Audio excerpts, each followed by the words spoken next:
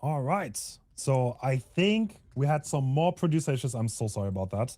But we're gonna run it right back. And that was the first try is already done. That was Blight from Team Mercy and only 5 stages, which is very sad. I think we missed that. I'm so sorry about that. That was quite a dominant performance though from Team Umbrella, which is a very coordinated survivor team. And yeah, Blight already out of the pool. That's a rough start for Team Mercy. Yeah, that game went very interestingly. I think considering that Ormond Lake Mine is a pretty strong map for killer, or like like I think traditionally, and Blight being obviously maybe one of the best, if not the best killer in the game. I think Umbrella had a really good showing there. I mean, Outer did struggle a little bit just in chase. Like I think you can see like the discomfort with the map. Like there was a couple times where like the bumps weren't perfect and had a couple like 5 rush fatigues that didn't result on hits. And again, a team like Umbrella, you give them room like that, they're going to take advantage. That's again, I think we talk about this every time that we see Umbrella in a tourney, but they are like the old school, like hyper coordinated team, right? Like they've been around comp forever. They are very, very efficient and coordinated and good as a team. Like if you give them room, they're 100% gonna take advantage of it. And I think that's what we saw that last game. 5 stages was a very solid result, I think. That was the first time we saw the survivor dominance that we kind of wanted to, like that I think a lot of people were expecting. Yeah, And yeah, yeah. yeah, so the Blight also brought totem builds. Outer totems do seem to be the absolute meta here. I wonder if everyone's gonna go that route. I'm still surprised that nobody's running like corrupt, grim, painless. Yeah, especially when it comes to, like Blight. I feel like Blight, like again, all that stuff is banned on Blight and comp because like Blight with like pop eruption, like pain res, for instance, is just so gross. Like every down just causes so much regression and like it just gets out of hand so fast that like I'm kind of surprised we're not seeing it too. Yeah.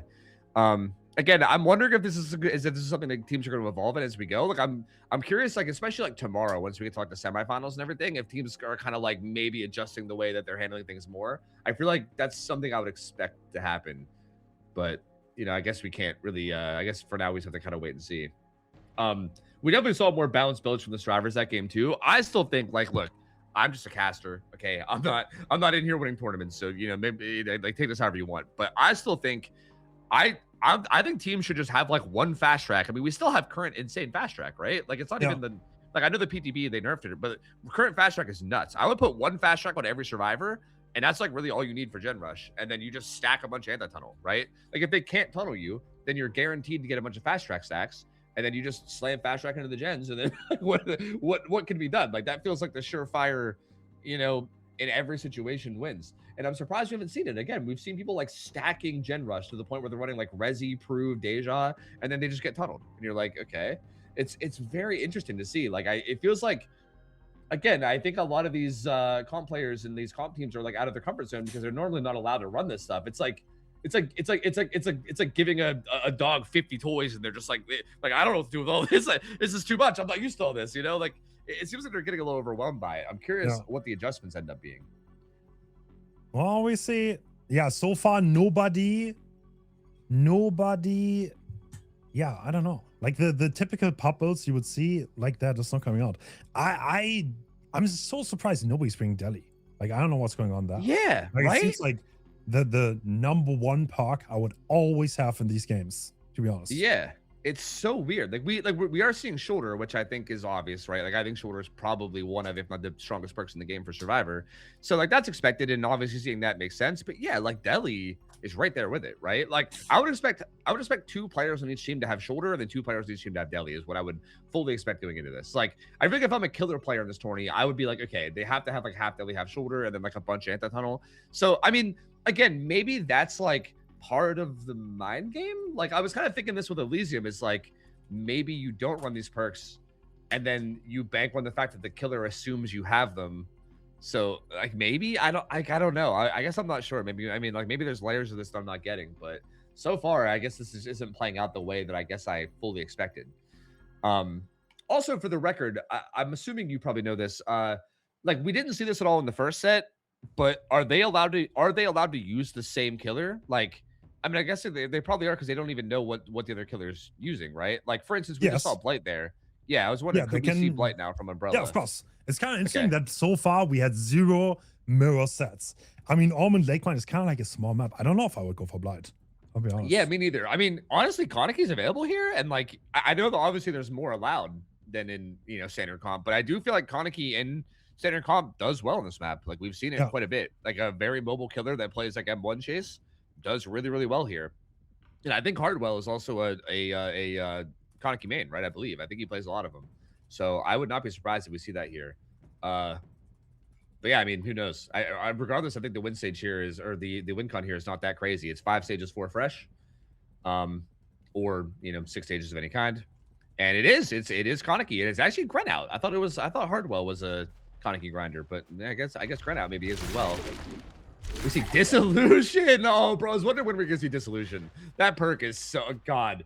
I don't think I have a more hated perk in this entire game than Dissolution. I hate that perk, bro. Dude, It is such. Nord Kaneki, kind of crazy though. I mean, he doesn't True. need to do much. That's such a wild build though. Like this almost seems like a random park build. Right? Yeah, it kind of does. Yeah, like I feel like like a Painter's DMS is obviously there. Didn't get that rage. Try to get a rage through him through the little wall, but doesn't get it. Yeah, we also see the Centipede for the Bamboozle. So obviously it's like the 6 perk Kaneki meme. He doesn't have the 6 perk with Mask, but he does have Centipede for blocking. Oh, the build on Doc here. I think we're seeing a little bit more of that extreme gen rush. We see Resi, Fast Track, Dead Hard, no anti-tunnel at all in him, or anything other than just gen perks and some chase perks. I mean, this is a great start for the Survivor. Same here as well. Yeah, this is a really good start. Yeah. We have built to last together with a brand new part. I don't think that's efficient. Yeah. Pretty sure you're better off using speed if you have built to last. So far, both the builds we saw in Survivor have been very just gen heavy. Like it's just Dead Hard, and then like a bunch of gen doing perks. So Also, Outer actually did going really the good. long side. Can he get punished here? Because now the window's blocked, which means the cutoff is possible. ooh, that wasn't a bump though, so he's gonna have the long recovery. 2 gens pop, and he doesn't even get the down immediately yet. Ooh. Does get it now though, but the 3rd gen's not to pop soon. They're flying through these gens. I mean, the gen rush builds are kicking in. Oh my god. Merc's about to pop his gen. That's 3 gens done. Wow. Okay. So again, I think the Survivor builds here, like with them full just embracing like the gen rush perks, it is. Oh, we do see. Okay. Wait, we do see Renato here with Deli. I mean, it's basically just Deli, but still, we do see at least a Deli. Wow. There's still a brand new part to be used on the generator though. Only 1 hook on the board. Dude, honestly, Granout will need to watch out here to get to that win con because the Survivors, they are rushing those gens. Yep, they are doing really good right now. He does have Noah in the back pocket to kind of rely on a little bit as well, but I mean, only to a certain extent, I guess. And yeah, he's gonna have to try to get this down on the Merc really fast. We see the hit attack coming in here from Renato. Oh, Oh. they're gonna divert path though. And he wants to interrupt the gens. Oh, I mean, he's still full health. That's probably going to be an injury. Yeah, Yep, does get the yes. injury. Dissolution will be gone soon since it's activated on the last hit. Oh, it was a good cutoff, but he still has the pallet, so it doesn't really result in too much. I see Dissolution is not proving valuable right now. Like, Yeah. Hawks are just not helping him. I mean, he still has the note for later on. Yeah, but yeah, so far, not a whole lot, right? I mean, we've only had 1 hook, so Painter's DMS only activated 1 time. Yeah, like you said, Dissolution has not really done a whole lot so far. Down goes Doc. I do think Dissolution on Kaneki, like, once everybody's injured, it doesn't activate anymore, right? Especially with their builds. Like, they seem like they have builds where they want to stay injured. They all have Resi and Dead Hard. So I do think they're just going to stay injured, and Dissolution is probably going to stop activating now. Other than downs, right? Which, like, again, downs don't really matter because you're going to be carrying the hook most likely anyway. Outer had a lot of progress in this gen. It got DMS.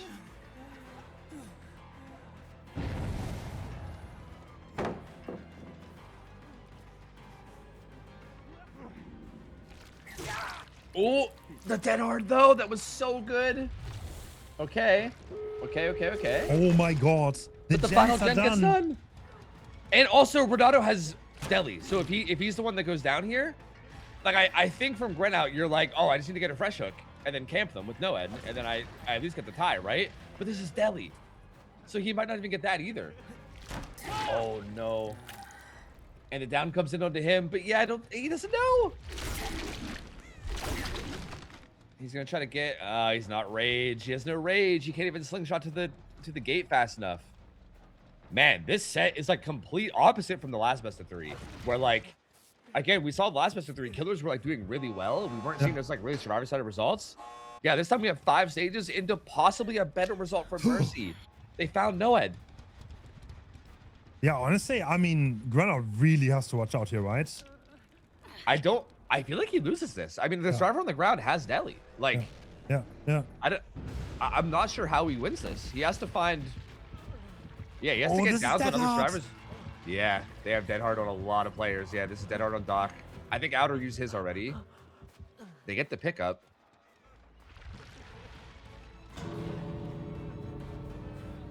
Oh, and again, Renato here doesn't get that swing.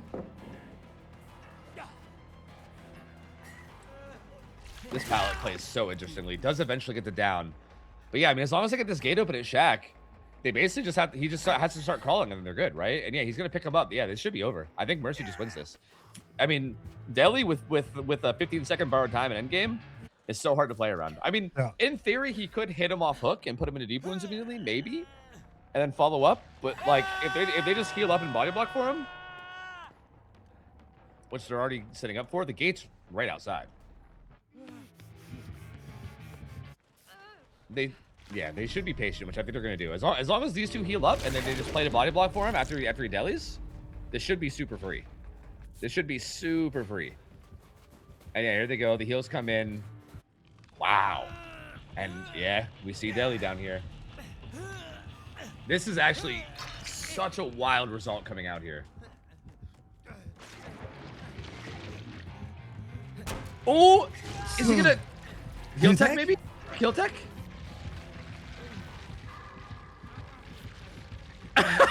Merc was just watching for a minute, but he's gonna try to backflip him, I think. Emote. Oh, he tried to get him in between emotes, but Doc gets it. No way. Oh no. This was such a wow. So Wow. Mercy ends up winning the set. Wow, the 5-stage game with Blight, where we were like, wow, Umbrella looks so good. And then Mercy comes out and gets a 3-stage game against Kaneki. That's crazy. Wow, bro. This is the and hey, they actually used like the Gen Rush builds too, right? Like they didn't have a whole lot. It was like Fast Track, Dead Hard, and then a bunch of, they had one Deli. So they kind of used those risky Gen Rush builds that we were talking about, and they made really good use of them. That was crazy. I feel like that's a good example of like how that can go. The thing about that is, again, I feel like it's just risky. Like that went well for them, but I think if the killer just gets downs a little bit faster, I feel like those builds are just still like, it's like very all or nothing. Like you either get stuff done and it's insane, or you get tunneled and then it ends up not working out, right? So I don't know. I guess considering the win con they needed, it made sense that game, but damn. I don't. Wow, that was quite the upset, honestly. 3 stages, bam. Is Kaneki maybe just not the killer for the setting? Like everyone has Dead Hard, like they're comfortable playing injured. That felt like Grenard just had trouble getting into that game like he usually does. Yeah, agreed. I do feel like he just like, I think with the builds the Ravage are running too, to be fair, I do feel like it's like early game in the chases, he just lost a few 50s.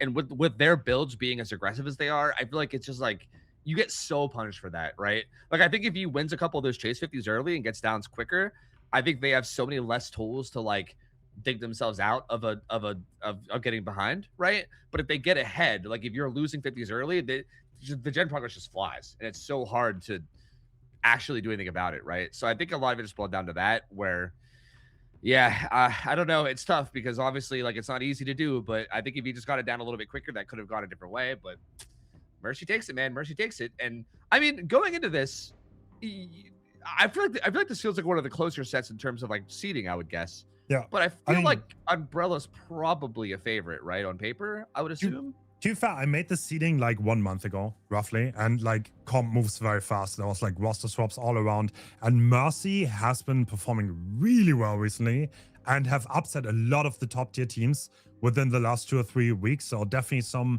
a team that used to be like tier 2 and was kind of like getting thrown around by the stronger teams like Umbrella, Praxis, Invictus, or Elysium. But recently I've seen Mercy win against Elysium and play really, really well. So not crazy surprised, but yeah, as you said, there's close matchup. Umbrella also playing very well in DBD League. Yeah, these are top tier EU teams. Yeah, I think it's really exciting to see because I think like Mercy definitely looking really good. I think we've seen Umbrella a lot. Again, like I said, they're like the classic like Russian macro team that we've known for years and years and years. So I think it's hard to like not consider them, if not a favorite, then definitely not like a severe underdog by any means, right? So I think it's definitely interesting to see Mercy come out and have such a big showing against them already, and now Umbrella's on the back foot, and I think Mercy knocking out Umbrella and getting to the semifinals would be pretty big for them. I'm not gonna lie to you, that would be pretty huge. I would love to see that. Well, I love to see either way. I mean, I am a big fan of Umbrella too, but I am a big fan of seeing some of these teams that are like kind of kind of like you said, maybe like the tier 2 teams, kind of like stepping up, improving a lot. I kind of love seeing that, right? And Mercy does look really good so far. Yeah, absolutely. I mean, yeah, well, we're gonna see the next map. Let me have a quick peek. What was the next one? Yeah, it looks like it's Wreckers. Oh, Wreckers Yard. Okay, what do you... That might be the Nurse map, right? Yeah, Nurse is available, right? Who was banned? Is Dracula available? I think Dracula got banned, right? Yeah, Dracula and Spirit are banned.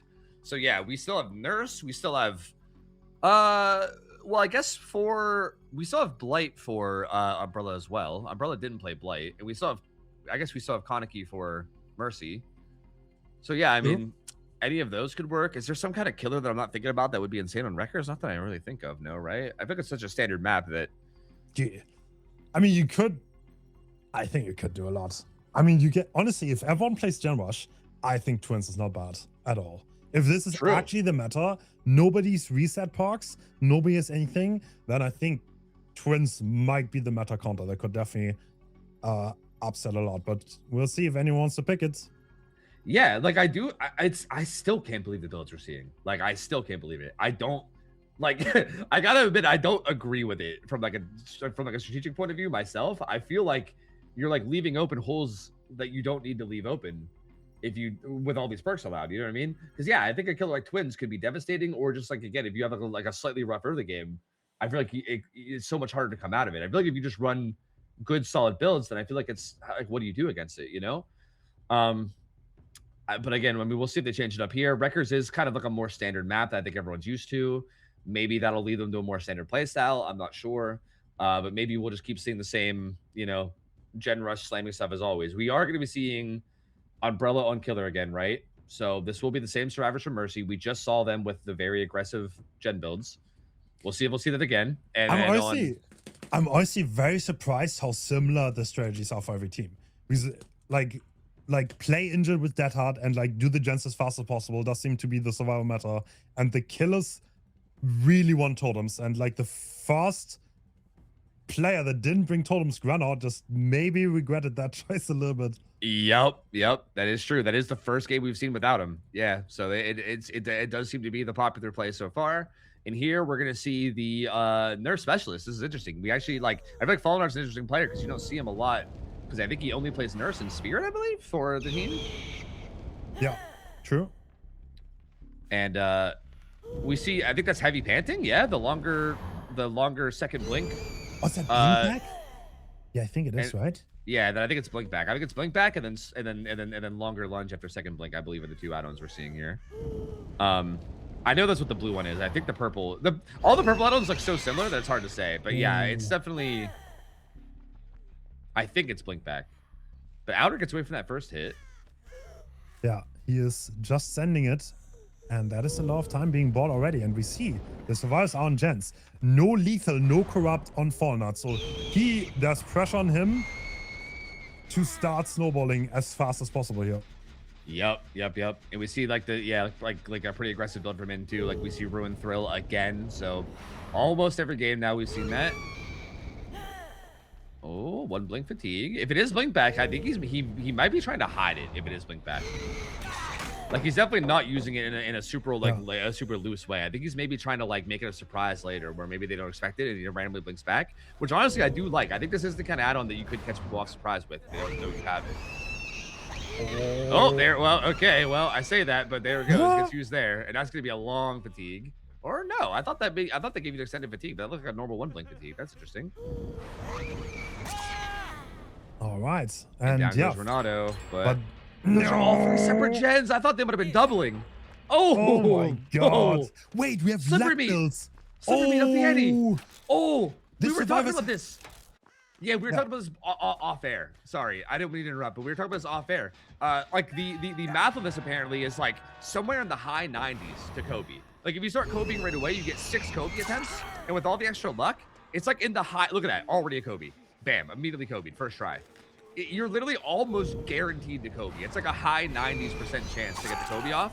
This is basically like all 4 survivors have Deli, essentially. Yeah. It's so insane. It does require every survivor to run 2 perks, so it is like half of your overall team perks, right? So like it is a decent trade-off, all things considered. But yeah, I mean, we're seeing the value already. Like Renato just immediately pulls himself off hook, does not have to worry about anyone saving. Like everyone could just sit on gens, and no one has to worry about unhooking. You could just slam gens, and you don't have to worry about unhooking once the second hook comes in. And again, outer, we're gonna see. Look at that, immediate Kobe first try. They don't even have any to use their other attempts. First try Kobe from both of them. And look, they're just going straight on the gens. So no matter what Fallen Art does here, I think it's gonna be very hard for him to get like more than a few stages here. Yeah, yeah. This is such a cool strategy, man. This is the kind of thing that made me excited about this tournament, is seeing if people would actually utilize stuff like this. This is so good. And like every single survivor is that hard, which is such a good perk to counter Nasia. Because if you chase, all right, unless you're Fallen Art and you wait it out, good job. Yeah, that was really good from Fallen Art. Very, very well played. And they will have to actually worry about this unhook since Outer's on his second stage now. But doubling this gen and Shaq, they have so much progress, though. If they don't pop that Shaq gen, though, ooh, it's going to be close. Are they just going to die for it? Yes? Whoa, wait, whoa, guys, wait a minute, guys, wait, guys. Oh, team, Problema's team. How many unbreakables do you have, Tofu? Can we get a count? Oh, the plot twist coming in. Plot twist is good, though. Plot twist is good, yes. That does force a pickup, basically, right? You can't slug him without him just getting up full health, so that is... It's like a different version of Unbreakable, I guess, but it does work. But that Jen and Shaq is regressing to Ruin, and it's not going to get hit by Pain Res. This does interrupt their flow a lot, right? Like they... Yeah. And now we can also hook Doc as well. This is what we're always talking about. Gen Rush is good until it goes wrong, and this might be the turning point, because Ruin is still active, and we saw that in the previous trials. They're all injured. They're scrambling together. They have to go for Unox now. Doc can't Kobe though, so we will have one free unhook there most likely, and they did already get the unhook as well. Actually, they both were able to Kobe. Yeah, I guess Rick was able to as well. Wow. But down goes Outer. He's death hook. I think, yeah, he should be able to get to do this in time and still interrupt that gen. This is another fast track though. This is fast track coming in. Do they get the gen in time? I think it's a gen at 1. It's ZMS as well. Oh no, it's main. It's Shaq. It's ZMS. It's ZMS. ZMS interrupts it and ruins up. And I think that's all their progress, right? I don't think they have progress anywhere else. Uh-oh. Team Mercy looked so hot until the ones. That was a good dead art from Doc. But yeah, still they're in trouble. I mean, DMS is still up for like half of its duration. They're having to start. Look at that. They're going to start a whole other gen over at 3. 2 boxes already used. No more unhooks, so like the builds will not do much for them at this point. Yeah. Yep, it's kind of looking rough. I mean, that commit on the Shaq gen earlier was just deadly. Like, they're like taking the aggression of the builds and going way overkill with it. Like back, yep, probably. And this is kind of the strength of this add-on. You can pressure multiple points and get info and still get back to where you started from, so you don't have to misposition yourself. That is a great blink. Yep. I think it's... Oh, okay. I was going to say, you could take this hook, but also slugging here makes sense too. I mean, you know where generally every survivor is. Not to get that hit is pretty unfortunate. I'm going to say, slugging here is the more risky play. Like, you know the progress at 3 is not very high, so you can literally just take this hook and like kind of just take your time and get them into a position here, which looks like is what Fallenar's doing. So I like this play. Gonna take him to the pain. Is he the last pain res? I guess I haven't really been fully paying attention. I'm assuming maybe Asim is helping him figure that out, but he is. So there you go, pain res. Oh. That means that yeah, the gens are gonna be rocked, bro. They're gonna be in a tough spot now. Yeah. All right. And yeah, DMS here. Actually, he's committing to this. Yeah, he's committing. He goes ahead and fatigues. I mean, again, I think he knows that main gen is hit by so much. He's gonna leave him slugged. Yeah. Oh, Gonna come back and interrupt this. smart place. I mean, Yeah, Fallenar's making all the right choices here. yeah, I wonder if the meta is going to turn and everyone's bringing anti-slack on day 2. Maybe even the Like, actually. Oh, finds somebody here. Finds a trail. Oh, there's Renato at check.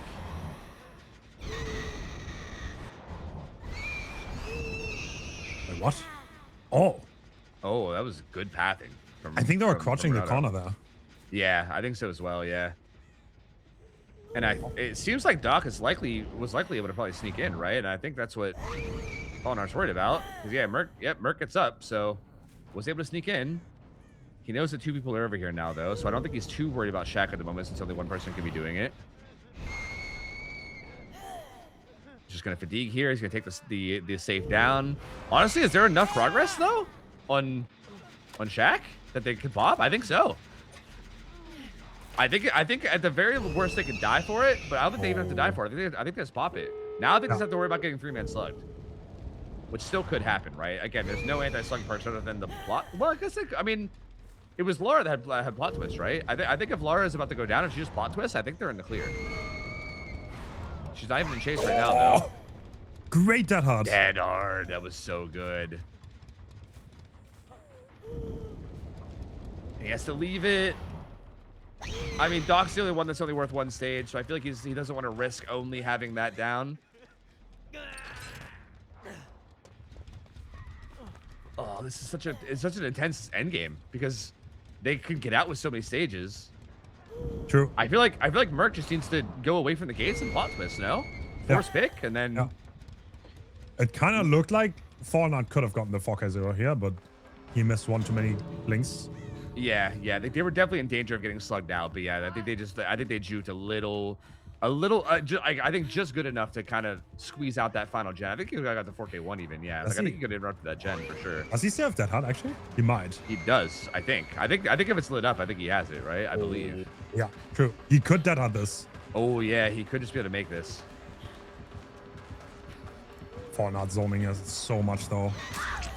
Ooh, does not Oh get my it though. Down he gosh. goes. He just swings like a mad lad. Yeah, Wait, Doc is forces not out. out yet. There's no way you're trying to make a play for this, right? I feel like you just probably Yeah. take the outs. Yeah, he's gonna Yeah, take he's the outs. gonna Yep. So All this is what, once again, 9 stages. This seems to be a pretty reoccurring result that we're seeing today. 9 stages, 4 fresh, once again, from Fallenar here on Nurse. I mean, I think, again, considering what we saw happen in the last game to both Blight and Koniki and Norman Lakemine, I still think this is a pretty good result, right? Like, I think compared to the things that can happen with these any restrictions, you know, or the like no restrictions games, this is definitely above average, and I feel like Umbrella probably feels good going into their Survivor set, I would assume. But I guess that puts us in a position now where, like, what are we going to see from Mercy? I don't know this team as well as I think as you probably do. Like, do they have? I mean, I'm assuming they probably have a good nurse player. I mean, I feel like that's probably a necessity for comp these days, right? Is everyone probably needs a nurse player? I would assume. But Yeah, I would assume they do. I'm not really sure though. I don't know how good they are. I've not watched Mercy that much, but every time I watched them, I was impressed. yeah, I mean, I feel like Wreckers. I think Nurse feels like the obvious choice here, right? It's like a small map. She could use her remote, like her like lack of like, you know, her lack of like straight line mobility doesn't affect her as much. She can like blink through the buildings. She can control the area really well. She obviously can't get looped for like a super long period of time. I feel like it seems like a pretty obvious choice for me. So I feel like I wouldn't be surprised if that's what Mercy goes with. If not that though, then like, I mean, they've already used Blight in the first set. So Yeah, what do I they really mean, have? I mean, there's no Dracula Spirit. They have Kaneki. They have Billy, I guess. yeah, that's definitely Nas. Like, I see no other word. I mean, Elysium didn't use Nas in the first set and they won. Maybe Nas is not made for this, but I'll be honest, if you put something like Letha on a few totems, I don't know if I'm crazy for this, but I would definitely use Letha here. Like, just to get like the early game out of control and then maybe use like Thriller Ruin to snowball a little bit. But Yeah, I I mean, feel like Fallout also, it kind of worked, but he did have a slow start in the last one. yeah. I do think I think Nurse is like the one killer where I think Lethal would make sense to like slap on and just get the pressure going ASAP, right? Just Yeah. like instantly come out of the gate with like a down, kind of get the pressure on him and get like the ruin working and everything. I think that absolutely could work out for sure. I was really happy seeing the up the ante builds from the last team. Honestly, True. like I did like that. I feel like they got good value. I think a lot of the reason that game went south was because that commit on Shaq Gen, right? Like that was a crazy commit. Whenever it was like about to pop, and they took a down, and then another person got hit, and then down shortly after. Like the game still really. I think they were doing good up until that point. So I did like the builds. Again, like a little bit more on the risky side because again they still were running a lot of like gen rushy perks as opposed to anything else. But obviously, like the self Kobe's were strong too. Curious what we see out of Umbrella here. I feel like their builds felt a lot more standard in the first set, and they strike me as the kind of team that might go for a more like standard setup, right? Like maybe just good overall perks, right? Like I would expect to see like Deli and Shoulder and you know normal good perks out of them. So Yeah. Yeah. Yeah, I mean, I feel like if you play standard, I don't know I'm crazy, but this is kind of hard to get on Nurse, I think. Like, it kind of looked rough for Fallout in the middle. They got 3 gens done really fast with their toolboxes, but he kind of, yeah, he just got the snowball going in the mid game, which gave him a lot of stages in the end. But yeah, if you play default, I don't think a Nurse should get 9 stages here. I don't think they yeah, should.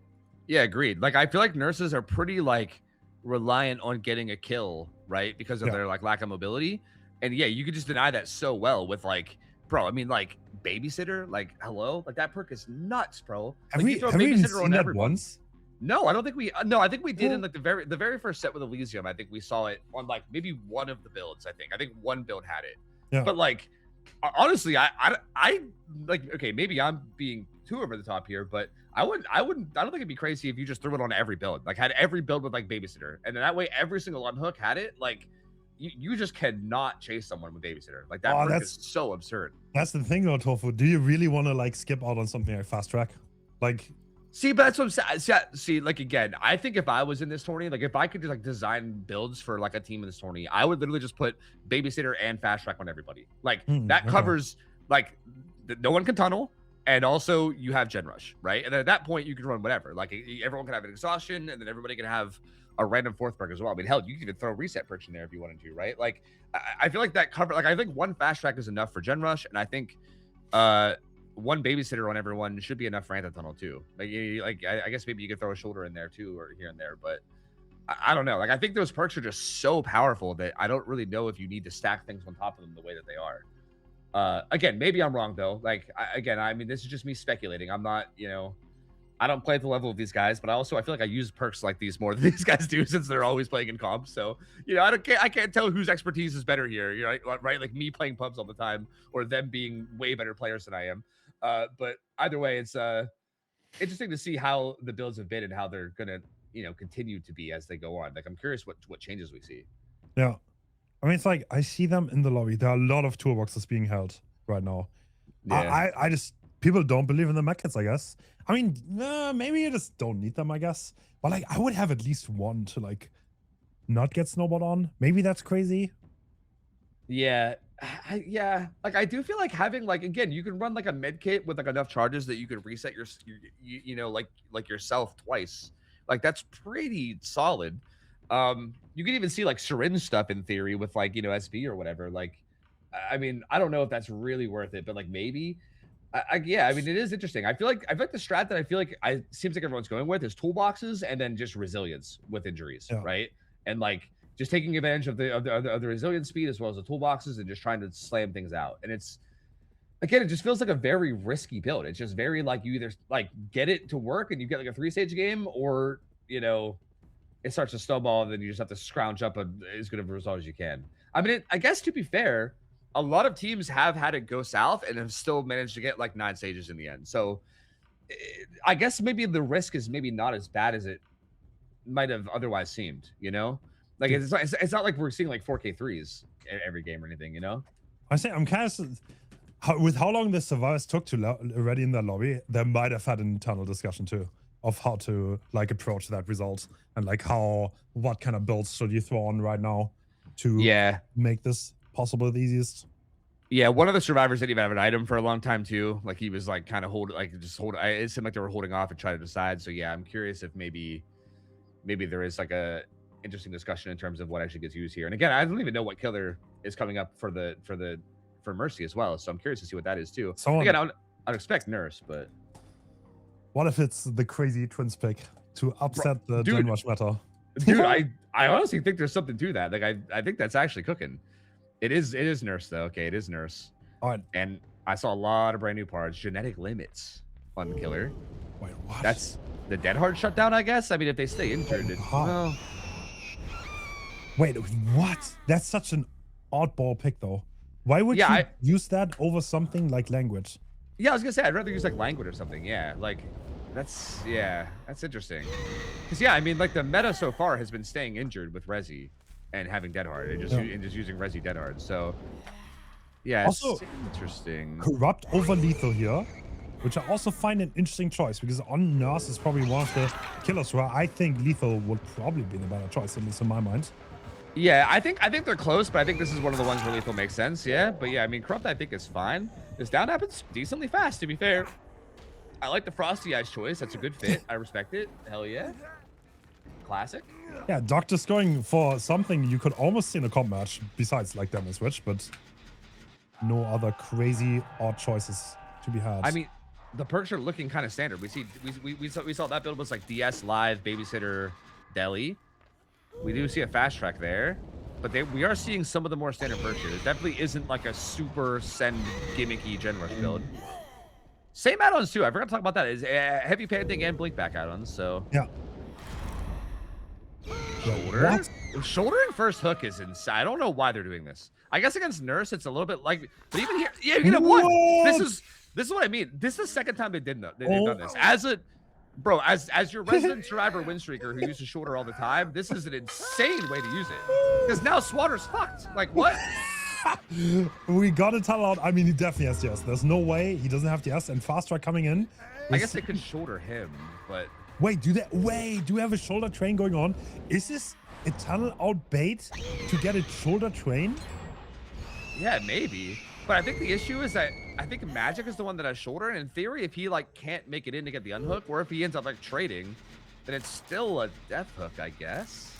Or no, it's not Magic. Who was it? It was Grenout. Oh yeah, Grenout has it. Yeah, he's sneaking in to get it. It's such an interesting like. Is it okay?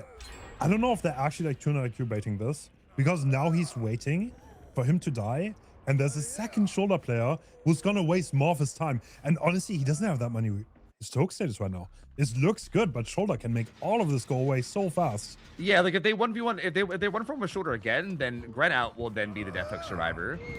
So like you are kind of just cycling. Oh, and he doesn't even go down because it was a blink hit. But I mean, he will go down shortly after. I don't think he'll make it super far because he obviously has like no distance, and also genetic limits. But yeah, I mean, now Grenout will be the death hook survivor. And I think at this point, if you're Doc as well, like you don't know how many more shoulders are out there. You're like, okay, well, what if Hardwell and Magic both have shoulder now? Yeah. But it's kind of true. If everyone has shoulder, you can just shoulder every unhook in theory. And then like, if everyone hooks a shoulder, then how it takes forever to kill someone, no? I mean, there is no more shoulder, but like this is honestly too late. Like you cannot camp this hook anymore. You cannot. If you eat a DS here, then it's also over. If you have a Mori though, you can outplay the DS. True, yeah. There's so many like, I think this is why this is so like wild, and probably this is probably a big reason why like no restrictions is not enjoyed, is because so much of this from either side is like, God, what could they have? Yeah. And like there's no way to like make a good decision because you just don't know what they could have, right? Like yeah, he's just trying to pressure as much as possible with the blink back add-on, but an Anno coming through, and yeah, this is not a shoulder, so Granot is actually Deathhook. Are we gonna go for this? This could be Guardian, this could be ball time. It doesn't look like it's Guardian because he does have scratch marks, True. so it's definitely not Babysitter, but he does have Dead Hard. Oh, Well, I mean, Granot is, look at the Gen Purse. This is too late. yeah, and the Dead Hard, and yeah, Magic's gonna pop that Gen. Yeah, it's too late. It's just too little, too late. Wow. Honestly, the way this played out for Umbrella was odd. Like the first unhook shoulder, like I think a lot of the decisions felt a bit weird to me, but yeah, it did work out. And maybe you're right. Maybe it was a bait. Like it seems like an interesting way to play it. And I don't know, maybe we're giving them credit where maybe it's like giving them credit for something they didn't intend to do, but it did work out regardless. And yeah, I mean they're in a position now where I don't see how they lose this. Gate's about to open, and yeah, I mean all they need to do is get any of those fresh hook survivors out, and they win. So. Wow, Brenout is just putting on an absolute show here too, just juicing the hell out of Doc at the moment. Playing amazing. Yeah, Nast is rough, right? I think it's rough to play this killer in such a setting. Shoulder the button, shutting down the usual playstyle of the killer, playing territorial, holding an area, maybe with the hook and some gens in it. But if Survivors don't die, then yeah, well, you're gonna lose. Yep, this was extremely well played from Umbrella. That's they tie up the set, so we're going to the third set of this best of three, which is kind of spicy. I like it so far. Every best of three so far has gone to the third set, which makes me happy to see. And again, two killers out of the way now for each side. Like they both use Nurse, then one used Blight, one used Kaneki. I guess those are probably the obvious choices. To like a leftover our Nurse or sorry, our Kaneki. Billy and Blight for the teams, and we're going on to Suffo Pit now. Again, Blight Suffo is kind of the standard here, so I guess it wouldn't be crazy if they just ran that, right? Yeah, are we gonna see like? Wait, no, they can't. They cannot. In the first set, Team Mercy already used the Blight, so they will have to. Yeah. Actually, I mean, Kaneki's not bad on Suffo at all. Yeah, that's it. I mean, like they might have to flip flop what they ran round one, right? Like maybe now Umbrella runs Blight and then Mercy runs Kaneki, I guess. I mean, I feel like Billy. I don't know if Billy does well here with those like all those interconnected tiles in the middle. Like Billy's an option too. I just don't know if Suffo is the map for him. But maybe I don't know. Yeah, I'm not sure, man. This is a tough one. Dude, unironically, twins, like twins Suffo. Like, actually, like, unironically, Twin Suffo, again, especially with the builds people are running, I actually think that could be unironically the play here. I mean, will they run it? I don't know, but I think maybe they should. I think it might be a good spicy pick. I mean, again, we saw a really good value of it in the first game, and I think it is a powerful killer to run into the builds that everybody seems to be opting towards. Again, no one's running anti-slug, like, almost at all. I think we saw one build that had made for this working on forever, and then maybe like a plot twist here and there, and like that's it. So, yeah. Resetting is not something that anyone cares about, which could. I don't know. We're gonna see. But like the thing is, if you play twins and people run reset parks, you are gonna get stomped so goddamn hard. Yeah, that's true. It does feel like a risk. They just happen to have like, I don't know, like one of the 5 perks that shut you down, then like what do you possibly do, right? Yeah, it does feel like a risk, so I don't know. It is tough, especially when you have killers like Kaneki and Blight there that are available that like you might feel comfortable on. So that might just be the more obvious choice to go with. I guess it just depends on how confident they're feeling towards it. Again, it's hard because, like we said, like with everything allowed, in theory, like on paper, it sounds like the game should be extremely survivor-sided no matter what. So it's probably hard to feel confident about really anything going into this. You just got to kind of like pick whatever you think you could scrounge up the best result with. Again, Dracula and Spirit both banned. I feel like the only other killers I can really think of are like Singularity. Like, true. Not the worst choice. I mean, he in such a setting, he's also really, really good, right? Because he doesn't really care about a lot of perks that survivors have. If you can hold gens a little bit and you can get someone out, then that could work. But once again, getting someone out seems so impossible. Oh, we see. Yeah. Is there any world where you think anybody might run Henry, or is that just too crazy? Is that cooking too much? I feel like he's so like gambly. Like I think if you're landing a lot of your shots, I feel like he can feel so oppressive. But like if you just have one bad chase, especially with the builds that everyone's running on Survivor, like one bad chase, and you could probably have like a 2 stage game. You know what I mean? I don't know, but that could be a spicy choice for someone. I think Henry can hold Jensen incredibly well, so such a setting could work for him if anyone is confident enough to pick it. Maybe also just to upset a little bit. He kind of doesn't play that well against Dead Hard though, and we've seen so many Dead Hards in these sets, so that'll be something to worry about. Yeah, that is true. That is true. I do think it's maybe like a map choice too. Like I think maybe on like an indoor map, like how we had like the Larry's map earlier, maybe you'd play it there. I don't know if I would do it into like Suffo. I feel like maybe Suffo is not. Wait, are we even on Suffo? I think we're on Groaning. I think I read that wrong. I think I was reading the first set. I think we're definitely on Groaning Storehouse and not Suffo. Oh. Yeah, you're right. Oh, it's not Suffo. Okay, Yeah, what does that mean? Yeah, it's probably gonna be some mobility killer, right? Yeah. You could even send Billy on this, to be honest. True, I do think. Yeah, actually, I think Billy becomes a lot more viable now. I think Billy on Suffo is hard, but Billy on Groaning, I think, makes a lot of sense. Yeah. So, yeah, I would expect Billy, Blight, Koniki out of all three teams, but you know, I guess we can't see until we're in there.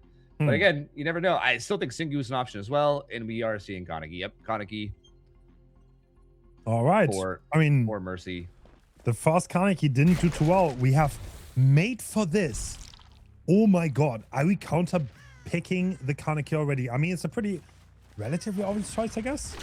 Yeah, I feel like with everyone that's already been used, it does kind of make sense that like, yeah, I think you'd expect either like Billy or Kaneki at this point. I would expect, right? Blood favors up, so that is still kind of a crazy choice. You can literally run any park you want, and we have made for this. Yeah, that is interesting. That is very, and again, on everyone, like right here as well. Wait, we have it on what? Magic as well. Bro, they hard predicted this killer, I think. Oh. Okay, that's something to think about in the setting, right? Because like the tiebreaker, that means the love killers are eliminated and not that many choices left. But everyone's gonna run at 3% speed. I have a bit of a hot take about this. I actually don't think Made for this counters Koniki as hard as Resilience does. I feel like if you knew it was Koniki, I think I would run Resilience over Made for this. Or stack them both, maybe, if you're really that confident. But ooh. We're already going for some good plays. It does kind of middle though. Yeah.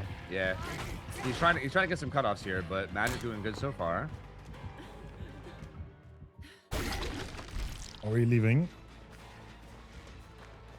It's going to be a hit and Blood Favor activation. I think he's waiting to get as much Blood Favor activation as he can, maybe. Interesting use of ever come, but his pallet's blocked. Oh. Did he forget about Blood Favor? I don't know. He looked like he was playing for that pallet, but not going to do it. Nobody calling it out. And we have one totem being gone. I think that was Blood Favor. Already gone. Yep. Yeah,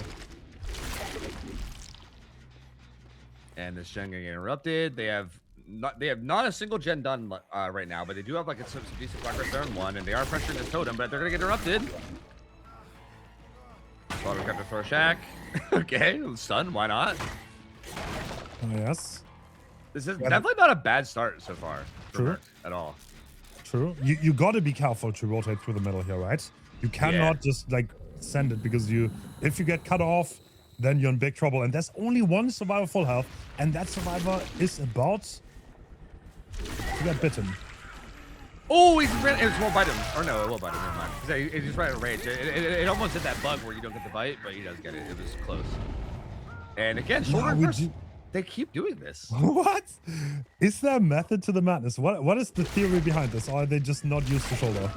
The guy they unhooked has shoulder too, so maybe it is what you said. Like maybe it's a bait. Like maybe they're trying to bait Swatter and they get in camp now, so that they can then go shoulder him. Yeah, I don't know. This is such an interesting strategy. Whoa, that stun distance catches him with the very edge of the pallet. The very edge of the pallet. This pallet not the safest. Oh, Swatter winning those mind games though. Slaughter's one of those players where like he'll just win like so many 50s in a row, and it's wild to watch, bro. Like I don't know how he gets away with the stuff he gets away with. Yeah, that's the thing about Kaneki though. Like you can juke him, right? You can waste so much time on those tiles if you win those 50s, and that's what Swatter's doing. Does he even make this vault? No chance. Not quite. No. Still a great chase considering he was stuck in this tile the whole time and couldn't like tie anything else. That was a really good chase. 2 gens get done. Also, Thrill is gone, so they just have Ruin now. It's just a matter of finding Ruin. Once they find it, it'll get cleansed quickly. It's just a matter of finding it. That's the whole build now is just Ruin. And again, who has Shoulder? Was it just Excise? Like, again, if this is their strategy, I feel like it's super risky because they only have, like, 2 of them. Like, I don't... This is like a zero-sum game. If Excise shoulders now, nothing happens. Yeah, it's just like we're right back to where we were. So, like, what... I mean, maybe it's like to literally to bait the tunnel out. But the thing is, if Excise is injured here, the rotation is not free. And look who's been found. Yeah, that's what I'm saying. Because and then now, if Excise can't get the pull and he just dies, then... Oh! I don't I think get it, right? Hartwell... Does Hartwell have it? No, he doesn't. Interesting. I mean, he's going to hook him. I mean, he could go bite Swatter to avoid any dead hards if he wants. But maybe he'll just leave him uninjured. I don't know. Or, I mean, or even- on Dequin. Even if there's CS in play, if there's an Ebony Mori by merged, he can completely outplay it. Interesting. He seems like he wants to... He's like peeking at that Gen 6. He doesn't seem to want to fully commit to Swatter. And yeah, it looks like he has a pretty good chance of getting it down here with Magic. Does he make this? He does. Oh.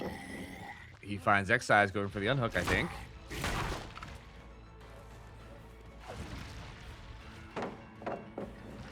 Excise just throwing everything. Ruin gone now. Okay, so all perks are gone now. Playing completely perfect at this point. Getting Rage back. Honestly, I'm kind of surprised that we did not try to get Swatter out of the game here. Same. I mean, maybe he didn't bring a Mori? Is that why? Like, again, I don't know.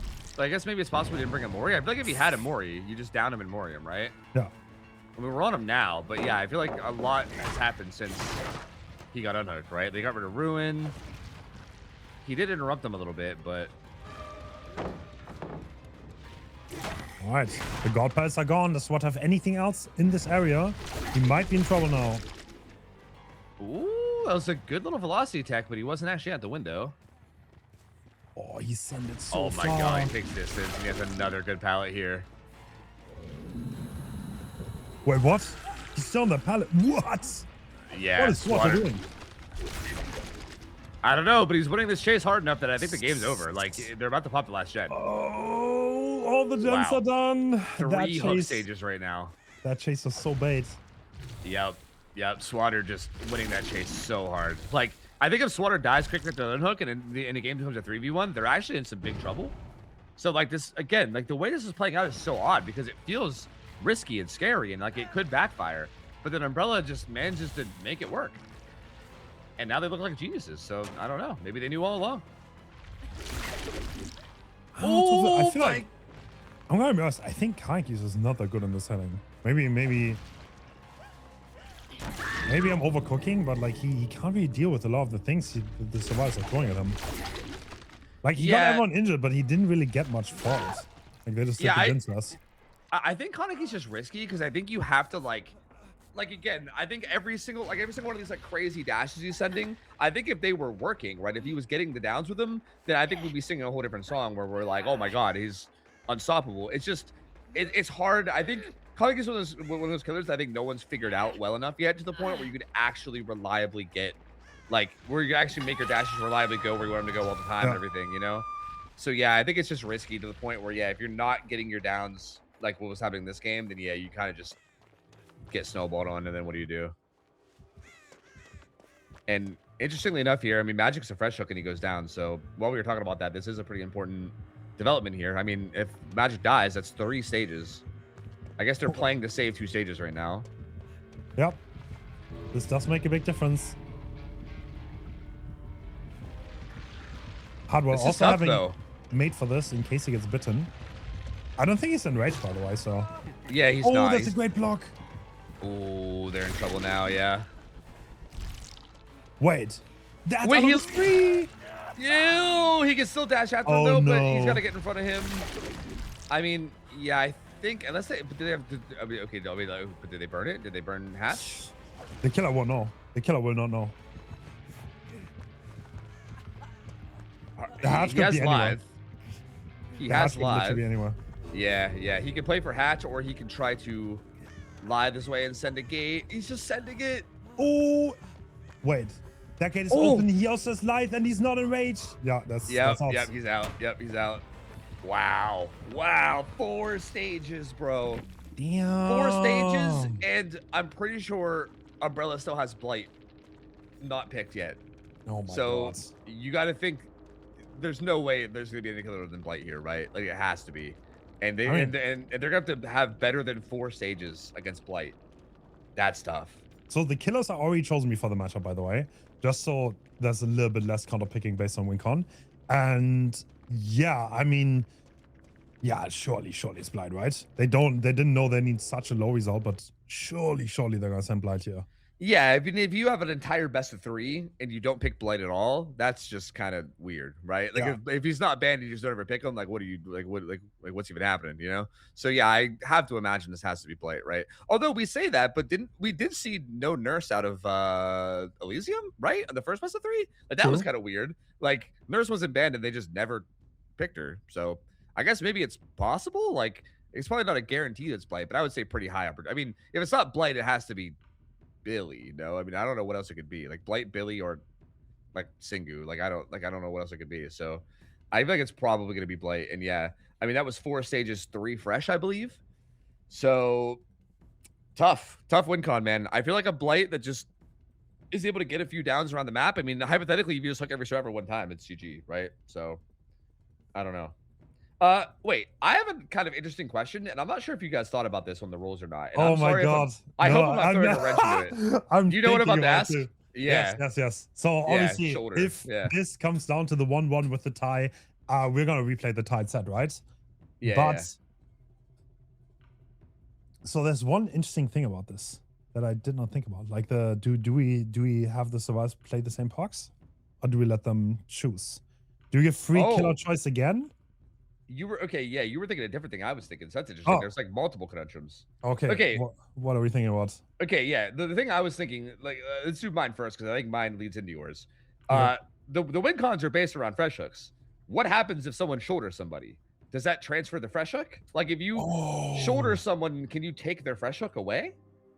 Or like, I how would does say the- so. That's a good Yeah. question. Actually, I've never thought about that before. I would say, I mean,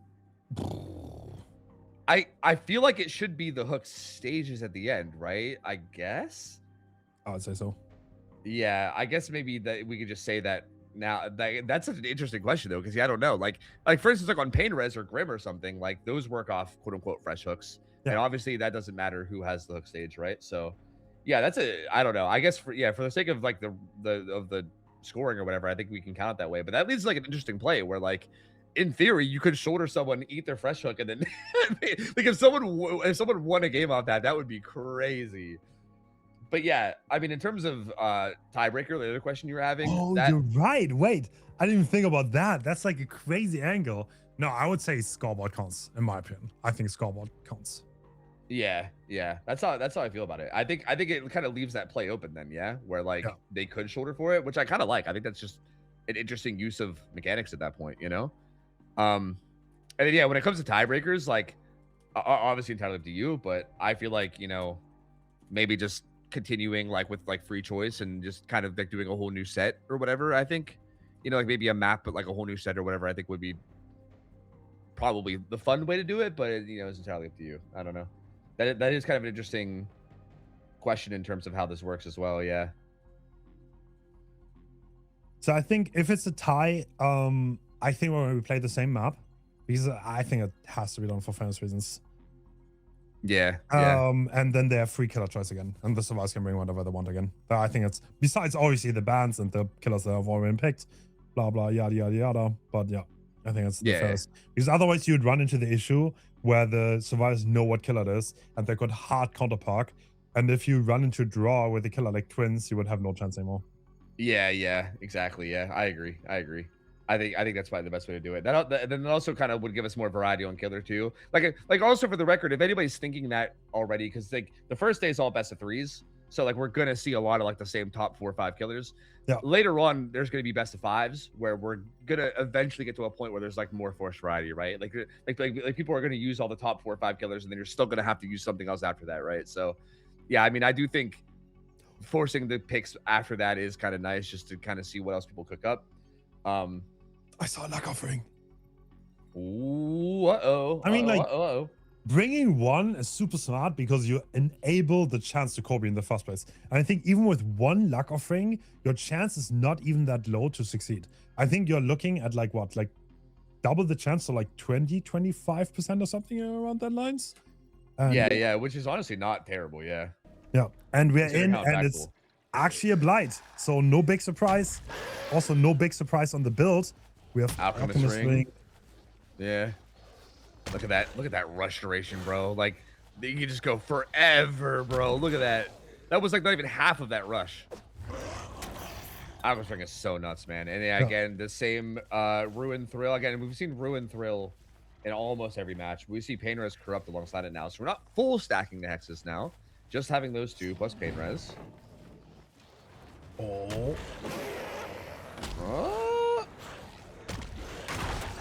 Wow. Ooh, nice play from Doc. I think he crouched that. Yep. And Granot doesn't want to commit. Aggressive gen build on him though. I think we're going back to the. I mean, I think this is a game where it makes sense to have the aggressive gen build considering the win con they need. Yeah. So yeah, we're seeing the same thing. Overcome, fast track, resilience, the occasional build to last. Great play from Merc there. Did it. Gets the fatigue. There's no way they get to this win con, right? I mean, it's looking good. It's looking It's a good great right start. Yeah, great start. Merc's in a great spot where I don't think Grenaut can afford to chase. Yeah, he has to leave. Oh, that'll be a tag, but all 5 rushes used. So if you have to take a tag, that's probably the best way to take it. To be fair, this shouldn't be interrupted. now. Yeah. Very high progress. No gens being done so far, so there's probably progress on like 4 different gens, right? Yep. Grenaut's trying to find the hit here, but he's circling the rock really. Oh, what a flare from Outer! That was clean. Yeah, That's great job, another Alpha. 5 rush fatigue with no hit. So yeah, Mercy doing great right now. Outer. Oh, the finesse! Oh my god, bro. No way, he picked that Oh too. my god. Dude, Outer playing so well. Mercy playing out of their minds right now. Wow. Oh, tried to fake the finesse vault that time, but couldn't quite get it done fast enough. And Grenaut does get that tag, but pre-throws that, playing really, really safe. All right. Is it time to get nervous? Or not yet? He's finding some tags now. I feel like it definitely feels a little nervous, but if they eat a couple more tags quickly like they've been, it's starting to come back a little bit for Grenaut, I think. Oh, yeah. That's enough. Sure. Down comes through. This will be Pain Res. If they pop that main gen somehow before Pain Res, then I would be nervous, but I don't think they're going to be able to. Does Alta have luck builds? I'm kind of curious. Can he escape himself? No, he does not. I saw at least one survivor have it, but not Yeah, up the everyone. ante. We see up the ante there, so someone has that. Ooh, right there on the dock as well. See, a lot of tags are coming in now. We're kind of seeing the reverse now, where like they were avoiding getting hit so well, and now Grenaut's getting a lot of fast tags. Misses that bump, but tries to readjust. Again, another great 50 win from Renato there, avoiding the damage. He has Deli and Overcome, so I think he's going to want to play for this. He's going to be able to get it for free, it looks like. And again, if you're Grenaut here, yeah, right? You just need 4. Like, if you hook every survivor once, you win. So, he's going to take this down on the Merc. Yeah. Again, the win con just being what it is makes me feel like Yeah, it was yeah. such a good start for Mercy, but it's just looking more and more rough all the time. Blight is just such a good killer. Kind of running away from them right now. Yep. Ruin and Thrill are both still up too, so like every bit of pressure he gets is felt so much more. I mean, Talion has Deli. So in True. theory, if slash when he goes down, they don't really have to worry about his unhook. But I think Merc just tried to Kobe but didn't get it. And now he's like all struggle, which is actually kind of a big deal because the fourth stage is a big deal. They actually have to run it and unhook him. So he got unhooked now. Interesting, and that's the down. Yeah, well, 2 gens left, and the next hook stage is the decider. So Yeah, it's either a tie or a win, depending on who it is. Yeah, so it was looking good for Mercy, but I don't know. Grenout's kind of getting to a place now where, yeah, now at this point, 2 stages of any kind wins or 1 stage on Doc wins. And he found Outer. So this wouldn't be a winning hook, but this would be a tying hook. This would be a tying hook, and again, with still 2 gens up, with Ruin up. As Blight is definitely a rough spot. Those trees are positioned pretty nicely, but Outer still gets away with it. Outer chases this game have been really, really good, bro.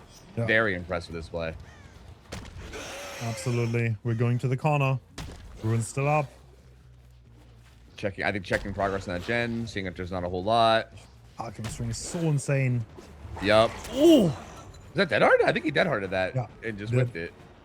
Look at the purse, though. I mean, Yeah, they're... Bro, wait a minute. Are we, well, Doc is the one that can't go on hook anymore, and this is exactly who's in chase right now. Oh, and he goes down under a pallet. But is anyone there? They're so far. He picks it away. They're not there. It's over. Damn. It's over. Oh, man. I was getting kind of scared when Grenout left that chase, but yeah, I mean, it's just Operation Find Doc, right? And he found him. Wow. Wow. Damn. This was so close. Wow. That's wild. They're still doubling the gen, but yeah, there's no avail. Yeah, the luck build with 1 luck offering. I don't think even rock, right? I think he tried to attempt a little bit, and he just didn't Yeah. get off the hook. Yeah, it feels like, to me, it feels like something you kind of have to all or nothing if you're going to do it. Because, yeah, I think the risk, like, yeah, like you don't want to give struggle for free, right? So, yeah, I don't know. Outer does go down here. And yeah, I think they're gonna pop that last gen, and I think they'll get it overall like okay, like middle ground result. Like realistically, if this was the first game, you'd be like, oh, you know, they did pretty well. Like they got a pretty good result. But yeah, considering the win con being what it is, we already know Umbrella is gonna win this. They're gonna go. They're gonna go 2-1 and go on to the semifinals. But Mercy, honestly, yeah, I'm very impressed with this team. Like, Wait, did they? No, isn't it? Wait, are you sure? Isn't this a draw now? I think it's time. no, it was 4 stages first game. It was 4 stages to refresh first game. But Mercy won the first set. Yeah, and Umbrella won the second. So it was a 1-1 going into this. So now it's 2-1 Umbrella. Did we tie the? Right, am I lost? I think you might be thinking of the last set. Well, the last best of 3 had a tie, but yeah, no, this best of 3 didn't have a tie. Umbrella won the nurse set like pretty decisively, and then Mercy won the Ormond Lake Mine set. Okay, no one's. Yeah. If you remember, Fallen Art got like 9 stages, and then and then Doc didn't do so well in nurse. Yeah. Oh yeah, you're right. Why did I think we have a tie? I'm so sorry. Yeah, okay. I was wondering why you were talking so much about a tie here. I thought you just thought this set was gonna tie, but okay, yeah, that makes sense. Okay. Yeah, I'm still very impressed with Mercy for the record. I mean, we know how good of a team Umbrella is, and Mercy looked so good here. They looked so good. Like, oh my lord. I'm excited to see them more in like other tournaments, man. They're a very, very good team. Yeah. But I mean, this one being single elim, you know, being like a 1 weekend tournament, they will be gonzo for now. So great showing from them, but Umbrella gonna move on. Damn. Use that, man. All right, so next up we have a matchup that's a little bit spicy. I'll be honest. I made the bracket 1 month ago, and back then, Praxis just looked Zaka. They didn't look too hot. I promised Invictus to not get a cross-ping bracket again. So it just happened to be that Invictus was the first seed and Praxis the 4th. So they're going to play against each other, but don't get it confused. They're both really, really good teams that are kind of favorites. So I kind of feel bad that they play against each other in the quarterfinals. So sorry to those 2 teams. But I think we're going to have a spicy matchup here. Yeah, this is definitely like the kind of matchup that could be a grand finals, right? But yeah, in your defense, I think like I felt the same way whenever Zaka left Praxis and joined Elysium. I think it was definitely up in the air of like, okay, well, how much does this affect Elysium or Praxis? Zaka played like half the killers and also is like obviously a big IGL player on Survivor. So yeah, it was kind of like I think Praxis' strength at that point was a bit up in the air. But yeah, they've obviously shown since that time that they are still a very, very good team. And honestly, how crazy would it be if Invictus lost round one? I mean, again, them losing to Praxis isn't that crazy. Praxis is a really good team, but like that would be wild to have any tournament like this where Invictus is out round one. That would just be crazy. Would kind So of be crazy. I think Praxis actually is one of the only teams that I know that theory crafted a little bit for this. They tried different strategies. They were like, okay, does this work? And they tried a few, and they switched it like 2 or 3 times what they wanted to run because I talked a little bit with them. And the first map is actually very spicy. It is Midwich, and we don't have Nurse Ooh. banned. Oh, wait, neither one of them banned him? Wait, they had to know the maps first, right? Yeah, they did. Yeah, interestingly enough, one of them banned Dredge. So maybe that's why they're like Dredge. I feel don't like- want to deal with that. I don't know. I swear at that point I think a lot of the teams when they're banned did not quite understand the format, and I should have probably given them a message to be fair. But I also like leaving up in the air and see who actually cares to read the rules, who cares to prepare, and who might get caught off guard. I kind of like that such a setting. I kind of like that too. I mean, yeah, if you care about the tournament enough to actually pay attention to stuff, then yeah, I guess that makes sense. I mean, Thing is, I think rewarding that is ideal. if you go in here and you're just like, I'm gonna wing it, I think there's a high chance you're gonna get upset. I think there's a high chance to get upset. So we're gonna see how this is gonna go. Okay, what is your prediction on Nurse Midwich? What do you think should be the result? Oh my god, 4K2, 4K3, maybe depending on how much they pop. I don't know, because like it's like not only Nurse Midwich, it's like Nurse Midwich, and you could have like Blink Back add-on and like Stealth add-on, right? Like I feel like I would expect Badman's for Stealth, and then also Jenner's for Blink Back, and then what the fuck? Like how do you? I'm gonna be handle honest. I liked Angel's add-on setup the most. That? Yeah, Out yeah, of 3 everyone. Blink with Jenner's. Yeah. That looked kind of crazy, but he missed a few blinks. He didn't quite get there, but the surprise factor. I mean, Darkness Revealed is absolutely nuts on this map, by the way. I don't know if the killers know this, but you can literally get wall hacks on pretty much every survivor in the trial with Darkness Revealed, unless they have Distortion. True. I forgot about that as well. True. Yeah. Actually, Darkness here is insane. I just feel like the Stealth add-on feels nuts here. Because, like, realistically, it's hard to keep a permanent eye on her on this map, right? Like because she can blink through walls. Like, for instance, if she's in Courtyard, sometimes you don't even know she's in Courtyard, and she's also undetectable. It's like, how can you ever touch a jet, right? Like, I would love to see, like, okay, what I would love to see from the killer, personally, would be, like Ruin, Thrill, maybe even Undying, just to make sure Ruin stays up, and then like Darkness Revealed is like 4th perk, right? And then literally like Stealth add-on, and then just go around and fuck shit up. And like as a survivor, that sounds like probably the most stressful match you could ever play in your life. Like Nurse could blink on top of you at any point, and there's like almost no way of knowing because she's undetectable. Like unless you have like clear line of sight of her, like that's got to be one of the most difficult matchups I can think of possibly ever playing.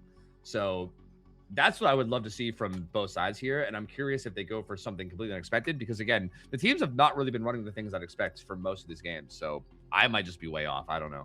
I see. You could just. I don't know if I'm crazy, but I think this is like one of the only sets where it's completely reasonable to foreman's luck, even a professional team. Like even you can literally just go out there and if you want, and they don't have like many unbreakables, you could probably just never hook. And if you have something like Darkness Revealed to keep finding new chases, having the survivors rotate, you could just like end the game very, very early on. Yeah, I can see that too. I absolutely can see that too. Yeah, it's again, especially with how little anti-slug perks have been ran too. I wonder if maybe that changes this game or not. I don't know. I mean, we haven't seen either one of these teams yet today, so like I guess it's possible that they might throw us a curveball that we don't expect. But yeah, this is just gonna. I think no matter what, this is gonna be super gross, bro. I don't know. Like, I can't believe that they both allowed Nurse to go through here. Like. It's so like again, I guess I understand Praxis banning Blight because obviously like Pedro's Blight and he's just such a strong killer. But yeah, I mean, maybe Invictus didn't understand what was going on. But yeah, Nightlight Nurse is like I don't think Invictus is ever gonna ban Nurse. Like true. I swear they probably have never banned Nurse since they existed because they have Nightlight, and like Nightlight has been considered like one of the best, if not the best Nurse. So yeah, I mean Nightlight also someone who plays a lot of pubs. So he might be one of the ones that's the most prepared for the setting. He actually had a win streak on Nurse. He won 500 games in a row with no parks and add-ons. Yeah, no loadout, right? Yeah, Yeah. that was crazy, That bro. that win streak also, I think, never ended. He just like stopped because they was getting bored of Nurse.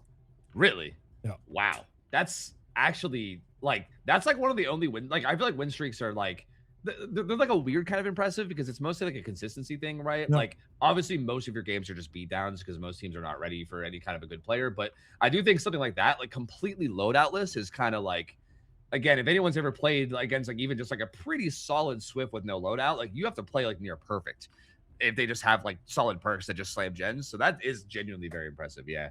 And yeah, I mean, you're kind of right that in a weird way, I feel like playing pubs a lot makes you better here, I guess, because you kind of are used to like they could have any one of these weird perks I mean, that you're not used to in comp, you know? do you see that really in pubs though? Do you like? I've never seen that. Like even if you play against like a win streak squad, they're like kind of restricted on survivor side. Like almost nobody goes out there and tries to play with like the best loadout possible. That is very Yeah. rare.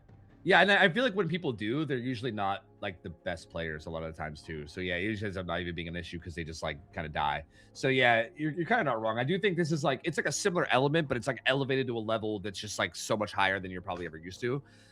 So yeah, I don't know. I think it probably helps a little, but at the end of the day, it's a lot of this is going to be adjusting on the fly, and I think that's going to be an interesting part of this. I've always thought that this was a big strength of Invictus, but it's hard to say. I don't know because I don't play at this player's level, but I've always thought that like the players from Invictus were really good at adjusting the things on the fly, right? Like if something happens or something goes out of whack or out of plan, right? You have like really good like IGLs like Dan or whatever who can like really quickly like kind of adjust and like make things work and kind of figure out how to make something work on the fly even if you're not used to it. So I do feel like in my head, I feel like I favor them a little bit for that, I suppose. But I also feel like Praxis strikes me as the kind of team that would prepare a lot, like you said beforehand. So Yeah. this might be one of those like I mean I don't know. I mean maybe Invictus prepared beforehand too. It's hard to say, but I just feel like to me Invictus feels like they seem more of like the figure it out as you go and just make adjustments and make it work. Where and then Praxis I feel like might be like more well prepared. And it'll be curious to see which side actually like prevails in that regard. I think like practicing the setting makes a big difference. I think because this is like so unlike everything else, both on killer and survivor side. Because if someone comes in unprepared, I think they could literally just like fall over, like fall flat. Like if you ever win streak on survivor, or like you load into midrange in general, you hear a blink, you're kind of like you're probably pretty scared because you know this is probably the best killer on the best map, and yeah, you might just get blinked on out of nowhere, especially with our parks. So let's see. Yeah, I think we had a little bit of server issues, but we are about to load in. Yeah, this is interesting because, like, again, like, if either one of these teams doesn't play Nurse here, then they're quite frankly completely out of their minds. So I'm just going to assume that it's going to be Nurse from both sides.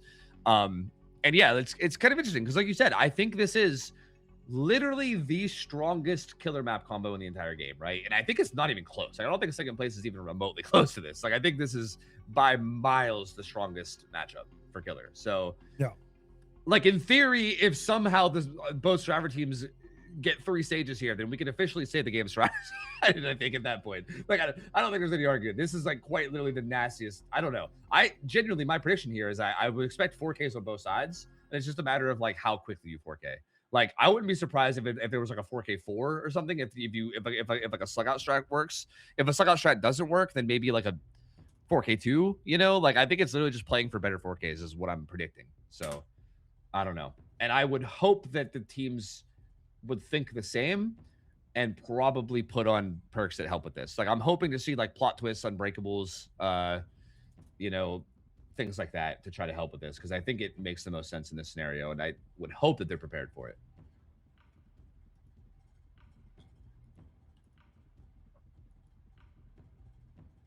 We're gonna be seeing Invictus on Survivor first too, so I mean, I feel like you're pretty familiar with these players. Do you feel like that's the case? Do you think they're gonna like be ready for that kind of a strat and like run that, or I don't know. It's just so hard because they're allowed to run anything, dude. Like they can run literally anything. I don't even know how to like predict. I have no idea. But I'm hoping. I don't know. It's either that or like, cause I don't know. Like, is there a world we could run like Floods of Rage or something? I don't think. No. Nah, not on Midwich. I don't think there's any world.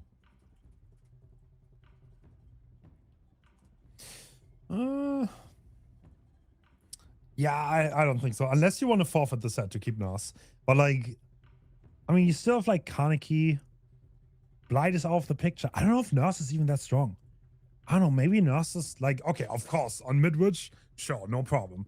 But like in the generic outdoor map, I don't really think Nurse is like gonna get more than a few stages on average. I just think her general game plan is just thrown off by Shoulder the Burden.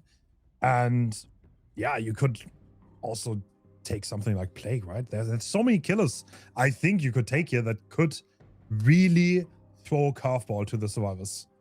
Yeah, yeah. I think it's interesting. I'm really excited for like the best of fives later on when because again, I think the obvious choices are coming out, right? Like you always see Blight, Nurse, Kaneki, Dracula, Billy. Like those are like probably the five I would think of right away to be like the killers that can probably hold their own even against like a no restrictions. But I do think once we get to the best of fives, there's going to be 2 bans and then also 5 killers. So it's like there's going to at least be 2 sets outside of those killers that have to be played.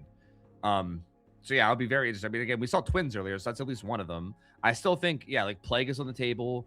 I think Singu could still be on the table. I think there's definitely some things that could be there. So yeah, interestingly, was it this best of 3? Wait, I wonder if we see Singu this Tony. I hope we do. Ooh. I think you could definitely make a splash on the right map. Yeah, I was about to say, I remember seeing it in one of the best of 3s, but it's not this one. And the last best of 3 of the night, one of the maps is Dead Dog Saloon. I was gonna say, if it was this set, I feel like Invictus on Dead Dog Saloon. True. I would not be surprised if they bust out the Singu for that for sure. But that's not in this best of 3, so I don't think we'll be seeing it this time around. I mean, the 3 maps. I mean, I could say the 3 maps, right? Like, I think that's probably fine. Because it's Midwich, Chapel, and then ARP. So like, I mean, maybe ARP. I think ARP actually could be a good Singu map. No, like pot up the cross and then hold your gens. I feel like that actually could be a good Singu map. I can see it. I don't know. Maybe if we go to tiebreaker, maybe we'll see it. I don't know. That could be interesting. Could happen. Who knows? Yeah, but the thing is that again with Invictus banning Dredge, I feel like that like leaves an extra high tier killer on the table, I guess, for the set. So again, like I feel like every other team is like banning S tiers, right? Or like these high tiers. Like again, it's like one of those 5 killers that we expect to see. Like they didn't ban one of those 5 killers, so you kind of have like the 4 main ones that you expect to see all available. So yeah, I don't know. Like would they really pick Singu over like Dracula? I don't know. Hard to say. Well, looks like we are going to be loading in now, though. I'm excited for this. We see at least 1 luck offering. Okay.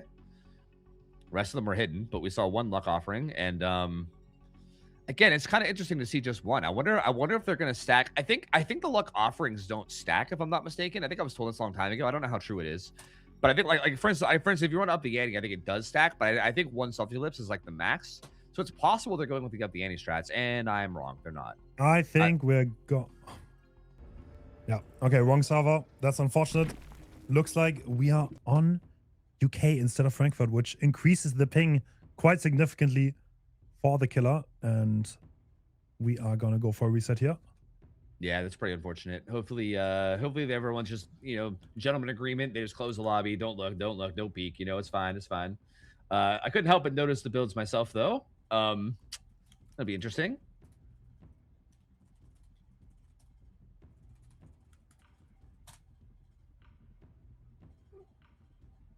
I don't think that the survivor perks weren't exactly what I expected. The killer build was, I actually liked what I saw there. I'm not sure if it showed, so I won't say it yet, but I did like what I saw. It was like kind of similar to what I was saying, but like, yeah, I think he might be cooking. I think he might be cooking, man. I like what I saw.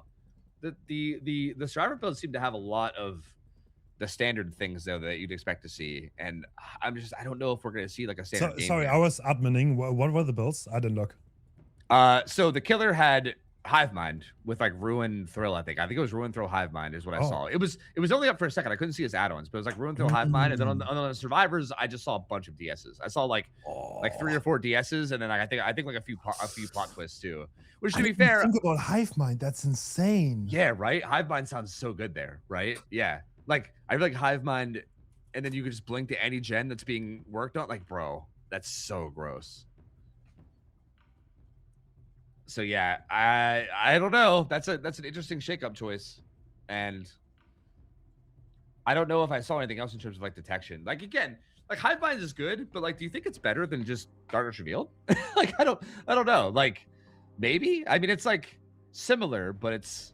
I feel like maybe. I think specifically this map having the lockers they have, like maybe you could just get away with having Darkness Reveal instead. You know, so I don't know. Either way though. Either way, I think it's going to be tough for survivors. And I think it's going to be really killer-sided, regardless of how it goes. So, we'll see. We'll see if what he's cooking up works here. I'm really curious to see his add-ons, man. I didn't actually get a good look at them, but I think the nurse add-ons here, there's a lot of room to play around with different things. I would expect undetectable blink back. I think that would be my choice personally. Same, yeah, same. I feel like that's probably the go-to for sure. Like undetectable here is just so insane. Like, there's just no way to possibly know where the killer is unless you have like 100% direct eyes on them. So here we go, loaded again. Hopefully we got right server this time. Yeah, there was no luck builds on the survivor. Like we see one luck offering, but no luck builds. Maybe that's just in case they need it. I mean, I feel like there's just a limited number of offerings you probably want to burn survivor. So maybe just bringing luck is just like a, you know, that might be just like a what else do we burn type thing. You know, True. like I mean, you probably like spawn separated and then. I don't know. Yeah, they do have separation. They do have the hook add-on. Interesting. Oh yeah, so the hooks on further apart. But this Spitz with the chill build, no shot, bro. He has the chill build on. That's hilarious. Funny. Okay. Yeah. Classic chill build. They found a totem right away. Finally unrestricted. Yeah, no lethal here. That's one thing that kind of surprised me a little bit. I would think lethal would kind of be insane to get a head start, but. Ooh. Yep, it is stealth and blink back though. I'm pretty sure the second one's blink back. Yep. I don't see what else it would be. So yeah, it is the add-ons that we thought. He's not gonna interrupt that totem at 1. Oh, I think he got off it though because he was scared. Maybe I can't tell if the HUD is accurate or not, but I think he might have got off the totem at 1.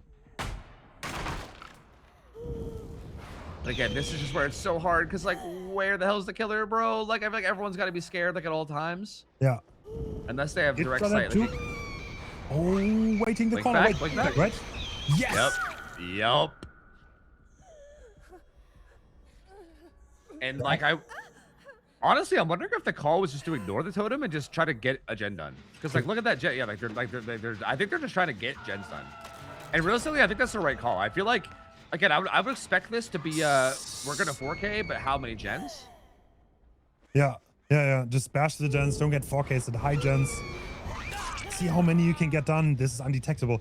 But Hive Mind is just gonna bang. Like it's okay. It looks like Volitas is happy to commit this. Yeah, I don't know if it's just a me thing. With Hive Mind, sometimes it's hard for me to tell. Okay, good plot twist. Yeah. Sometimes it's hard to tell how close a gen is to popping. Like he can see that gen in the distance. Yeah. And I'm a little surprised. Like I know he plot twisted, but I'm a little surprised he didn't play to interrupt that more. Like especially with Ruin up. Yeah. Like I don't actually like the way he's playing this. Like True. I feel like he could have kept Spitz injured. Oh And then just my interrupted god. that gen. And yeah, like look at this. Look at the fast track plus BNPs. Nah. We got 60-second gens, bro. That's generational gen rush, honestly. Kexel being hidden and the third gen is already done. We talked about maybe even snowballing getting a 4K at high gens, but that's not what it looked like right now. I mean, Pedro missed his dead hard though. Yeah, missed the dead hard. I mean, is it even going to be a 4K at this point? Like, I mean, probably still, yeah, but like, they have... So for that, courtyard hook is gonna hurt. Yeah. This is Wait, interesting the way this is playing out. Are we trying to force grab? Yeah, I think he's trying to get chased with DS, I guess. Trying to get attention, I suppose. Maybe a fake build to last the toolbox in the locker? Okay, looks like Wardus is looking around, seeing what we can find. There's not much force on any gen, so... Yeah, Kexo over here has 6 acts of fast track if you can find a gen. Has shoulder. Yeah. Actually, Probably... is that the only shoulder player? Yeah, I'm not sure. I mean, if Dan doesn't have it, then they're not going to be able to do anything anyway, but... Wait, blink back? Oh, I thought he I would was blink about back. to That would be a say. good bait. That'd be a really good bait for the locker. But yeah, I think he was too worried about the unhook coming in. Seems Oh, like he wants to get this kill on the Pedro now with I mean, everybody injured. he can just fish for the tag. Everyone is injured here, right? Like, Yeah, so- yeah, right. Yeah, especially with blink back. Yeah, I was gonna say What? they got the unhook. Oh, they got the shoulder. They got the shoulder off. Wait, that's crazy. But how are you gonna get pros on that gen? So obviously this gonna get hooked, right? Fast track. Do they complete this gen with fast track? They are delaying for the gen to get done. Ooh. I think Dan has fast track. Can he hit a great? They just die for it. He's gonna skill check, but they just die for it. I think. Oh, the plot twist! Oh my god. You know, Spitz is having the time of his life right now. This is so like this is such Spitz gameplay. Yeah. I love it. Dude, he plays that build for hours and puffs, so he has perfect synergy. He knows what to do. Wow, Invictus has done really good here though. 4 gens done. I mean, again, they're still in a tough spot, but like I said, I mean, I would expect this to be like a domination game for the Nurse. So the fact that 4 gens are done now, and I don't think they have like any other progress, and they're still ruin up. So again, I feel like this should okay, and like look at these 3 gens. This should be a 4K one. If they manage to pop one of these gens, I'll be very impressed. They've already used all their BNPs. Ooh, good use of blink back. Honestly, I'm getting the vibes that this was the goal of Invictus all along, to like get to 4K1. Yeah, yeah. Like it felt like it felt like right away. Like, again, because like they were on the totem right away, for instance, and they must have called to get off of it because he could have even cleanly he could have cleanly broke it, but they were like, yeah, no, just ignore it, like fast gens and get stuff done. Yeah. I feel like they're probably just confident that like Nightlight's gonna go out there and like 4K3 or something. You know what I mean? And just be like, as long as we get some gens done, then we're probably good. Which I agree with. Kexo dead now, so now it's a 3v1. Again, 3v1 with Ruin Thrill. I mean, Hive Mind's gone. It goes away once there's 1 gen left, so there is no Hive Mind, but still, these gens are all close enough. Like, if you stand in Courtyard, you can blink to any of the gens. So, like... Okay, Dan is on his generator. Oh. So I guess we're Spot twisting. And Dan and Chase?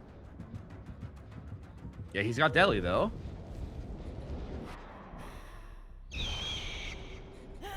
Is this where he plot twisted? It is. He's actually gonna find the plot twist. Well, that's crazy. That's a crazy find. Oh, Wow. that's game over now. Yeah, that's actually game over. Yeah, Pedro's trying to get on that gen and pressure it, but yeah, I don't think it's gonna. Well, wow, it got Giga fast tracked actually. Oh my god. That was way closer than I feel like it should have been. That got fast tracked so much. Oh my god. That gen was literally half a gen. Wow, if he didn't find Spitz there, they might have actually been able to pop this off. All right, That's crazy. So we do have a 4K1. I mean, I guess this is maybe like even on the lower end for the results for the Nurse. Yeah, I think so. Again, I feel like there should be a 4K always. I think, like unless you mess up badly. Again, it's hard to really say, I guess, because you know how much experience do we have with this, right? But yeah, it feels like it should be a 4K always.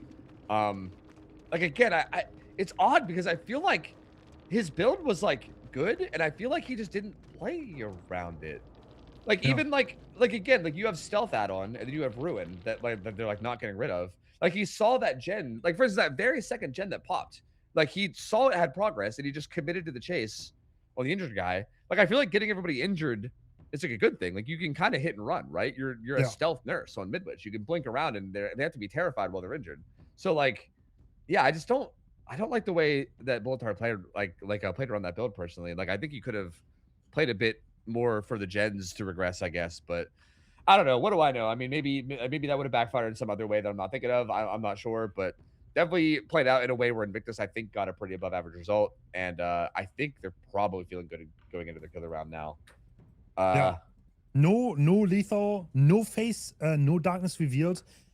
I honestly think, okay, I don't know if we're going to see darkness revealed now, but not having it does seem a little bit crazy. Like even like watching the gameplay, there was quite a bit of downtime or like moments where it was not very clear and like Bulletar was not really on anyone, or there's a little bit of unclarity. And I think you could greatly reduce that if you had a little bit of our reading. That's honestly my take on it, but he's still 4K, so. Yeah, I mean, I feel like Darkness Reveal proc is like I feel like unless they're in a locker or have like I don't know one of like the couple perks that can occasionally counter it, then every time you open a locker, you're just getting info on the entire team. Like that's insane value. That's so good. But yeah, I can't believe that they're not running it. Like that's wild. I'm curious to see what we see from Nightlight here. And again, I also feel like slugging here too, right? Like with how much mobility you have, like it's so much easier. For instance, if you down someone in like a top corner of the map, it's so much easier for you to blink to the courtyard, blink to the top, right? Like the survivors have to like go to the corners, go up the stairs, like the survivor navigation on this map is such a pain in the ass sometimes. Whereas as nurse, you literally just teleport through everything. I feel like this is like Honestly, you could also take Agi and try to get a hook in the middle. Because if you yeah, ever get that hook in the middle, you can pressure almost every gen from that point. Bolita kind of had that at the end when Dan and Spitz committed the gen. But yeah, it was a little bit too late. Like the early game, they just got 3 gens done so fast. Yeah, that was just impressive. We're going to see what Nightlight brings here. Maybe we're going to see South on hooks from the survivors. Yeah, I mean, there's a lot of possible choices to have and that are valid. yeah. I think that middle hook would definitely be insane, right? Especially with like blink back. I feel like that just seems so oppressive that I'm not really sure what you do about it. And I think that's kind of what I would expect here. Maybe a little bit more on the slugging side too. I do think slugging is like I think it's easy for us to say like, yeah, you should slug. But I feel like it's definitely one of those like all or nothing strats where if they bring a bunch of like unbreakables or whatever, like or even like one single like boon exponential, you know what I mean? Like your entire your entire strat might go out the window. Like slugging is a very all or nothing strat. Like you either 4K or you get nothing. So I do maybe understand them not opting to do that as much and maybe go You for think so? the hooks. Yeah, kind of, because if they're constantly picking themselves up, then like like if they have unbreakable or if they like pop one boot exponential that they can all crawl to, then like what ends up happening is that all the pressure that you've put out doesn't actually result in any progress towards winning, and you have to kind of complete that 4-man slug. Otherwise, you're sitting there with like half the gens done with no hook stages, and you're like, okay, do I start hooking now? Like when half the gens are done, it kind of just it's like way all or nothing. It's just but no one's really ran an anti-slug. That's the thing. It's just depending on whether you want to make the read off of that meta choice that we've seen, or whether you want to, A big I don't problem know. with slugging, I think, is also just plot twist, right? Because if a survivor like plops on in front of you, it's kind of an awkward choice. Because like, do you deny plot twist and do you hook? If you do hook, then they get plot twist again, so they kind of do it again next time. So that denies a lot of pressure from the killer.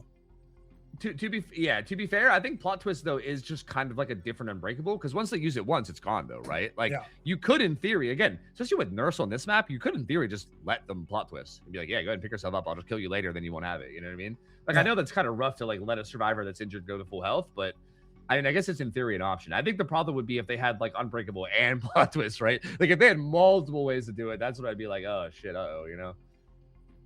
But yeah, I don't know. It's interesting. We'll see. I don't know. Like again, I think Nightlight is the kind of player where I think he is going to cook up something interesting here. Where I feel like I would expect him to handle this very well. He seems like the kind of gamer where like he's able to like innovate and come up with something like interesting that I wouldn't expect. So I don't know. I'm gonna see Darkness Revealed or Agitation, one of the two, and then Totems. That's I think what we're gonna see here. Let's say Lethal also obviously. I don't know. I feel like it's only one park. Oh, we see unhook builds. We see luck builds. Luck builds from Team Praxis. They can unhook themselves. Darkness Revealed, nowhere to hide. Oh, full unforeseen. Full aura. And I think he didn't bring Badman's because he has unforeseen. So I think he's gonna go for the stealth of unforeseen instead. And I think he has Jenners and heavy panting. All right, we're opening the locker. Darkness Revealed. We're gonna see everyone and everything. Yup. Fun stuff, huh? Fun stuff. Midwich Nurse, baby. Midwich Nurse. Also, every gen kick is gonna reveal everybody too. Like.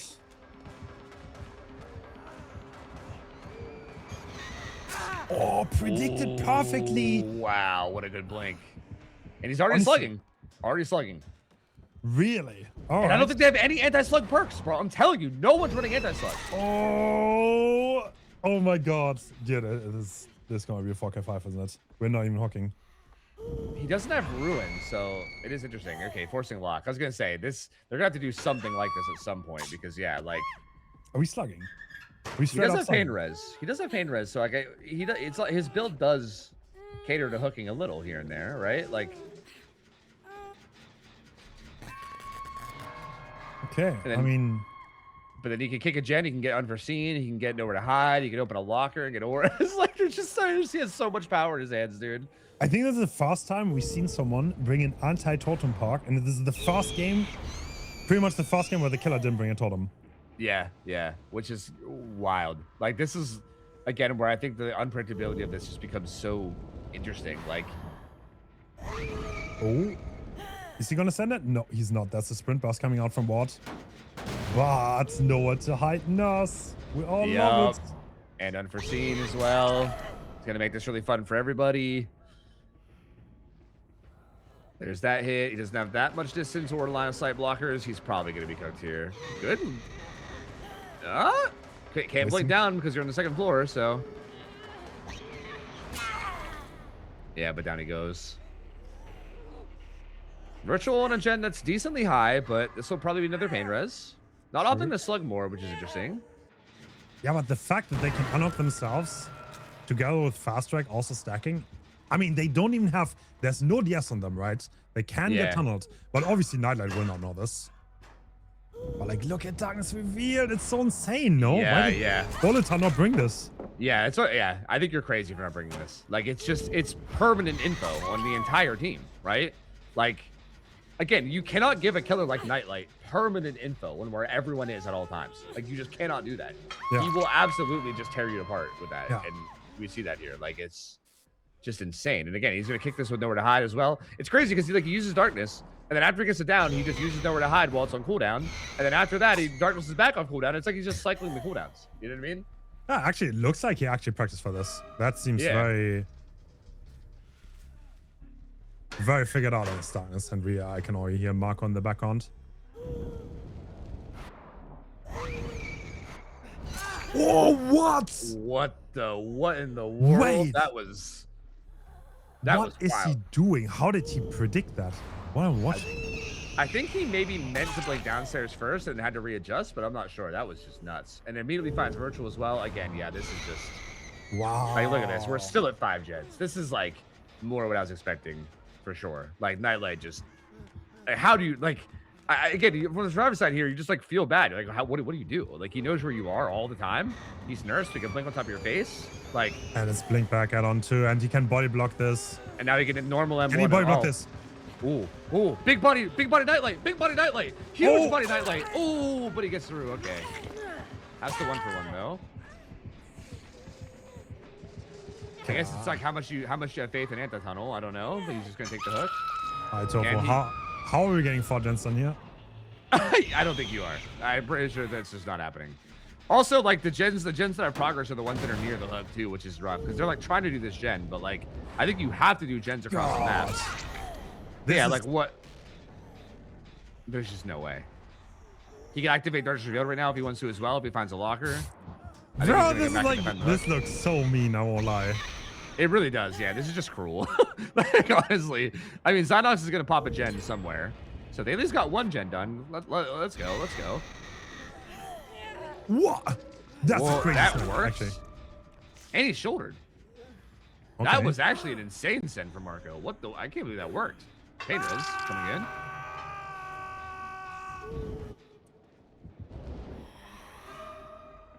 Oh. Blink back? Yep.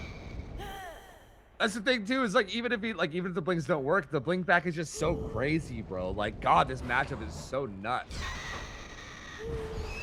Oh. Yeah, he's just basically holding Bulletar off the unhook here, and then also pressure virtual off that gen. Yeah. I mean, anytime you can open a locker if you want to, I guess what he's gonna do now. Yeah, anytime if you want to just know where everyone is, there you go. The Ta-da! cooldown of this is so low. Yep.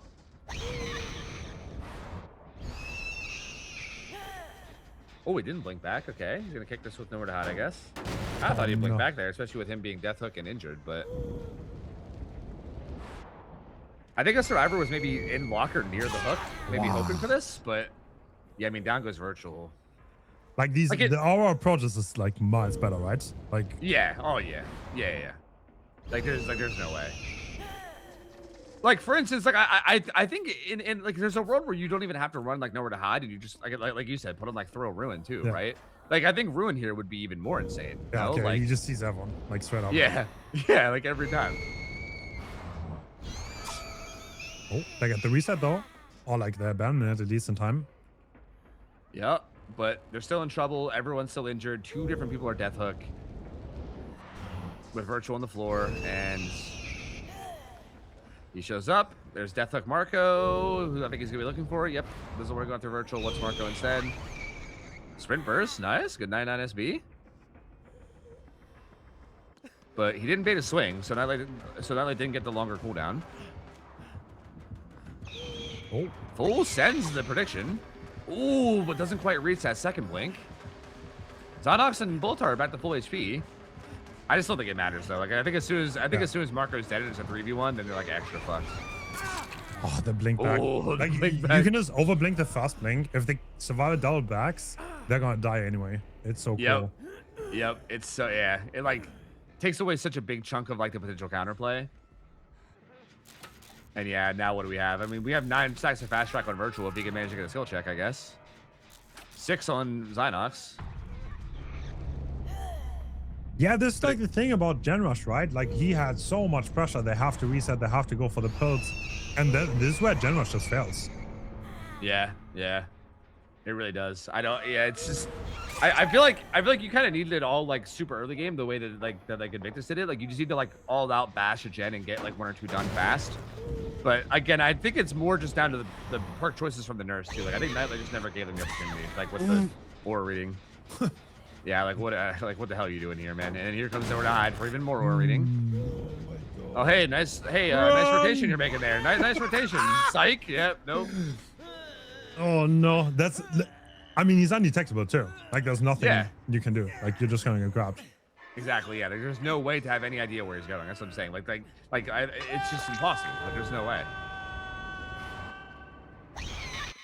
I do This think is- Invictus did the homework here. To be honest, you can definitely Yeah. tell. Yeah, and like on the survivor side, I think it was absolutely was what we said. Where I think they were like they knew that this set should be just high 4Ks, and they were like, all right, like it's like I think literally like whichever team wins here, it's just whoever can manage to get the most gens done before they get wiped out. So let's just like literally throw our faces at every gen and just like slam out as many as we can, and it worked out really well. You know what I mean? And in a weird way, they almost turned into even getting all 5 done. But for instance, I think if they even just got 3 of them done and died, they probably still would have been like, that's fine, 4K2, you know, whatever. And then you got Nightlight here to do his thing, and like, you know, like I don't know, what can be done from Praxis on Survivor? Nothing. Right. Yeah, interesting approach. Not the. Okay, this is not the build I expected, to be honest. Like not by any mile, but yeah, it definitely worked out for him. Yeah. I still think, like, I think Ruin Thrill just makes so much sense here, especially considering if you have Darkness, like they're probably like never going to be able to cleanse, right? Like it's just going to be permanently up. So, yeah, I think that makes more sense. But again, I mean, who am I to argue with the results? I mean, they do it just fine, you know? Oh my god, dude. Yeah, that's like the survivors don't see it coming. It's undetectable. Their auras is revealed. Like you can actually make everyone look like a fool with this set, I think. Yep. Yeah. Like, I think you said it earlier. It literally feels like mean. It feels cruel. Yes. Like I just feel bad for the survivors. Like they're just so helpless. They're just running around like, oh god, she could blink on me at any point. Uh-oh. Like, what can you do? I don't know. It's so crazy, man. Well, I guess that's what happens if you don't ban Nurse in this setting when you know you have Midwich as a map. So maybe lesson learned for people in the semis. I don't know. Unless people want to do this again. But yeah, Invictus wins set 1. Pretty decisive fashion too. The thing is, okay, I'll be honest, Invictus has a really good Blight player. They have a really good Kaneki player in Nightlight. They have a good Nurse player. Beating them is just gonna be difficult, in my opinion, in this setting. Yeah. If they prepare well. Yeah, how are they on Billy? Do they have a Billy player? Dan, yes. I mean, Oh yeah. they have every killer card, to be honest. Yeah, true. It does feel like they excel a lot in the S tier sets though, which is like probably perfect for a tournament like this, right? Where everyone's gonna be trying to play like the strongest killers possible. Yeah. So yeah, I think that definitely does make sense for sure. Then they even have some weird wild cards like you know, like Singu. Like I think Nightlight Singu is probably one of the scariest singularities in the whole game, you know? So like I think they have all kinds of curveballs that they can throw out as well. To be honest, Invictus has lost a lot of games and matches recently, they have been looking very shaky. So they are definitely like a little bit like Elysium, an all-star roster, but they can definitely slip up. Yeah, it feels like the teams definitely just like have off days sometimes, right? Which is honestly kind of it's kind of refreshing to see if I can be perfectly honest with you. Like Yeah. sometimes I have days where I'm like, I just can't play the game today and I don't know what's wrong with me. It's nice to see that even the best players kind of have that sometimes as well. Because yeah, I definitely have seen that. Like there's days where Invictus and Elysium both look like unstoppable gods, and then sometimes you're like, oh god, what are they doing today? So yeah, I mean, so far it's looking good. I mean, obviously that first game is such like a beatdown game that's really hard to say, but they still managed to definitely squeeze out a pretty solid result against Nurse Midwich. And then obviously Nightlight doing his thing on Killer. So far they look pretty good today. Praxis is definitely gonna need something in this next set to bring them back. At least like Just I as a mean, quick reminder, so DBD League had the finals like very recently, like 2 weeks ago, I think. And that was Praxis against Invictus, and Praxis took the one quite convincingly. So yeah, really? we're gonna see. Yeah. Huh. I think Praxis convincingly. It's like, oh, to be fair, that was a crazy series. So Praxis was up 3-0. Then I think then Invictus won 4 sets in a row, but because Praxis came from the winner bracket, they had a Joker set, in which they replayed Plague, and then they won the Plague set. That was a crazy, crazy series. Yeah, I remember hearing about that. I think people were talking about that. Yeah, which is wild. Yeah, like that sounded like such a good set to watch, man. Yeah, it's cool. But It's yeah, cool though that Praxis is still out there fighting because Zaka did switch to Elysium and they got Zynox and Silly. So they kind of like there was literally a trade. So Silly and yeah. Zynox went to Praxis and Zaka went to Elysium. Yeah. It's kind of funny. It's like a classic like sports trade type situation. Yeah. Yeah. Yeah, I was definitely concerned when I heard Zaka was leaving just because he played like half the killers, right? Like I know Bulletar is one of those like all-around killer players that can probably play almost everyone to like a decent level, but still Zaka is like such a big part of any team he's on. So I was definitely a little worried that they were just going to disband, which was unfortunate because again, Praxis is such a good team, right? Like and it's definitely very refreshing to see that they're not giving up and still pushing and even Yeah. doing well, right? Like they're still like going at it, which is great. Like I think that's something that makes me a little sad about comp sometimes is that there's so many roster swaps all the time, and then people will just like give up, right? Like it's like teams aren't like it feels like a lot of teams want to like find like the winning roster formula like really quickly and then like just bail if it's not working. So it's nice to see that like practice is still going and like using the core structure they have and seeing what they can do with it, and then again working well too. So good for them, man. Good for them. All right, next up we have Chapel, by the way. So Chapel, a very interesting map, relatively small, strong palette. So I don't really know what you would bring here. So I Yeah. think like Blight kind of doesn't make that much sense. Well, he's banned. He's banned. Oh, he's banned So, too. yeah, so we can't see Blight, Nurse, or Dredge. I mean, no one's gonna play Dredge, but like Blight. I mean, like, so we have Blight or Nurse. So it's what? It's like Billy, Koniki. You never want to play Billy on this. I guarantee you. Yeah, I don't. Main Billy's Yeah, way too bad. agreed. I think we'll probably see Koniki if I had to guess. I think. All right. 3 Luck of Rings. So we are going for the unhook strategy again. Let's see who the killer is. I mean, it could be Dracula. Could Yeah, be Dracula. Spirit. Yeah. Oh, yeah. True. Yeah, you're right. There actually is quite a few choices. Huh? Yeah. I guess we'll see. I do think Chapel is like a pretty solid map. I think for like I actually like Chapel a lot. I think it's like a pretty well-made map. I know main building can be kind of a pain in the ass, but I think I like it in terms of like sets. And it is Dracula, yes. All right, and we have again more hexes, full hex build once again, but with Devour. So I like that again. Devour Dracula is so gross because of the wolf form, right? It's like perma haste wolf form. It's so nasty. All right, makes more sense than you might think. And Nightlight looking for his fast target here. Yep, see some orbs, some scent orbs, and it's like he finds Bulletar. Very good hit, and that's going to be Blood Favor. Again, Dracula with Blood Favor is so hard to deal with, bro, with his mobility. Does manage to make one of the pallets that are unblocked. Oh, good fake. That's a hit though, yeah. Yeah, doesn't make it. Yep, Wolf Form plus Bulletar ping. rough with the medium vault. All right. I mean, yeah, that's a relatively fast down. No pain rest. That's probably the biggest surprise about this. How many killers choosing not to run pain rest? Yeah, like it seems like they'd rather full commit the totem build than throw pain res on, which is interesting. Marco does find one of the hexes. Okay. The unhook comes in pretty quick. The self unhook, I think that is jumped off the hook. Oh, is that what it was? Yeah, I think you're right. Looks like Nightlight just wants. Wait, Devour is so useless. I just realized he's never gonna. Oh get yeah, any with them all back. self unhooking. Yeah, true. Yeah, because you don't get no. them on self unhooks no matter what. Yeah. Yeah, I didn't even think about that. That's kind of funny. They're on 2 of the totems right now. So in theory, if these are good breaks, like if it's like ruin, that was ruin. If this next one's blood favor, then like they basically won the fucking totem lottery, right? No, I mean no more. That was Pox. thrill. That was thrill. I think they just got knocked out. So. Oh, Zynox doing a great job here though. Ooh, Wow. Okay. Nightlight did the math.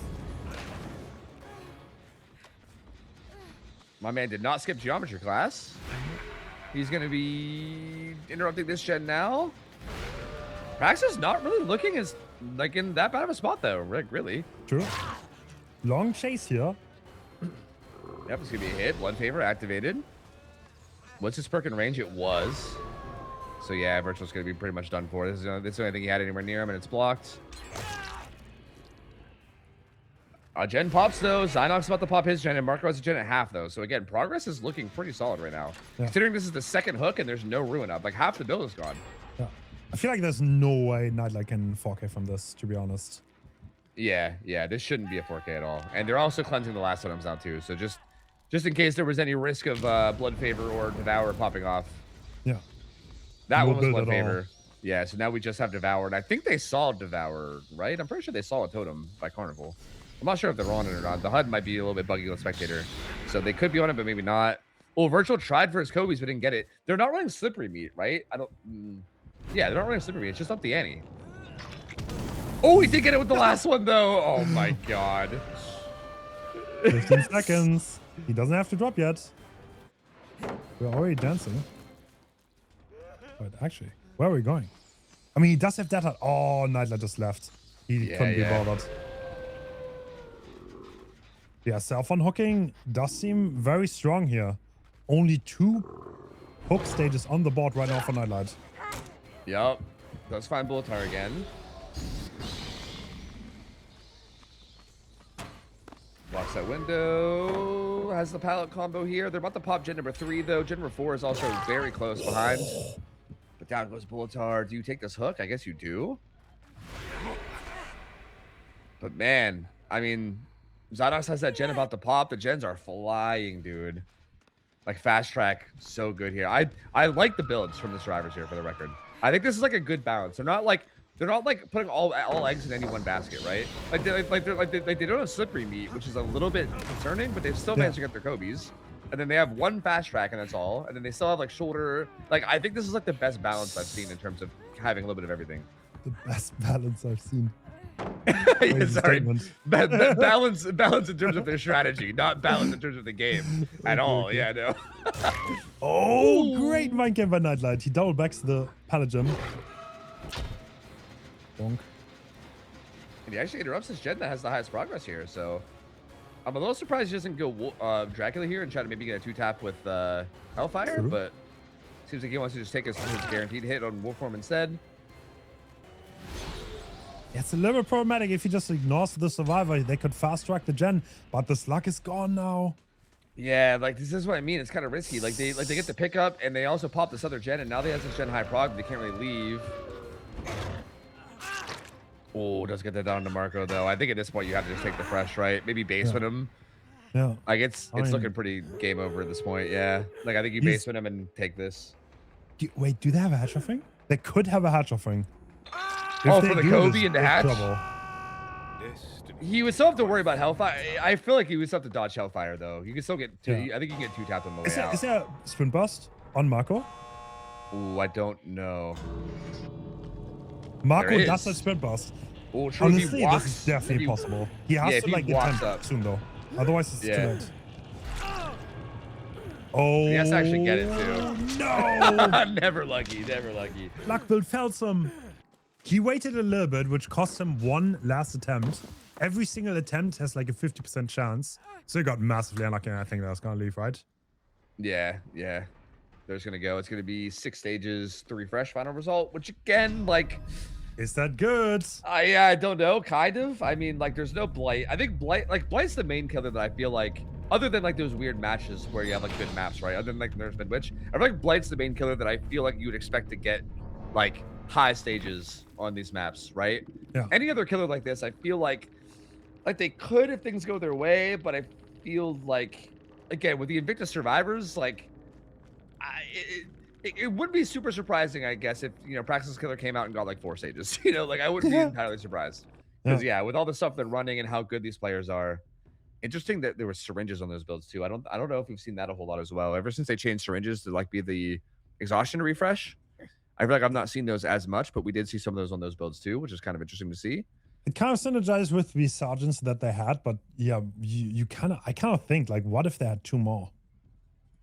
Yeah, I don't know.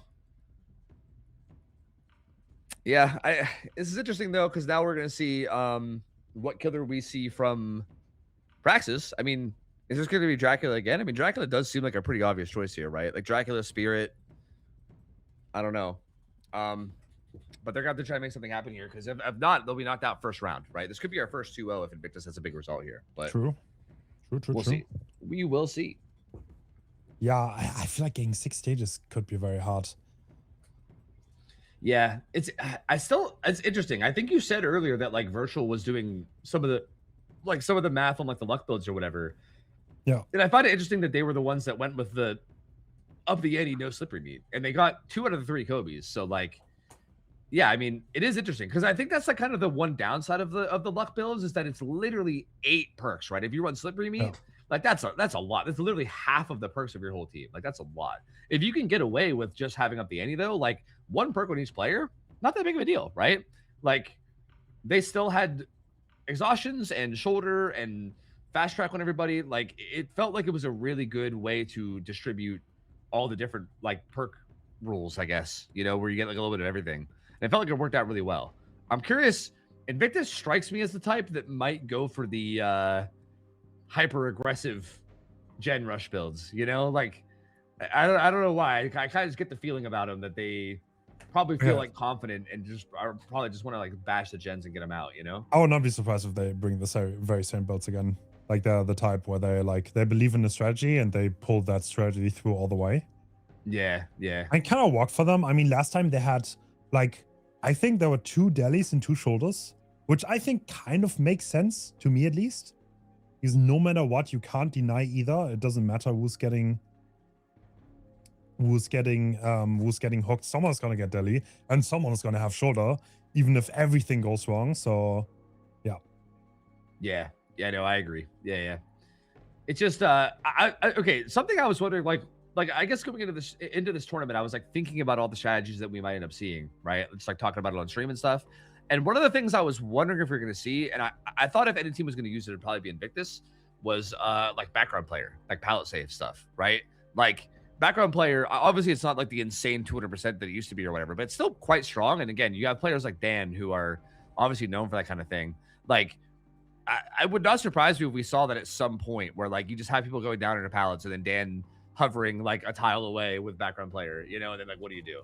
Like I feel like that's one of those things where you can, in theory, I guess if it all goes the way you want it to, you could get to the point where you have like 0 stage games even. You know what I mean? Like it could be insane levels of actual like strength on the server side if it works out. It's just kind of risky though, and like that's the thing. I don't know if they want to take that risk if they don't have to, right? If they can just run the Gen Slam builds and just call it a day. So I don't know. I mean, with such a result, I feel like could you not bring something like Corrupt, Lethal, Painless, Grim, and you play like really front loaded, and if you have a few hooks out of the gate, I mean, I guess 6 stages is not that little overall, but if you have a killer that can secure the last hook like a Dracula can, then you could definitely get there. Yeah, just try to stall the game out long enough to like spread hooks a little bit, and then like try to get a last hook scenario where you can either tie it or win it. Yeah, I feel like that does seem like a pretty good path towards victory here. You know what I mean? But that does rely heavily on ending your chases quickly, right? And again, we got players like Pedro out here. You got some really good players here that it's not going to be easy to do against. But That's what's gonna need. That's what's gonna need to happen. I think it is Spirit actually, so not Dracula. Oh. All right. Is Bolitar comfortable on this? Wait, what? Mother-daughter ring. Whoa, this build. Yo! Whoa, this build. Agi Starstruck. No way out, no Ed. Okay. That's the You know what? opposite of safe. Agreed. But I kind of respect it. I kind of like it. Mother-daughter ring as well is kind of nuts with our Rusty Flute. He'll get his power back quickly, and he's going to move really fucking fast in phase, but he won't have any sound. Or, sorry, not sound. He won't have any scratch marks. Doesn't seem to matter, though. Found an immediate hit on the Spitz there. Oh my god, I like this. Ooh. Wait, what? Ooh. Okay, Spitz is going down. Oh no. Oh! Ping not good enough, Bolitar, but the fast gen is still coming through. The gen speeds are like laughable. I can't lie. Like it's like funny how fast like the gens pop. And Dan's already got another gen at like 60%. Like they're just flying, bro. They're flying. Everyone's getting exposed right now. Do they just all have shoulder? Okay, no. I was gonna say I thought they all had shoulder, but we do see Deli on Dan. But yeah, the expose is a little concerning. This Ooh, he is definitely an exposed survivor. So if the next phase hits, yeah, this is Dan Scratch Marks, who was trying to get this Deli save. Oh, he's stuck here. Exposed is still there for like 10 more seconds. He's got to not die this pallet. Oh no! The build getting good value here. Down he goes. Does Starstruck come back the second it goes away? I think it does, right? No. I think Bolitar might have found both Deli players actually. So no more Deli for Team Invictus if they didn't switch builds. Yeah, that's interesting. I think I did see shoulder. Yeah, I saw shoulder on the other two. So yeah. So like Deli's fully out of play now. And we have 2 stacks of no way out as well to help for late game. Oh. Not quite able to find that phase though. Looks like this is Kexo, I believe. Kexo still stealthing around. Yep, gets away. The fast track is doing numbers though. Like you see, like the next gen is already done. Like, do you have time to actually like? I mean, to be fair, if this goes to second stage, if it would, that's still very far away though. Like this is realistically never gonna happen. But you don't need that many more stages, right? And you still have 2 endgame perks. Yeah. It's just, it looks like he wants to come back to secure it now. The problem is that Kexo's gen at Shack is very close to popping. Like if he pops that, and then they're also doubling. Actually, I guess it's not as close as I thought on the HUD. But if he pops that, and then they also double this gen out top side, then they're basically endgame, right? Oh, he's gambling. He is gambling that they don't get that knock, and they don't. Dan tries to 4% actually. Not the plot twist. Wait, is that play safe? He's body blocking. He's body blocking it. That was body blocking. It's Starstruck. It's Starstruck on Pedro. Starstruck. Pedro. Yeah, he's gotta be careful even right now. Even the follow up right now. Oh my god! Bolitar. Oh no! This is almost. It's one more stage and game over, right? Yeah. This is one more stage. He has 4 fresh hooks, which you could in theory manipulate with shoulder. Actually, in theory you could like joint one away. True. Yeah. It's like such a weird thing. Yeah, true. Like Hexo could shoulder Pedro to give them the fresh hook back, but yeah, I mean we're basically 1 stage away from the win right now with all 4 freshes, and then 2 hooks away from the win no matter what. And considering that we have no way out, no Ed, I feel like. Yeah, what can they realistically do here? Is this even winnable at this point? He can just wait. No, it's anti-camp. It's anti-camp. He cannot stand in front of that hook. True, yeah, but Kexo's here. Oh yeah, that hook also exists. I forgot. Yeah, there's 2 people hooked here. Yeah. Oh, he didn't actually get it in time. It's a trade. Why does he not have 4 stacks of no way out? Am I stupid? Did someone shoulder somebody? Yeah, I think there must have been a shoulder. Oh yeah, I think. Oh, Kexo. Yeah. Kexo shouldered the guy. Okay, by Shaq. Yeah. I think he shouldered Dan when he went struggle. Because remember Dan Kobe to struggle. Yeah. Okay. Or he tried to Kobe. So yeah. Okay, I see. So now he has all 4 stacks of no way out. And again, at this point it's over because there's no more shoulder in play either. Or there's nobody getting away back to fresh hook. So yeah, it's just fully over now. Great DH though. Good DH. Yeah. Bolitar played this really well, bro. Like this was actually crazy. I didn't know his spirit is chill like that, to be honest. Yeah, very right? impressive. Yeah, I did not know Bulbatar was built this way, bro, but holy, this spirit is nasty. Like, this was really, really good. Honestly, I respect this because it takes a lot of confidence with Mother Daughtering. You take away the scratch marks, right? And then with Starstruck, you have to face on full health survivors with no scratch marks, which is really, really not that easy. Yeah, that's like the true spirit test right there, right? Like if you're not really, really good on that killer, then yeah, you ain't doing nothing with that. So yeah, Bulbatar definitely showing that he is very, very comfortable in this killer, and that's a scary pick, bro. That's a real scary pick. But the exciting news now is that we get to go to the tiebreaker. So another tiebreaker set coming through. True. Did we go tiebreaker every single time? We have so far, yeah. We're 3 for 3 for tiebreakers, so yeah. Damn. I do feel kind of bad for the seeding, both of those teams being extremely good. But like, considering we only have 8 teams in this tournament, we instantly start to the quarters.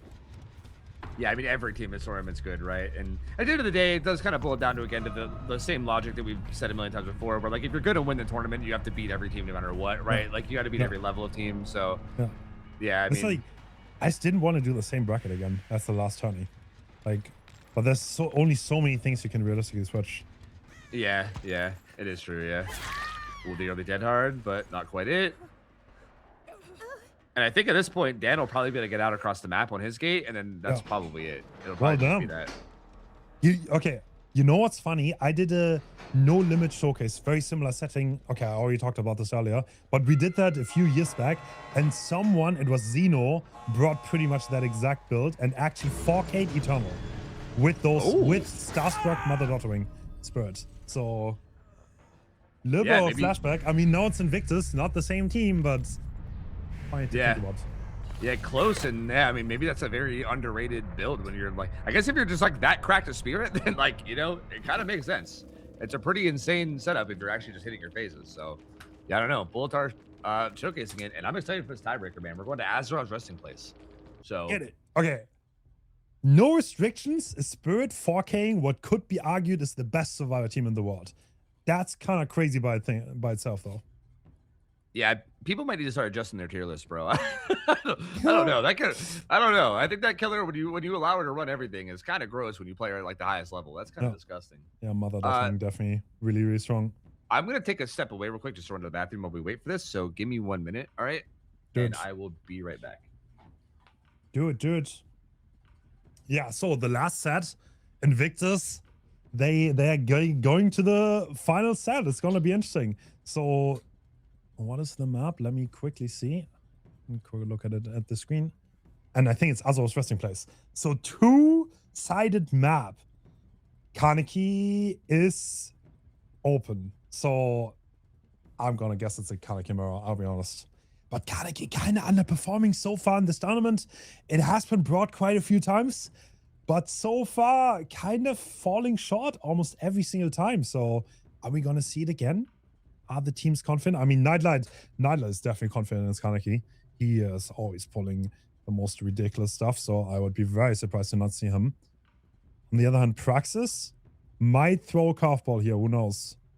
They might throw a curveball.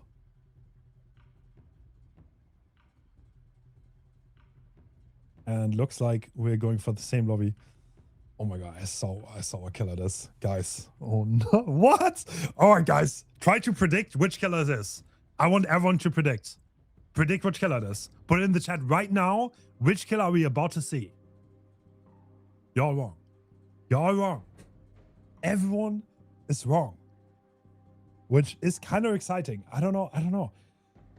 I think it's gonna fall flat, I'll be honest. I think it's gonna fall flat.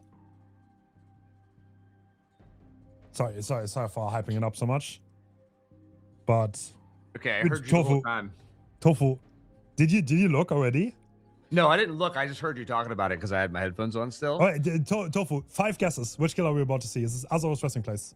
I mean, considering the fact that you said nobody guessed it right, I mean, I'm still gonna say the ones I was saying anyway. Okay. Twins, Plague, wow. Who were? I mean, I feel like I have to say Kaneki, even though I don't think it's that because you said you were surprised. Yeah. I'll say Lich again, bro. I'll say Lich with low skulls again. 6 Dude, I said singularity would be. you could name 20 killers, you would still be wrong. What are they playing? Straight up, you would still be wrong. Clown, Freddy? I don't. Okay. Wait, who's on killer right now? Is it What? Invictus? Bolitar. Oh, Bolitar's on Bolitar. killer. Hmm. So he's running it back to back. Wow, you got me so curious now. Yeah. I'm so curious. Huh. Can't I'm say it. excited. I think it's fine, right? Yeah, I mean we're loading It's- in now, so it's- yeah. It is Krasu. Really? Yes. I would have never thought anyone's gonna pick Krasu in this setting. Really? I mean, you Now, this do is- have the chicken head add-on. That is true. Yeah, I think Chicken Head and I think Queen Scepter.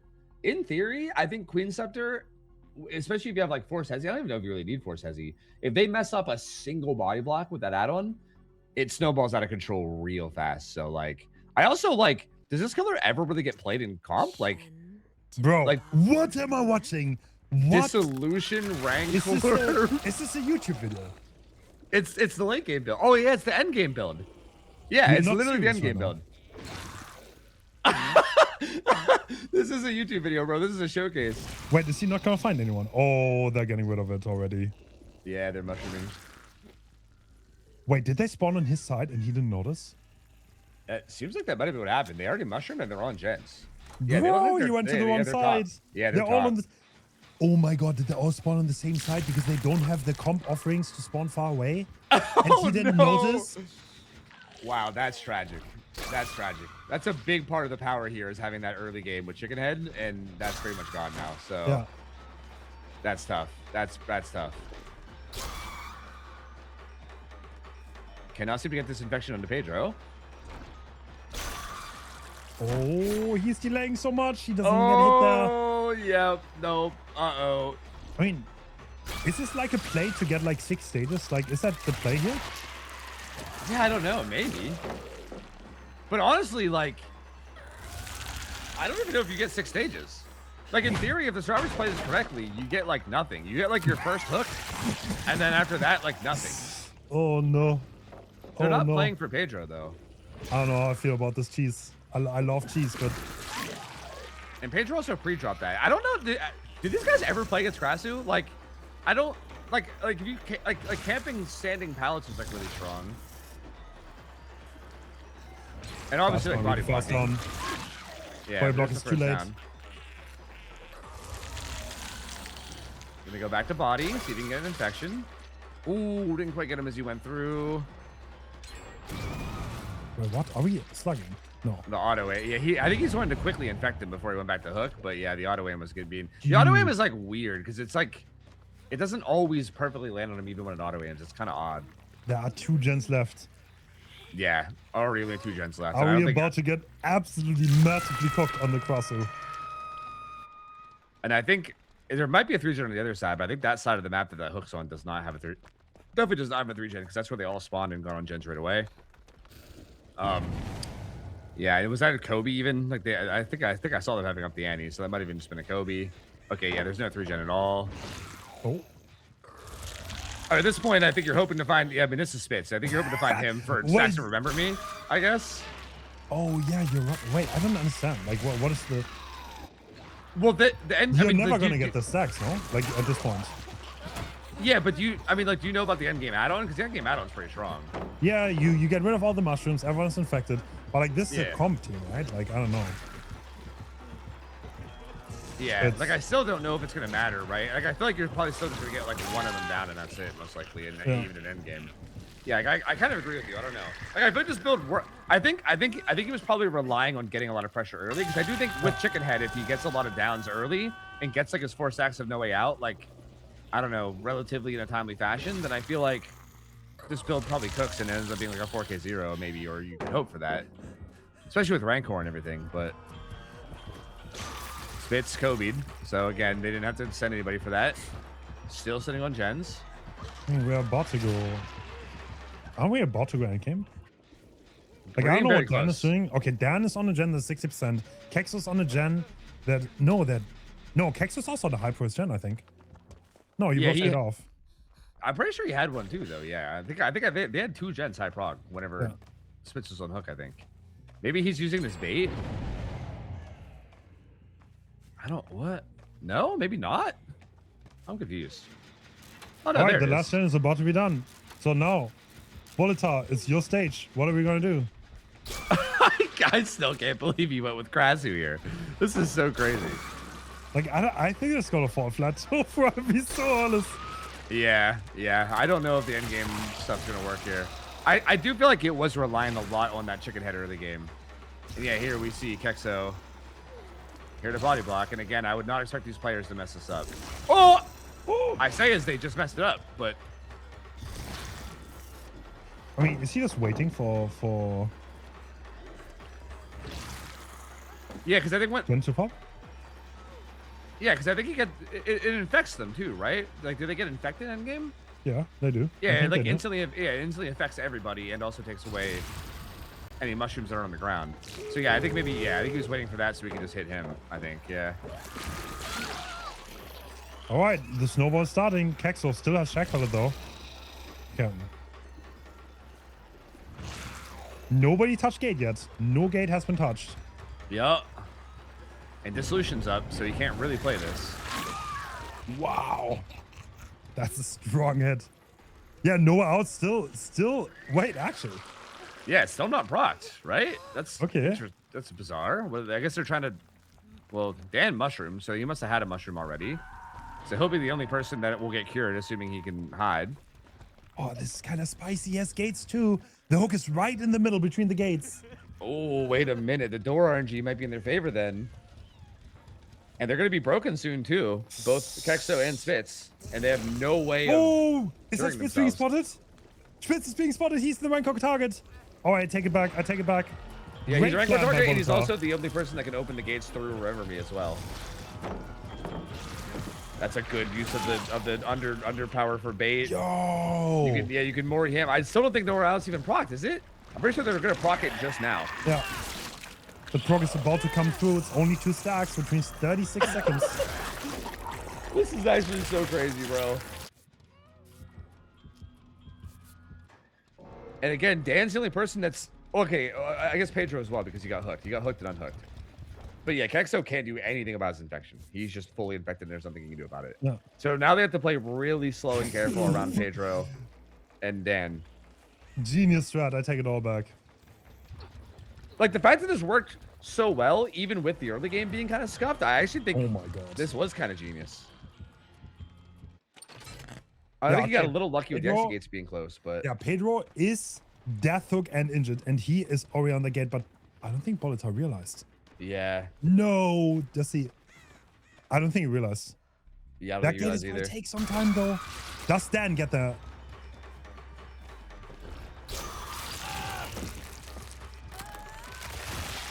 Hey, I guess he's maybe just content to just play for Dan. I mean, I guess in I theory, mean, if you that's get a Dan lot on, of stages. yeah, it really is. Because Dan like is trying Kexo to make his way over. can't really save. He's like also fresh. I mean, right now, if Kexo gets on the gate and Pedro plays for Dan, maybe. Dissolution, you gotta slow vault it. Yeah, you have to infect here, but the timer. I mean, Pedro can get on the other gate at one point in time. Yeah, he is. Yeah, but see if he does, then he just goes back. Yeah, like he. Yeah, he can't. Wait, oh, this is like such a stalemate. What can they possibly Yeah. do here? Yeah, it is. Like, and if he infects Pedro at any point, then I think he can just go in hitting at that point, right?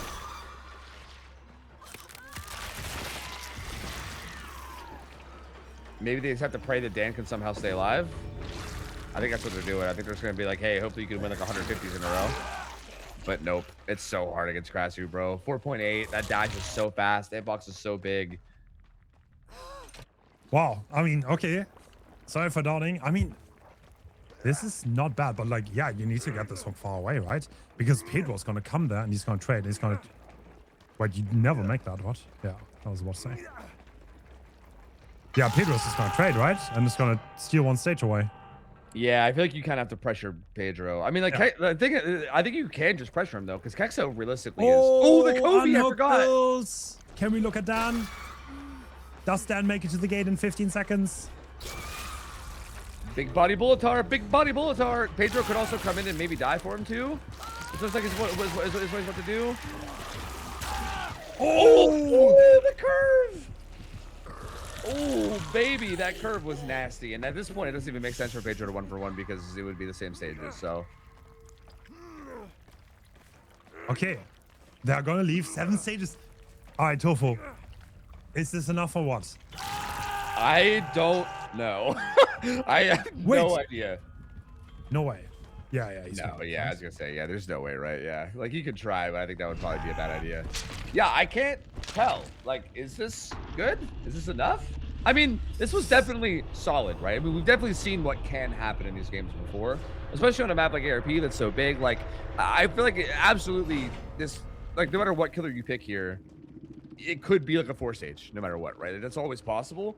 So I do like what he was cooking here. Again, I think if he got more going early game too, this could have even been like, I actually really think he was cooking a lot here.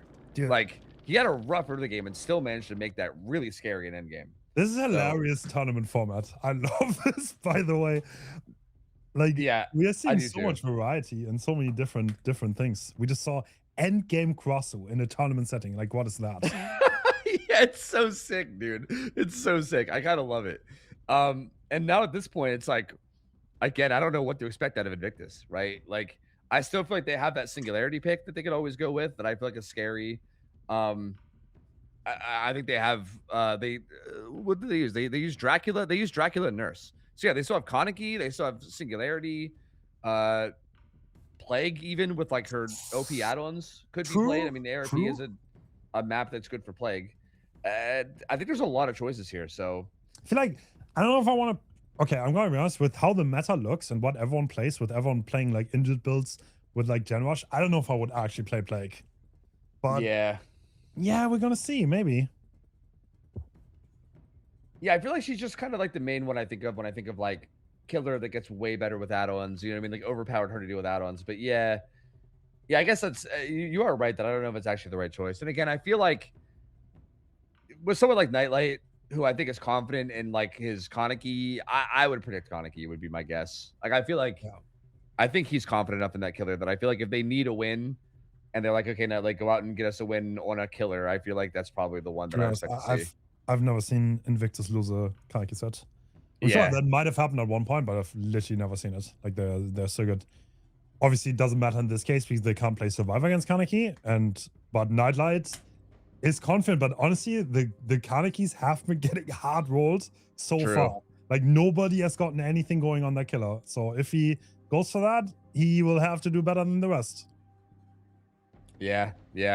I think that'll be a good test though, because I've been saying that I think Nightlight seems to be like the best Kaneki I've seen so far in like the matches. I mean, don't get me wrong, I'm not watching every single tournament or whatever, but like every match I've seen from him has been like phenomenal. So I do feel like that would be a good test of like if he plays Kaneki and he also gets rolled too, then I'd just be like, okay, all right, maybe it's just not the play at all, you know? I don't know. I think it's safe to say that Nightlight is the best Kaneki. As of right now, from what I've seen, he's incredibly consistent. He knows the limits of that killer very well. When do I have to break? What can I cut off? And he also has like a ridiculous percentage of making those cutoffs happen. It's like, I mean, it's like you can do a lot of fancy things on this killer, but if you don't actually succeed with it, that can also throw you back a lot.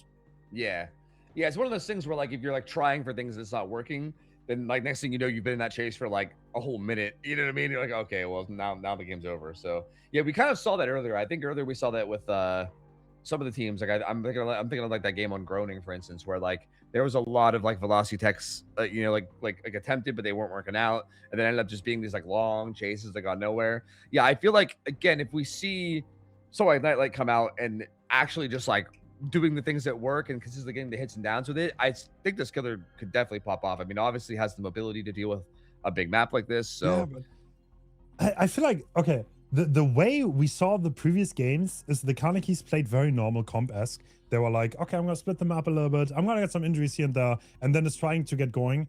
And I think by the time they were in the first real chase, like the brand new passes got rid of almost all the gens, and then this is too late. They never got going.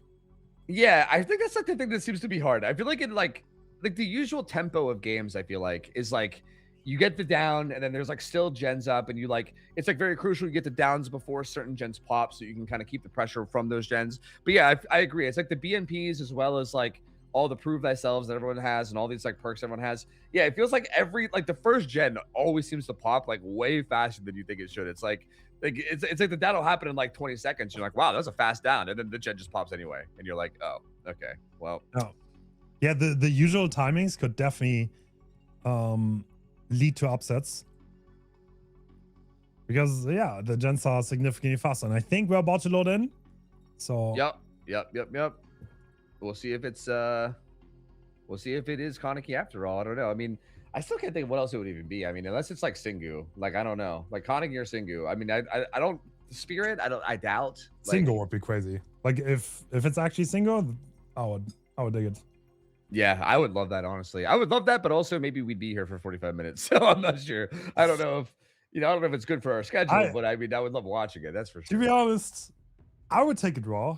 I would take a draw here, but I kind of want the Cross pick to win. I'm gonna be sorry, but I don't want Invictus to go out.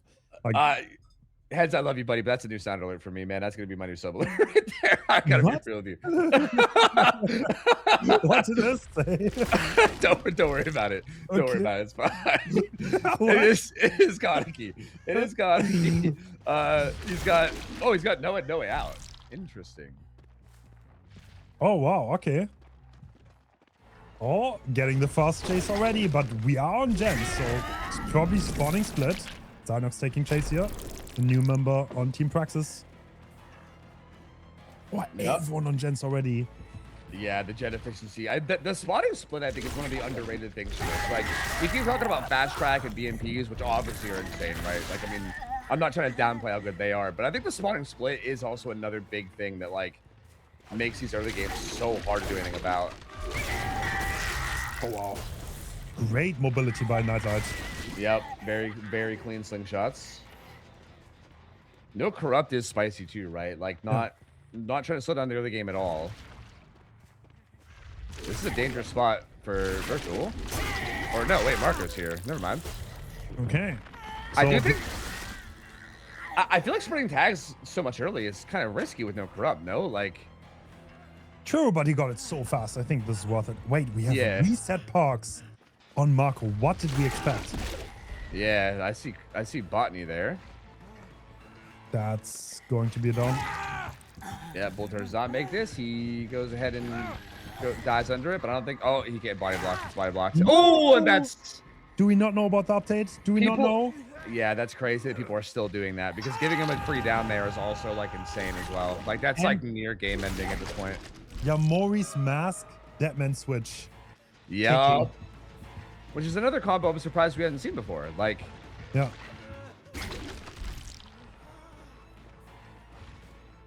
All right.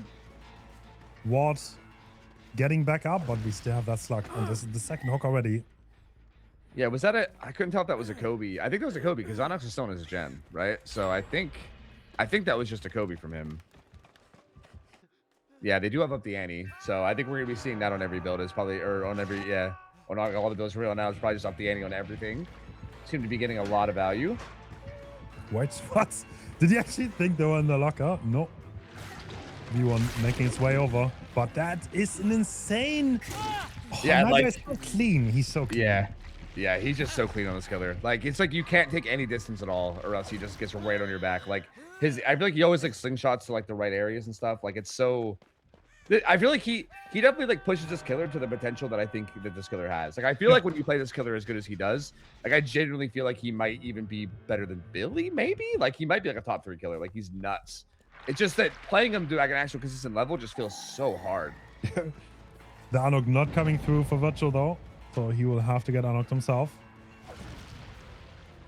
There's another jungle gym though.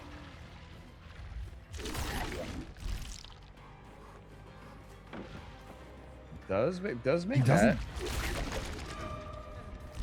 Oh. That's hard though. Okay. That's one of the parks that Kaneki can't deal with very well. Oh, what? Oh my god, bro. Oh my god. Oh, I like clip farming. He's clip farming in the tournament. That's crazy. Like Wow. this looks so easy. I'm telling you, it is so hard, especially against players of this caliber. Yeah, it really is. Like he makes it. Yeah, he makes it look like, oh yeah, he just dashed around in a circle. Haha, anyone could do that. Like, yeah, it's so difficult. He's gonna take this pick now.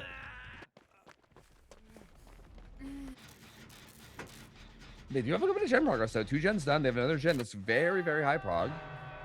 Getting fast track stacks with every hook too. DMS getting activated on the mid gen. He doesn't have rage at the moment too, which is going to hurt his mobility a lot. Wow. Yeah, I mean there is. Wait, what? Oh, The syringe! syringe makes it actually to the pallet. Very good value from Volatile here. Now he has that window to play, but not the safest tile to be stuck at. Yeah. Once that pallet's gone, this long window is not the best.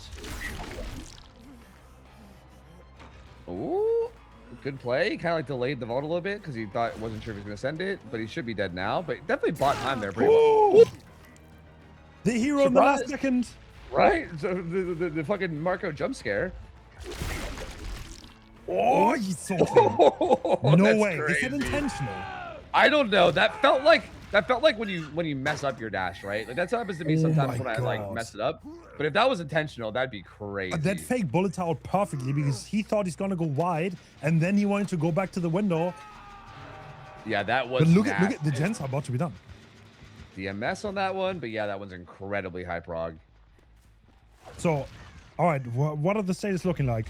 What more do we need here? Yeah, it was 6 stages last game, right? Yeah. It was 6 stages, like three fresh, I believe. So Didn't he hook everyone? No, you're right, 3 fresh. So that means Zynox cannot go down here. If Zynox goes down, it's over. But I think they're about to pop the gens. yeah, they're definitely very close. This one right. I mean, one of the ones they're trying to pop is right beside them though. So like, gonna bite Right now, Marco. Zynox gets away. Marco taking aggro very, very smoothly and swiftly. Yeah, they're all around this gen. We still have no way out in Noed though. I mean, I know Noed is not like crazy with everybody being injured, but the extra haste is gonna be a big deal. Oh, Oh, dude, he's yeah. so clean though. He's just so clean. Yeah. It's just so hard to do anything. Like it's hard to rotate in and out of any position against this. Down he goes. He's gonna try to hook him on the gen, maybe? No? They're gonna pop that no matter what, yeah. Do they have another gen ready to pop? I don't know. Do they get DMS? No, they just hit TMS. Oh, Yeah, Moritz mass my. TMS. That's actually kind of crazy for them to still fall for that this late when they know it's in play. That's a little sloppy from them. I It's an can't lie. add-on that never happens in comp. This is, oh my god. That hot? Can we hit Dead it? hard, yeah. Ooh, What? baits it. No, that's over, right? Yeah, he's That's gonna the last die, stage. and that's like, yeah, that's stage 7, which I think is the win con. And even if it's not the win, I'm pretty sure it was 6 stages last game, right? Damn. Yeah, I'm pretty positive.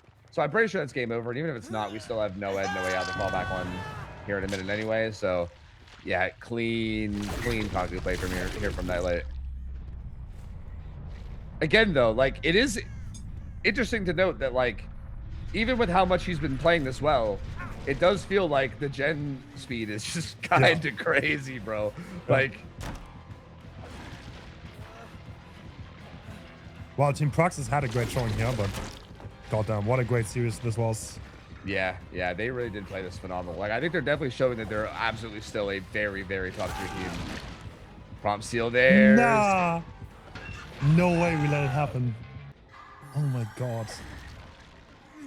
He's just cleaner than everyone else, though. Like, this is like, Yeah. I don't know. I watch every comp player play Kaneki, and I feel like Nightless is consistently better. Yeah, he is. I feel like I've seen other Kanekis do really good stuff. Like, there's definitely other players that are very True. capable. Angels but is it's also not, really good. Yeah, like I've seen Angels pop off, but I just like, but like I feel like in terms of just like consistency, yeah, like I feel like it just feels a little bit more consistent on Nightlight for like for sure. Where I feel like it's like there's very few like errors that happen. It's Yeah. like very wild, which is crazy because again, if you've ever tried the stuff that he's doing, it's very easy to make these errors. Like Yeah. it's incredibly difficult to do all this as clean as it is. Like I don't know. Like, try to cut a survivor off on that pallet. I dare everyone in chat to try to do that. Yeah, You're it's hard. not gonna succeed. Gets that down on Zynox, who is fresh. I mean, they can still Ooh, unhook themselves. SPD. And yep, there you go. I mean, it's gonna be a Mori on the Zynox though, so that's gonna be a 4K 0. So this is like maybe the other than the nurse games, I think this is our second 4K of the day that isn't a nurse. Right? Twins. We had twins. Yeah, twins in this, I believe, right? Was Spirit a 4K? No. Yeah, no, Wait, the what's- Spirit was like 10 stages, I think, right? I Oh, think. okay. Or no, did he 4K in the end game with no end? Maybe he did. I can't remember now. My brain's foggy. I can't remember. Either way, this is still a It's okay. really good result. 3 medkits. Interesting thoughts. All right. Well played, Team Praxis. I'm so sorry to see them go. They definitely played well. Yeah, such a good team, man. But I mean, again, like someone's got to go. These are the probably like the 8 best teams in the world, likely. I mean, maybe not the whole world. I know that we're not including a lot of teams from Asia here or whatever, but this is some of the best teams in the entire world, so it's kind of expected, right? I mean, every team that gets knocked out first round is going to be a very, very good team. I will always want to invite the Asian teams, but if you invite them, I think you have to accommodate for their schedule, and we cannot do that on a 1 weekend tourney because like that, yeah, it's just impossible. Because like if we have Asian teams, then we have to play really early, and that was just not possible this time. But next tourney, if I host another team tourney, obviously gonna invite them. I love watching them play. Yeah, same. I always love seeing them too. We have one more best of 3 for the night tonight. Yeah. So tournament's not over night, or the tournament day is not over yet. We have one more. Actually, this is okay. So Sinners has a player that always lost to Cheese, and I think this might be the perfect setting for him. Jason on Killer, he's always innovating something, and I can't wait to see what he's gonna pull off when there are no restrictions. Yeah, this should be real interesting. I mean, we can talk about the 3 maps and the bans, right? I think we can say that. Yeah. We can't reveal the killers, but like, yeah, the ban killers. Interestingly, one of them banned Huntress, so Huntress is banned, and then also Blight. So Blight's pretty expected, but Huntress ban is bizarre. You know what guaranteed happened? They What's that? banned last second by the deadline and didn't read the rules yet. I guarantee you they didn't realize it's not Murd. I feel like that might have been what happened with Invictus 2 banning Dredge, but it's hard to say. I mean, honestly, that could have been planned by Invictus because maybe they're like, yeah, we want the S tiers, you know, like that actually might have been on purpose. But yeah, the Hunter's ban is interesting. Yeah, they might just be like, I don't know, throw, like just saw some random killer that we want to play, you know. But the maps are Blood Lodge, Dead Dog Saloon, and then Gideon Meat Plant for the last one, which is really interesting. Like getting to that third map is going to be spicy if we get there. That's going to be Gideon, again, okay. like. I don't know. Okay, you also play Win Streak. Like coordinating yourself on Gideon is probably one of the hardest, right? Like one of the hardest maps to be really coordinated as a team on. And because it's never played in a comp setting, I think the survivors might struggle a lot, and that gives the killers openings. So I'm gonna be interested to see what they're gonna bring. Like Nurse is open, right? Like you could run Nurse on that. Like you could literally copy Nightlight strategy. Yeah, true. Yeah, that would work really well there. You know who like. Okay, wait, like their killer picks are already locked, right? Like, yeah. Like in theory, if Nurse was banned, you know who I think could work on that map? This might be crazy. I think Knight with Towns Watch would actually work on that map. Like unironically, that's crazy. That's a crazy idea, dude. It's actually nuts there. Like you can't like hold W away because it's a square. You can cut people off so easily, and then the stealth you get from Towns Watch Torch is actually kind of nasty. I unironically think that like. I think if Nurse wasn't available and you had to go with someone else, I think Knight on Gideon Meat Plant is actually kind of insane. But again, I think with Nurse available, I don't think we would see that here. But I don't know. Maybe we see this map later on. That could be something spicy. I think a lot of killers work well there, though. Going for such a cheese pick, if you get rolled, you're gonna look mighty silly. But obviously, if it works out and you throw someone off, I think you can probably win right then and there. But the first match is gonna be. Yeah, it's Blood Lodge. What do you think? I think is this going to be Kaneki again? Yeah, probably, right? I mean, who else you play on this map? It's either that or Dracula, probably, right? Like, it's got to be one of those like more standard choices, I guess. Because like, yeah, I don't like Blood Lodge is just a palette filled map. It's very like just standard big map with lots of pallets. I feel like it's got to be one of the two there, right? I don't like. I feel like it seems like too big for Spirit. You know what I mean? And especially because you have DDS coming up next. I feel like you can save like something like Spirit for DDS Singularity. or Singu. Yeah, we could see that as well. Yeah, I think I would expect either Dracula or Kaneki from both teams here. Yeah, depending on what they're more comfortable with. I think. We will See, see. I don't really fully know. Like I know Jason plays like a bit of everybody. I know I think Zoob. I've seen him play a lot of killers as well for Sinners and whatever South American team he's playing on at the moment. So I don't really know like all their killer choices. I mean, I know that. Well, actually, wait a minute. I know that Jason really likes Billy, and Billy could be good here. I didn't even think about that. Like Oh, Billy yeah, on true. Bloodlust? Yeah. I actually that's my vote now of what I think. Yeah, I think that's what Sinners will play. Winter, I'm not so sure. Maybe Kaneki, but yeah, I think Billy is definitely a good choice. Yeah, I think Momo's also pretty decent on Kaneki. So we're gonna see.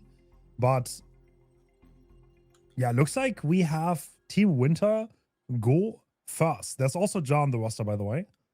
This is a little bit of a mixed roster, I think, even though Team Winter disbanded. They first accepted my invite and then they disbanded. So yeah, this is probably like one of the last tournaments they're playing. Yeah, it's kind of interesting. That's how comp goes, where teams will like sign up for a bunch of tournaments and then like disband, and they're like, well, I guess we gotta play these tournaments, even though we're not a team technically anymore, you know. all right, yeah, it's Momo, and we have totems. Interestingly enough, I think Nightlight was like the only killer that didn't bring totems at all, right? In this entire tournament. Yeah, that is true. Yeah, I feel like totems have been pretty much ran on almost everybody, and they've also worked quite well too. Like Thrill is just a disgusting perk, bro. Like Thrill with all these other totems that you're defending is just so gross. Yeah. And we do see the only non-totem perk here is DMS, and we also have the mask as well. So we have mask DMS combo to go along with it. That activates Blood Favor, so now the survivors know to stay away. And do they want to cleanse? Or are they just going to try to bash the Neds? Yeah, looks like they wanted to sit on gens. What? We Jason taking some distance here, Shaq, taking some unique pathing. Ooh, that's not it though.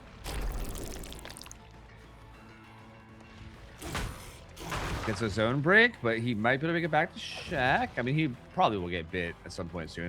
But actually, he's probably gonna go for an M1 so we can follow up. Yep. And that's Blood Favor as well, actually. So I think all he'll have here is the window. Ooh. Oh, he does get the vault barely. Okay. That looked like a distance. Looked like a slow vault, weirdly enough. But yeah, I don't know. Yeah, I don't know why actually. I don't know. Gustavo getting bit behind that tree. He's gonna bail too. Blood Favor up again. Oh, this pallet's unblocked. Too far away. Oh, gets away from that one. This pallet's pretty bad though, especially on ping. And yeah, down he goes. One gen done. Momo just sending it through the pallet twice. Kind of crazy. Yeah, looks like we are not wanting to cleanse any totems. 2 gens done. But yeah, it's a lot of totems to cleanse. 3 with Thrill. That's, I feel like you could almost do 1.5 gens in that time. Yep. Oh, Bucky in trouble. Down he goes. And all right, that's gonna be a second hook. And this is where like I do think like just bashing the gens, ignoring the totems is like it can work out. But I think if the killer starts to snowball, like if he starts to get pressure, it can kind of quickly backfire, and you can kind of get overwhelmed by it. But so far they're doing okay. That was a second down, so Momo is starting to make something happen. Last full health survivor about to get bit now too. Yep, everyone injured, so unlocking is gonna be even harder. But can Fennel make anything here? He might just be blood favored, right? As this he doesn't get the revolt. Oh my god, that's so funny. In the last tournament, the hosted Fennel was the only survivor that consistently got the revolt. now he's the first one that we see fail it. You hate to see it. Still requires quite a bit of timing. It's still, I'll be honest, it still feels so random half the time. Like, I don't know, it's bizarre. But now 3 fresh hooks. And again, we're seeing a lot of like matrices on the build again. I think a lot of like killer predicting might be happening, right? Are we going for cutoff here? No, we're just straight up leaving. Momo trying to interrupt the Shack Gen. Gustavo already been hooked once. He's gonna take this chaser this direction. I mean, the kind of okay news about being full health is you don't have to do a blood favor, or sorry, about being injured is you don't have to do a blood favor, right? But also you gotta be a little worried because if he gets a good like cutoff at all, you're kind of just dead. Great stun.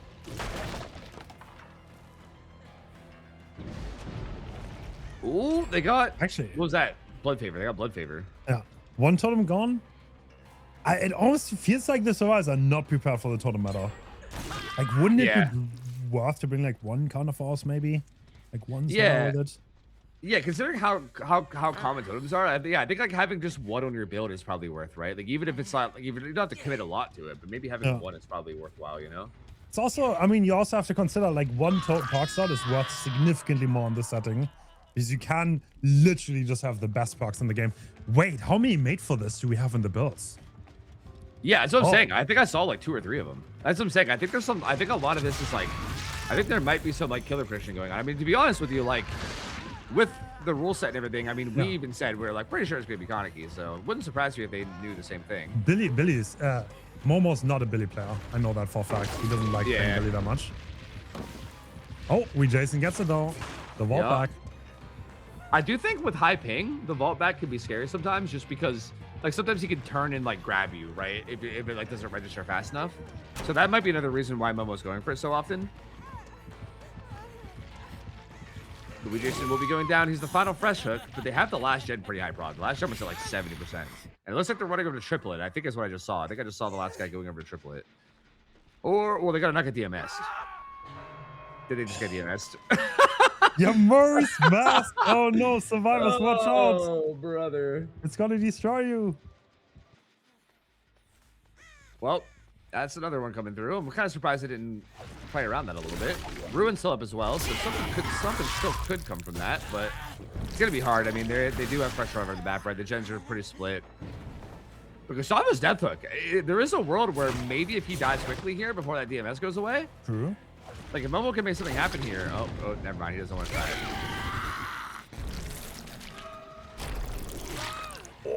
Oh, wrong hits. Holy. That is wild. Oh, didn't quite get the grab on the tree. Yeah, at this point, the survivors are in a commanding position where it's really, really hard to get more. Oh, look at that. Oh my god, fast track. Deleting like half the gen. Yeah, that perk is so gross, bro. It's so gross. Is Overcome made for this, like the hard Kaneki counter? Is that how it works? Yeah, I don't know. Like they're all running it. Literally, this is complete counter build, right? Yeah, but I guess it's like if you get bit, then you get both. If you don't get bit, you at least get overcome. I don't know. I guess so. It is kind of odd. Oh, we're triple dashing. We're on fed in it now. We has been hooked once. Yeah, I mean, at this point, they basically just gotta make sure Gustavo doesn't die quickly, and as long as that doesn't happen, they can just slowly pressure these gens. And yeah, it's kind of a tough spot for Momo, where he really just needs to like, if he gets in a chase, he needs to just kill the person instantly, or else he's in trouble. And so far, he has not been able to do that. All right, that's a little spicy. We need at least one more survivor on Nokia, otherwise it's trouble. And Jason, yeah, he's kind of screwed here, right?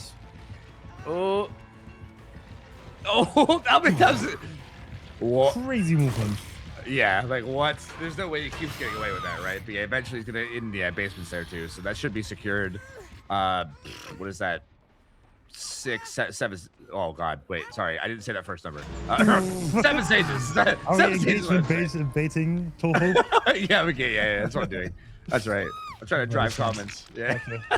All right, 7 stages for fresh. I mean, nothing crazy here, right? Definitely beatable. Yeah, but honestly, not bad either, right? It's like one of those like, I guess like high middle results. Like again, we've seen what these kind of builds can do, right? Like if you just, I feel like it's like, I think with the kind of builds that we have on Survivor right now, it's like if the Survivor, if the killer just like messes around just a little too much and has like a little bit of a rough chase early, especially, I think it could very quickly snowball into like, again, like super low stages. So I think it's like a solid, like that's a good solid result where I think either side could still do something, you know? I do think with this being a more higher ping matchup, that might play a role in it as well. And again, we Jason so good at killer that like, yeah, Winter's definitely got to lock it on the Survivor side and not let themselves get too pieced up here. Was it 7 or 6 stages? That was 7, right? I think 7. Yeah, Yeah. there was. Pretty sure someone was Death Hook. Yeah. Yeah. There was because Gustavo was Death Hook. The other two were hooked once, and then we Jason died in basement. So yeah, it was 7. All right. Yeah, that's again. I think we're far enough in the tourney now that I think we can say that that's a pretty like average to above average result, right? I think like I feel like it seems to me like the average like high result is like 9 stages. The average like low result is like 5 or 6. You know what I mean? Like it feels like how it's been, I guess, so far. Again, it's still kind of hard to say because I feel like it's still kind of up in the air. But if there's any map where you're never gonna fuck on, it's this one. I think. To be perfectly honest, I see no world where you're gonna fuck on Blood Lodge. yeah, that's true too. Like they're just gonna split the gens. Maybe I'm gonna eat my words, but I don't see a world where that could happen. I mean, okay, I agree with you, but I think the one killer that I would say might be able to do it anyway is Billy.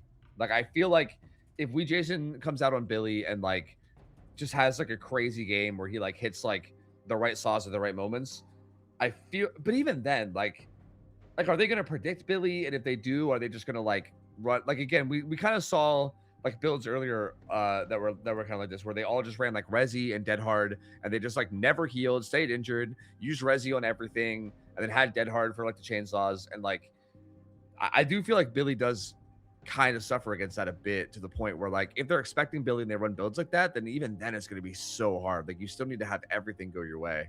Yeah. So I don't know. Damn, this is quite a stacked survival lineup, to be honest. We have Ja, Julian, Momo, Kenshi. Yeah, that's a good team, bro. That's a nasty team.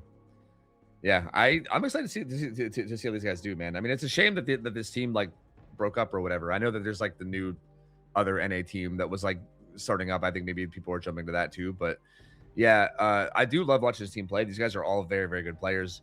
And Team I think Forsaken. Is that what it is? Yeah, that's Momo's new team. It's like it feels like comp people reshuffle like every half a year. There's a complete card shuffle, and like everyone's like, "Oh, I hate you now," and then they get back together with other players. Yeah, exactly. Yeah, and then they come up with some new one edgy word name to make their team. You know what I mean? Forsaken, Deadly, or whatever. I don't know, like whatever the fuck they want to call themselves. So yeah, that's just kind of how it goes. I do feel like this is a spot though where I do think they could do well. Do you know if we Jason plays Kaneki? I feel like he probably would. I think he does. I definitely see him. I definitely see him lose against Nyla though. But he played pretty well, to be honest. He did play pretty well.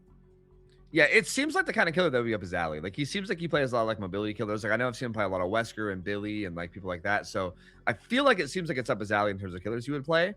So yeah, I guess I'm still 50-50 on whether whether this is going to be Kaneki or Billy. I'm still like leaning towards Billy, but I don't know. I hope we're gonna see some cheese. I don't know what kind of cheese, but we Jason, he invented a lot of things that are now considered normal within comp. He doesn't really follow like the meta, so to say. He always has his own brain, which I kind of like those people, honestly. That, like, yeah, cook their own brew. Yep, 100%. Yeah, who like are willing to run like weird off the wall stuff that might not work, but maybe it does, and like catch people and catching people off guard with it. Like it's I do love that kind of stuff a lot. I've definitely seen that a bunch from we Jason, and maybe we can get some more of it here. But I also wouldn't be surprised if we saw like something more standard with Billy as well, because I feel like that is also just a good strong choice always. But we're about to find out in about 5 or 10 seconds as soon as this little screen goes away. Oh yes. Oh, It is Kaneki. wait, 3 delis, no shoulders. Yeah, that's Alright. interesting, huh?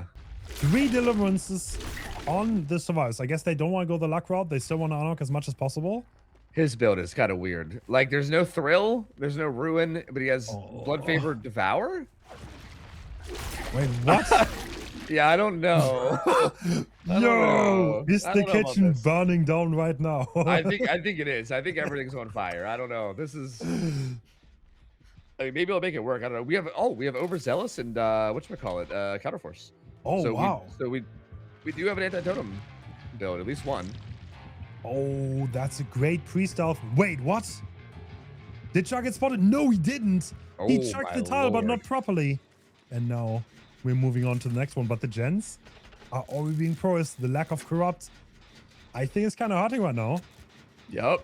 All the BMPs already got put into the gens immediately. Get going down and oh, doesn't quite get that bite onto Kenshi. So I guess gotta wait for his power cooldown back. That's another big delay to this game getting started now. And Jaw's on a separate gen now too. Oh wait, I think Jaw's doubling with one of them maybe. Does get that bite, but yeah, this is a slow start. I mean, Yeah. that was blood favor, but Yeah, this is kind of looking like the earlier Carnegie games where it's like, is this even fast enough? Centipede Yeah. now is going to block this pallet though, and the window on the pallet is already blocked, so that's going to be the first down. oh, those are 3 different gens. So yeah, never Wow. mind. Split 3. Yeah, this is just the gen progress is just nuts always, bro. The BMPs and everything is just so strong. Hook number 1 comes through. Fast track goes to everybody. They actually dropped their medkits because it can kind of give away walls. Interesting. Do you think the teams there's been a significant shift in builds from the first best of 3 of the night? Like I Yeah. remember I was saying this earlier that everybody should Yeah. just run 1 fast track. Do you think Yeah. the teams like have adapted? Like do you think, think so. maybe because yeah, I feel like in the first set the builds were really confusing me, and I feel like now everyone seems to be like, I think people have maybe been watching and they maybe realize what's working, and they're like, oh yeah, up the ante on everybody, maybe fast track on everybody. We're not seeing up the ante again this time, but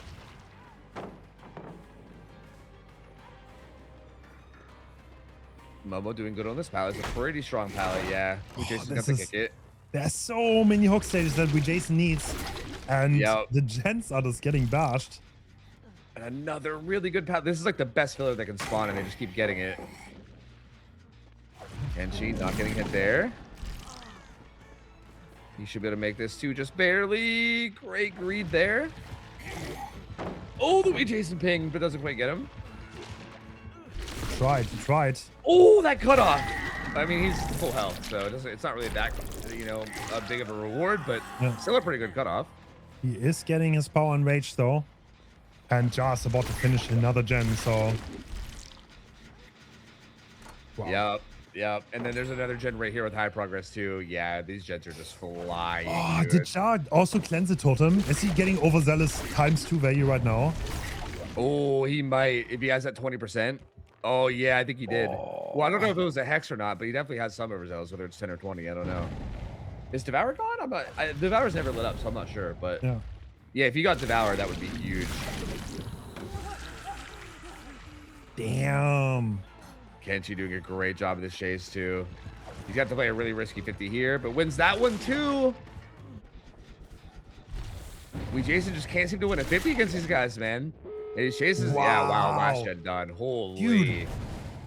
Team Winter coming back off retirement to juice up entirely. Oh my god. Yeah, that's actually crazy. That's actually wild.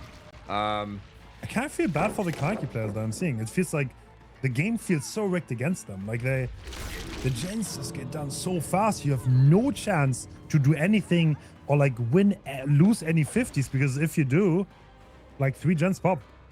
Yeah. I think you really have to be like really on top here. I mean, that's what we were talking about earlier, though. That's why we were saying, like, I think like the really consistent good Kanekis, like I think like Nightlight, Angels, I think players like that will probably be able to like do well here. But I think if you're not like, again, like no offense to like Jason here or even Momo on his round, but there was a lot of like, cutoffs that didn't work. There was a lot of like, there's like a lot of attempts at things that weren't really fruitful, right? Yeah. And you just can't afford to do that at all in this setting. Like you have to play the killer like so efficient, or else it'll come back to bite you. So Yeah, I do feel like this is just I personally think this killer just needs to be played like near perfect, and it's just so hard to do that. You know what I mean? I think a lot of players just are not able to do that consistently because of how hard it is, and because a lot of these killers also just play a big variety of killers too. So it's just real difficult. But yeah, we see that was what, like a 4-stage game, I think. Yeah, rough, Yeah. rough. That's well played. Wait. Someone has the wrong toolbox on. Kenshi? What? Oh yeah, you put on the No mechanics shot. instead of the commodious. No shots. He didn't find the commodious. This is a Damn. common player moment right there.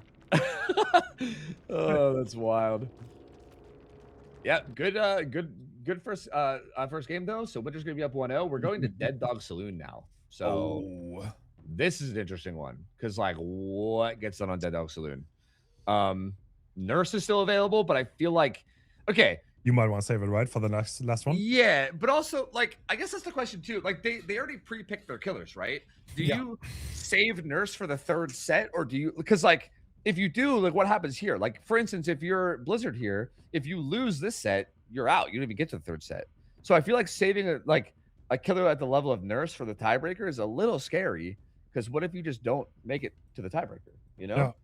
So little concerning, I guess. But yeah, I mean, I do think Nurse on Dead Dog is good. Like you could defend like the main gen, like for instance, like the 3 gens that will spawn near main are very defendable because you can blink right up the main, right? Like you don't have to go through the building like a lot of other killers have to do.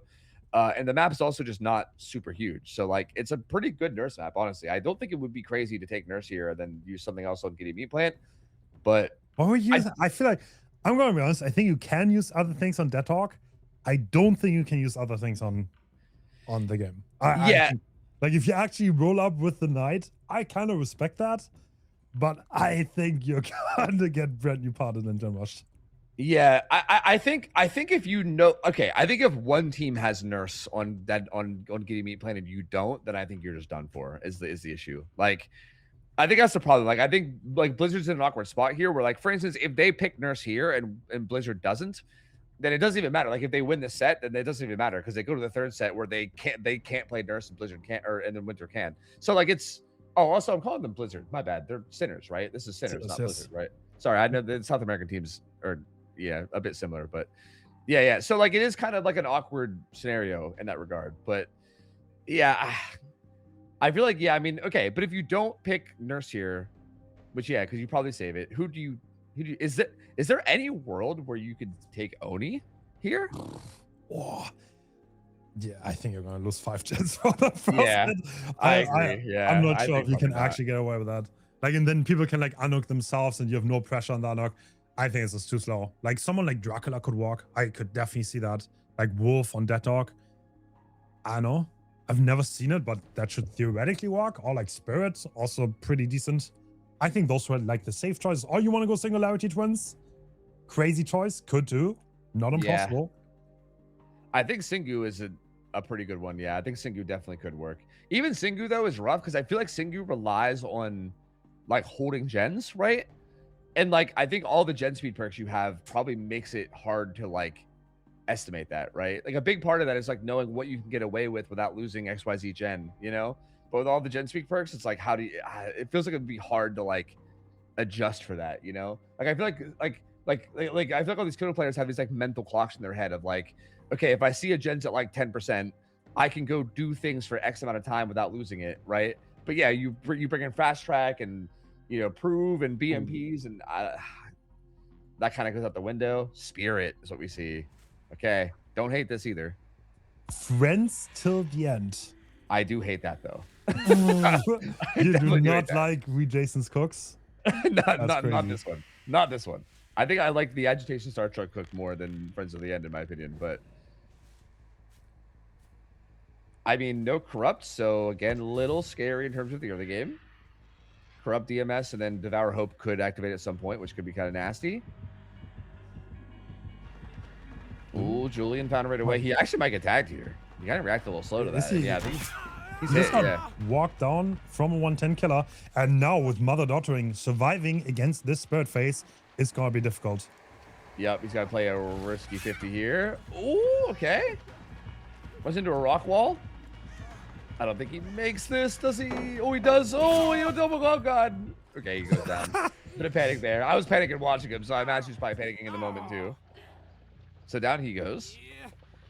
Okay, so what's gonna activate DMS? Is it Friends to the end or Painless? Oh yeah, true. One either of them will could. activate it for sure. And it's Friends, Friends. DMS, the strongest combo ever. Decent bit of progress though. I mean, it's not as bad as last game. Like there's not like 3 gens popping for the first down, so VJS at least has a chance to interrupt them, which is pretty big. But there is a ton of progress in regardless. Wait, what? Oh my John makes lord, that was close. But can you get away from this? Wow. Ooh, okay.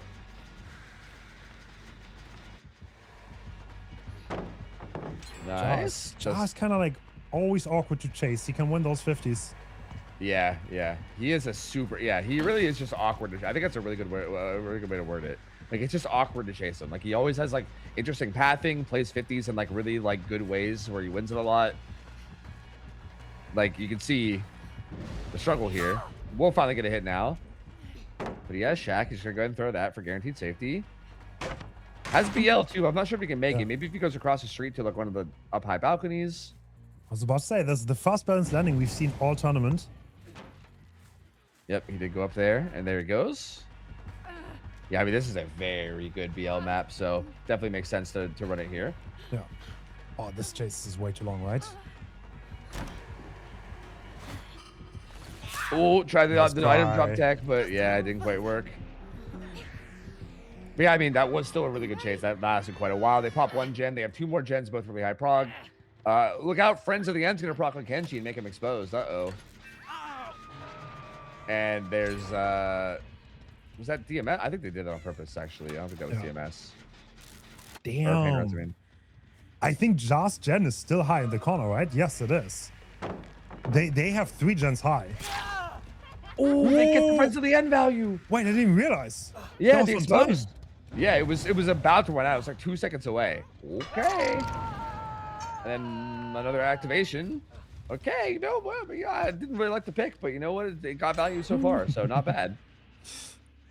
Another gen pops. That gen over there is so high progress, though, and we know they have progress in the corner as well. Oh, that's a great face though. But this balanced landing and deliverance coming in from Kenshi. Yup. Now where do you choose the pressure? This is such a tough spot for Killer because it's like gen progress everywhere.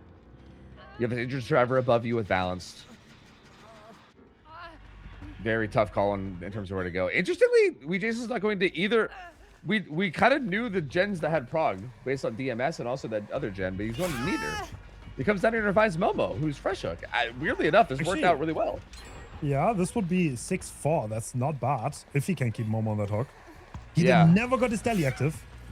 Ooh. Momo doing pretty good in the chase.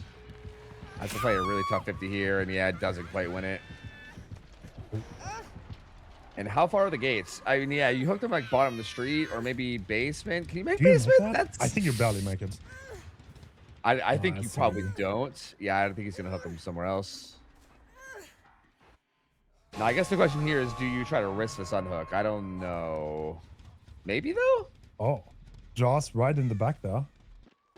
He's kind of like stealthing forward. I think he just wants to see if he ever gonna leave the hook. Yeah, I think he's just trying to be in positioning for him to reset, right? Because yeah, I think ideally the right call is here is that they reset and then. Okay, he's just running across to the reset.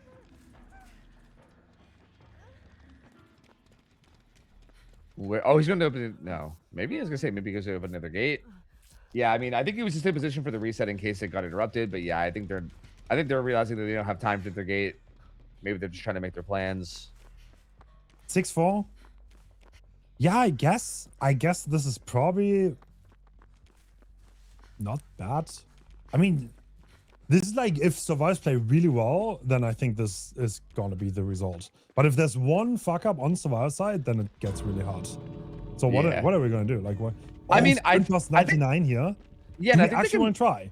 I think they could because if somebody else dies for it, then you're getting the same result as long as you unhook them before struggle, right? That's like everyone's true. the same amount of stages. What the? Unless the unhook goes wrong. Is he gonna go struggle? He didn't go struggle, but the unhook does come in now. He did go Everybody's struggle. injured. He did go struggle. Oh, he did go struggle. Oh, this is very bad for Team Winter here. Yep. They might have thrown away a really good result. Oh, they Wait, could he even get more? I think he's just gonna take a basement and take. It's gonna be 7 now. 7-4. Oh yeah. With Mother Dottering, I think it could have even gotten even more. But you kind of risk like stuff like Conviction is in play, Unbreakable could be in play. Like there's so many things. I guess. Exactly. Yeah. It's with all personal out, it's so scary to go for anything greedy. I like playing in any kind of a greedy fashion just feels, I don't know, impossible. I guess or just terrifying, I suppose.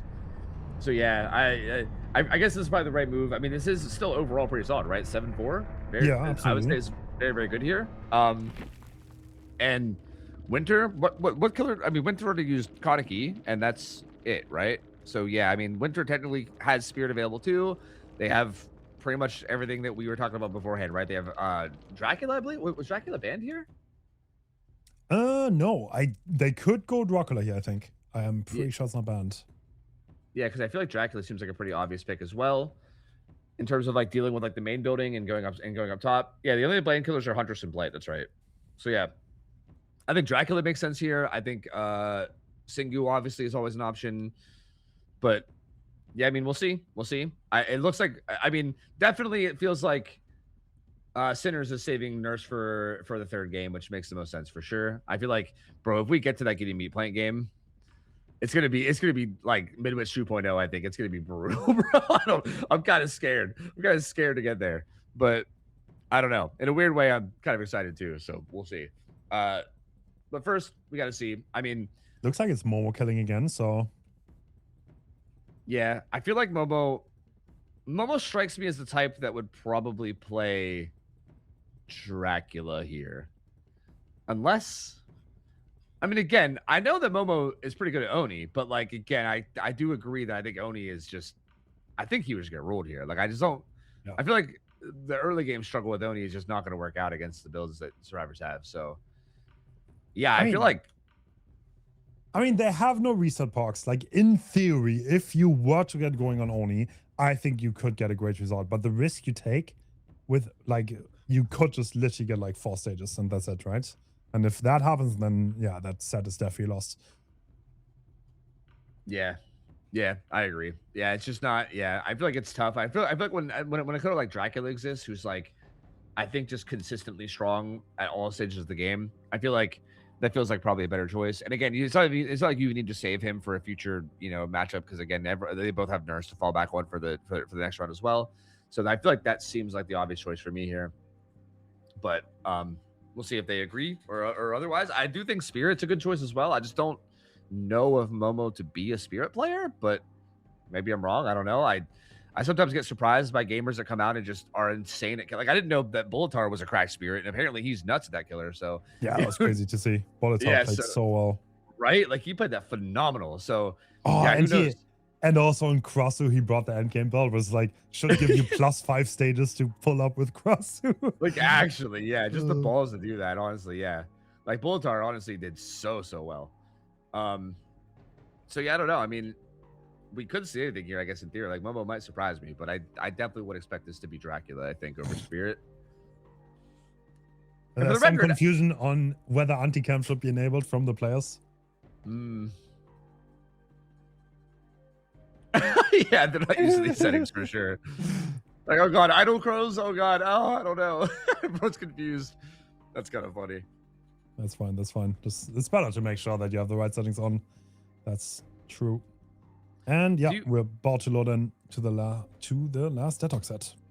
Do you think Dracula here on this map is a better choice than Spirit? I wouldn't. I think it's a pretty decent choice. The palettes, they're all playable, right? For the wolf form, you can pretty much play around all of them. So yeah, I love if it was my choice, I think I would definitely go Dracula. Yeah, I think like the ability to TP up to like main and gallows as well, right? Like I think you could like defend those gens even harder with like the TP on the windows there. Yeah, I think I just like Dracula's map better than Spirit overall. I just think, I mean, Spirit with Mother-Daughter Ring, I think is just such an upgrade, right? Like if you're good at her and you have that extra speed, it's just so nasty. So I feel like maybe that's, maybe like the difference maker here. But Lucky breaks on everybody. 4 lucky breaks on the Wha- survivors. Henry. I did talk about maybe seeing this killer earlier, and I guess Momo, he felt it in his plums. He's sending it. Damn. He's got the add-on where he only needs 1 hit to get things going early game, and he has the add-on where you get more guaranteed time. That add-on got nerfed. Like the brown one he had, it got nerfed, I remember, but it's still pretty solid. I think you get like an extra, I can't remember, like 10 seconds in like of guaranteed overclock, I think. Okay, we don't have pizza goggles. I don't know. Is this a crazy? That's a liberal or crazy choice. I have to say, you gotta get going early. No, I mean, you can definitely get the result, no question about it, right? Yeah, This you killer. can, but I still think this killer is like the most gambly killer in this whole game. Like I feel like he's just like I don't know if there's any way to reliably 100% like get safe good results. They have overcome this completely counters this killer. Yep. They all have overcome lucky break. Oh my god, this is insane. Yeah, they all 4 have lucky break too. So I'm assuming they probably all 4 have overcome as well. Why were they not scared of the Dracula? That's what I want to know. Yeah, I don't know. I guess they're just like... Interesting. Maybe based on the result, they just gambled because they didn't feel confident. Ooh, he does get that down though. Okay. Yeah, I mean, do you think their builds are bad against Dracula? Like, I don't think they're. No, I guess terrible, not. But No, you're right. You're right. yeah, but I It's don't not think like like you ought it's. to lose if you're playing against Dracula with that. Yeah. But it is true that like the send ops kind of make lucky break a lot worse. And overcome can be countered by the bat, but yeah, it's not the end of the world. Yeah, it definitely works out for him here, like well here though, because it's kind of like you said, overcome does hurt this killer a lot, and he doesn't have rabbit remains or anything either to try to stop it. So That's a hit though. ping, I was gonna say, like the undergate attack is so much stronger on ping, Yeah, true, like true. because everyone's on higher ping, like that becomes like actually semi-reliably hit. So Okay, Momo's playing around the hook. I don't like this at all. That has not worked for anyone with these settings. yeah, with all the perks that are allowed, yeah. Although I don't know if they have very many like perks to help with that, to be honest with you. Like I'm seeing like pretty much the same thing on everybody, which is like overcome, lucky break. I think they have the same build. They're matching the same build. Fast track resurgence on everybody, I think. Oh, Right? I think they're literally running 4 of the exact same build. he needs to, if he gets that hit, by the way, that's not a trade. But now it is. Lucky getting the hook trade here. We're gonna go for the, I mean, World Break is gonna end because of the cassette add-on. There are not even any stacks on Fed in it. And yeah, he kind of needs to hit this undergate attack. Otherwise, he doesn't have that much pressure. Yeah. If he does hit this undergate, I feel like this becomes a really tough game because then he's got to hit 2 follow-ups. Ooh, does he? Does he get that? Doesn't. That's not good because yeah, now he has to hit 2 shots while they're juking, which is sometimes hard to do. Can you actually just trade your way to the win con here? I mean, I don't think. nah, I don't think that's good enough. The gens are gonna be too fast. Yeah, especially because every trade is also giving them fast stack as well, or fast track as well. Do they get the resurgence in time, or is he gonna interrupt? That's the question here. He hits Bucky once, but they do get the heal off. Wow. Gets power. Whoa. Oh, can't quite get that hit on the Fednet. Oh man, it's what I mean. It's so awkward, this killer, and like, Fast hit though. yep. Overcome though.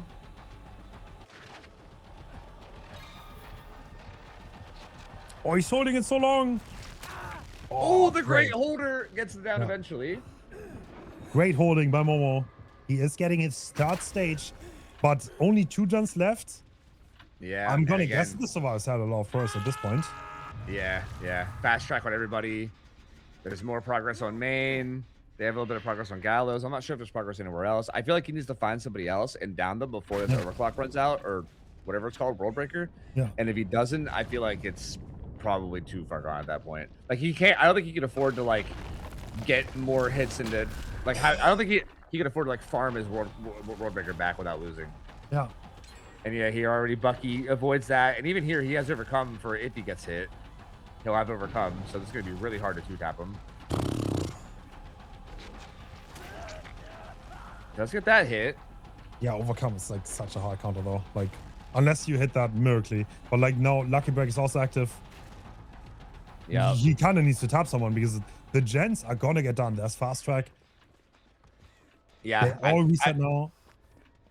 I think that's gonna be all she wrote here. I mean, we currently have 3 stages, right? So Yeah. like we need way more. And the fact that he just got out of World Breaker now is like, I think by the time he gets back into World Breaker, we're gonna be endgame. So like, yeah, I think this is pretty much open and shut case. I think Cinders is probably gonna take this. That's my prediction. Which I would mean, we go to the tiebreaker, which I'm a fan of. I support. yeah. Didn't get that hit on the Jason there either. Again, not getting these undergate attacks, unfortunately. Oh, Ferdinand is dodging so well. I mean, survivors have to learn how to play against this killer. There's no other way to play it. Like, at the beginning when this killer came out, it felt so strong, but now everyone is like very adjusted to the timings. They know when to juke and how to play it. Yep, It's significantly harder to hit those. Yeah. And it's just pure gamble. That was weird looking on our screen, but does hit Bucky once with that. He hits him one more time. He gets into World Breaker, which is definitely what he needs. He's trying to get it. It's just tough. And now he has to chase so far away from the gens. Okay. Does get it. We'll go back to defend the gens now. But does he even make it in time before they pop? No. No, he doesn't. Redefining Gen Rush. And again, Fednan's only worth 1 stage. Don't want him. But like, even if you get, I mean, you need to get multiple people. Is the problem. Like, even if you get Gustavo or Jason, it's not enough. You would need to get one and then the other right afterwards. But obviously, Bucky's is forcing the gate. He knows that there's probably someone opening the other one from his team. And if he goes down here, that doesn't matter because Momo will never reach his win condition. Ooh, okay. Got his ass in the locker, I guess. Is he just staying in the stuck? locker? He doesn't want to come out. He said, I ain't coming out. No, I'm staying in here. He's going to take it. Yeah, he's gonna take. Yeah, I think he just accepts it. Yeah, it's just too far gone at this point. That means we're going to go to set 3 on Gideon. And I'm going to go out of my way and say we're going to see 2 nurses. Yeah, I mean, there's no way we know it. Like, if they don't play Nurse, they're going to be insane for not. Like Nurses should completely shit on everyone on this map, kind of like Midwich. I do think it's like a little bit less free than Midwich, for the record. Like, I don't think it's going to be like again, I mean, like what did Night get? Like a 4K4 or something? Like, I do think the survivors can maybe do a little better than that, but not much. Like, not much. I feel like it's gonna be like, yeah, probably like either Darkness or Nowhere to Hide, or maybe both even. And then, yeah, like, I don't know how you survive it all when they know where you are at all times. Again, Blink back add-on so strong. It's gonna be some more bullying coming up, I think.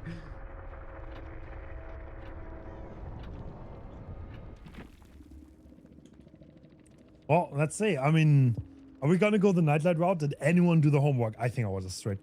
I don't know if Darkness Reveal is as good on Gideon though. That's one thing I'm not entirely sure of.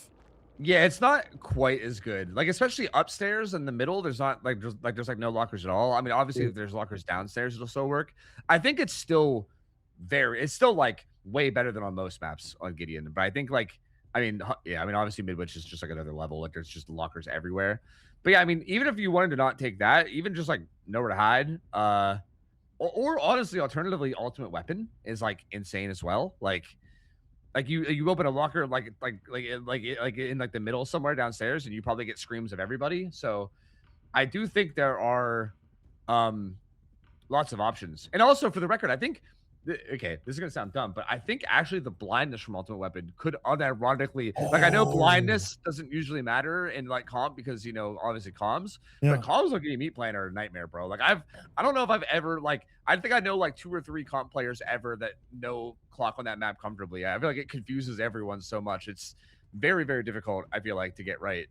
So yeah, I don't know how much experience you guys have on them. And yeah, maybe the blindness can even matter, right? Like, you're like, dude, where are you hooked? I don't know. I'm in the room. I'm in the room with the thing, you know? I don't know. The room with the God palette? I don't know. Like, yeah, we did the East vs West showcase a long time ago. And it was so hilarious because we had like Complex and they had no clue how to communicate. They did not know where they were. They ran into each other. There was obliviousness. And I think I got 4K'd by Legion.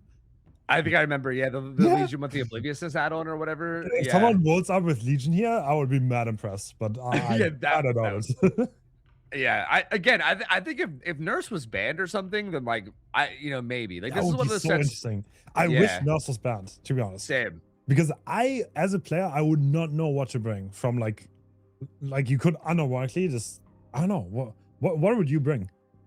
Yeah, like if you couldn't play Knight here, Yeah. I mean, okay. I think Wait. still the obvious choice would still be like Dracula. I think Yeah, you know what I mean, because like I think that's like the obvious boring one. But yeah, I mean, in theory, let's just say Dracula was somehow off the table as well. Then like again, I still think like Nightown Watchtorch, like Legion with Oblivious add-ons. I don't know, like I feel like that's where it kind of like leads to like people cooking, right? That's where someone like Jason can maybe come up with some really off the wall bizarre thing that could work out, So yeah, I don't know. It's kind of a shame because I mean I think we're almost guaranteed to see two nurse sets here.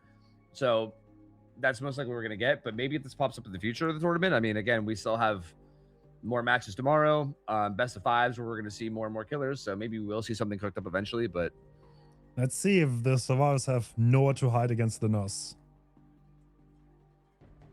I think yeah. Oh, okay. I see what you did there. Okay, all right. I didn't understand it at first. I was like, bro, wait. Surely we're gonna have Gen kick nurse, right? Like surely, there's no way it's anything else. Yeah. I mean, like nowhere to hide here is just Yeah. insane. Like it's just so good. And then on top of that, whatever else you want, I feel like you could run another detection perk if you wanted, but even then, you could just stack a bunch of slowdown at that point. Like, I mean, like maybe Ruin Thrill and all that as well. Like, I think it's a really good choice. Wait, is that 4 overcomes? Did I see that correctly? All right, Momo on the nurse, and we see the first brand new part being applied. We have massive amount of overcomes and resurgence. All right, Yeah. Sinners having an interesting game plan here. Yep. And I think we do see the same add-ons of Blink Back and Stealth, right? So yeah, there's the hit with Stealth. And Jason went nowhere there, so he's gonna be in trouble. That overcome not doing a whole lot for him. He just send it into the wall. Good Oh, blink. and down he goes. Okay, Alright. good blink from Momo. All right, this is giving me an entirely different perspective on the genetic limits earlier, because that looked like kind of silly to bring that park, but now we see 4 survivors with overcome. Yeah, where like it seems like it's kind of making a little bit more sense. Yeah. I feel like the hook placement of that pain was so unfortunate because I think this is the kind of map that's similar to Midwich, like you said, where I think if you get a hook in like the middle of the map, Yeah. especially with like the stealth add-on and blink back, you could just blink to every gen and then blink back, right? So I do think the fact that he had to hook him on the edge there for pain res is a little unfortunate. At least for Momo. I mean, pretty fortunate if you're Sinners, I guess. That is not going to be a hit, and he committed to that, so he will have to send it, but yeah, nowhere to hide coming in. Yep, I don't think he wants to play for a ton a lot, which I think is fair. I think you kind of just play for the gens and to create pressure. The resurgence coming through is huge. Everyone has resurgence and DS, I think. Sinners seems to just, I mean, so far, they seem to just be down to all run the same build. You know what I mean? They're just like, hey, let's just all run the same thing. We know what everybody has. Easy peasy. True, actually. All right, Bucky J taking chase. Oh, that's actually not even gonna land. Yeah. Momo kind of missing some blinks, and the gens are popping. Yup. This, I will say that that's the one thing about this map is Nurse that like her mobility is great here, but there is a lot of line of sight blockers where you do have to kind of prediction blink more than you like on some of them. Like I think Midwich, there's way less of that. On this map, there's a lot of prediction blinks you have to do, especially downstairs. So that's like I do think that's the one thing that makes us a little bit weaker than Midwich in that regard. Yeah. Yeah, also, I kind of like the overcome now that I think of it, because that will give you so much distance. You should consistently be able to break line of sight in some way or form. Yeah. Like, this is like an awkward blink. You can't even take this because it's so far away.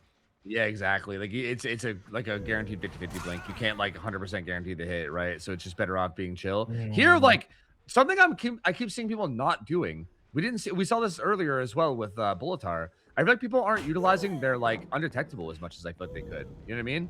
Like you get stealth for like X amount of time after that blink hit. And I feel like in these indoor maps, that was a disgusting stun. On ping, by the way. On ping. Yeah, that's actually gross.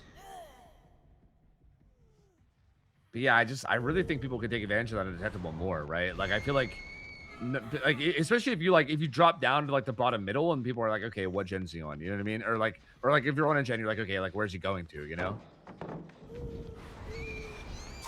Right. I feel like, why did we blink twice though? That's kind of crazy, no? I think Yeah. Momo's not that secure right now about his mechanics on Nurse. Yeah, I think so as well. Yeah. He like didn't immediately blink. I think he was like worried about him vaulting back in. I don't know what the cause for him not immediately like one blinking him was. He like waited a second and then he two blinked him. Yeah, it was a bit odd. Oh, no lunch add-on. Yep, doesn't quite get that either. Very unfortunate. Yeah, I think this is just boiling down to Momo. I mean, I don't think Momo's a Nurse player, right? Like, I think he probably dabbles like slightly, but. Hello? What? Oh No. That's so late into the game. Yeah, that's so late. Oh, I don't think we can reset this. Yeah, Oh, that's I mean, so unfortunate for the survivors, though. They lost the survivor with 2 gens left. Are they close to popping every gen? I mean, that gen is high. they definitely have a lot of gens high prog. Yeah, why, I mean- why does this always happen? I never see any other tournament survivors disconnect. Like every tournament I host, people disconnect. Yeah, that's so unfortunate, man. I feel like they're still like set up to get a pretty good result considering the matchup, right? Yeah, But I don't know. Yeah, like I think handling this is always rough because like I don't know. In my opinion, if they get gens done here, I think they overperformed. Yeah, same. But I don't know if they can. Like, what's unfortunate is I think they looked like they were going to for sure, and now it's like in the air. Now it's like, do they get the gens done? Like I don't know, right? Which is why it's kind of unfortunate. All right. Another tag, though. Like, yeah, do they even get the gens done? Yeah, Oh. like they might not now. Yeah. He's not been utilizing the blink back add-on a whole lot either, which is interesting. Link's corner. This is eruption kicking in now. Yep, it's gonna take this hook on the Wee Jason, and in theory now Wee Jason's gonna be Deathhook, so like this would also be a second kill, I guess, if he gets killed somehow here.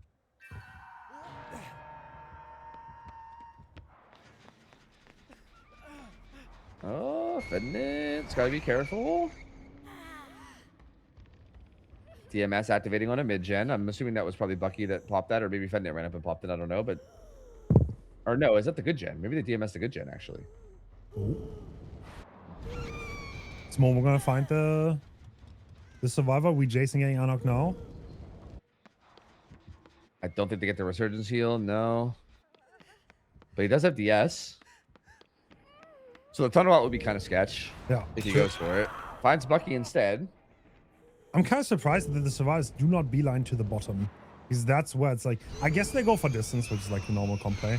But like this map is so hard for the nurse to do anything once the survivors are on the downside part.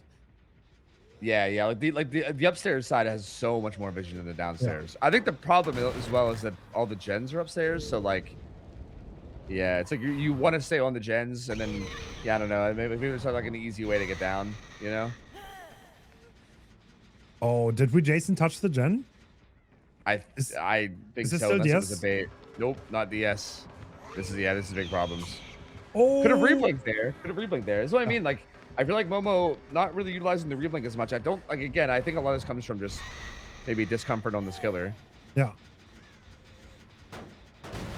Nowhere to hide going down and eruption. Wait, hello, we Jason Zora right below him? Question marks? Was he worried about losing the gen? I guess. Yeah, I guess he wants to 4K too. Interesting. I mean, can he do that? Maybe.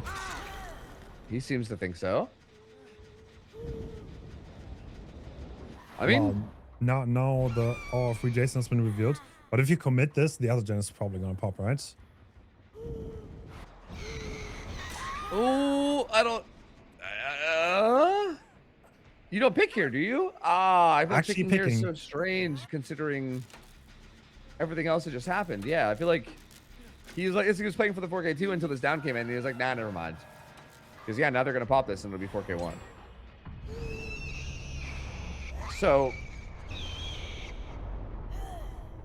yeah, I mean, the pickup came through on the Fednit, but I still like this is the only jump with progress. I don't think there's a world where this isn't a 4K1. Yeah, sure. Oh, this is also an insane 3-gen. I mean, I think 4K1 is like the most normal result. This should be a 4K, in my opinion. Yeah, agreed. Like I feel like this feels like a like probably like I mean, expected a result. Kind of tragic the way it happened though. Like with the DC Gustavo. Yeah. Yeah, because I think they were playing exceptional. Like they Yeah, were they definitely were. playing in a way where like it felt like they were gonna get more. Like I felt like they were gonna actually be able to pop all the gens and like it seemed like it was gonna be outs, right? Like Yeah, they yeah. were definitely positioning it outs. So it is kind of a shame, but yeah, I don't know. It's one of those hard things that happens sometimes with disconnects where it's like, how do you play around it Oh, really? I wish we had a pause function and a reconnect. That would be the ideal case. True, Obviously. true. Someday, bro, someday pausing and reconnecting would be like the best True. thing ever added to this. That would make this so good. Did he Kobe? I guess he Kobe, yeah. Oh, actually, they might have brought luck offerings here. Actually, you can just normally copy. Yeah, if it's only 2 Two. people, yeah, yeah. That is still being progressed. He sees the scratches though. Yeah, I mean they're not. Yeah, they weren't even trying for it because I don't think they were even expecting the Kobe. So,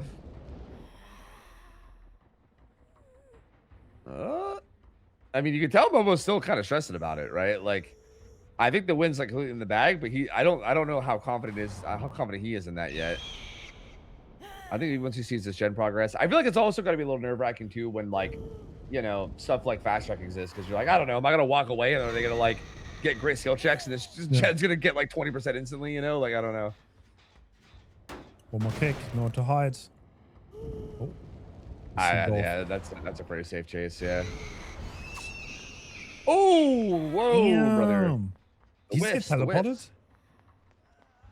I think he just blinked past him and then got a little lost. I think is what happened, okay. but I couldn't really tell. Oh, Can't blink counter down. down. Yeah.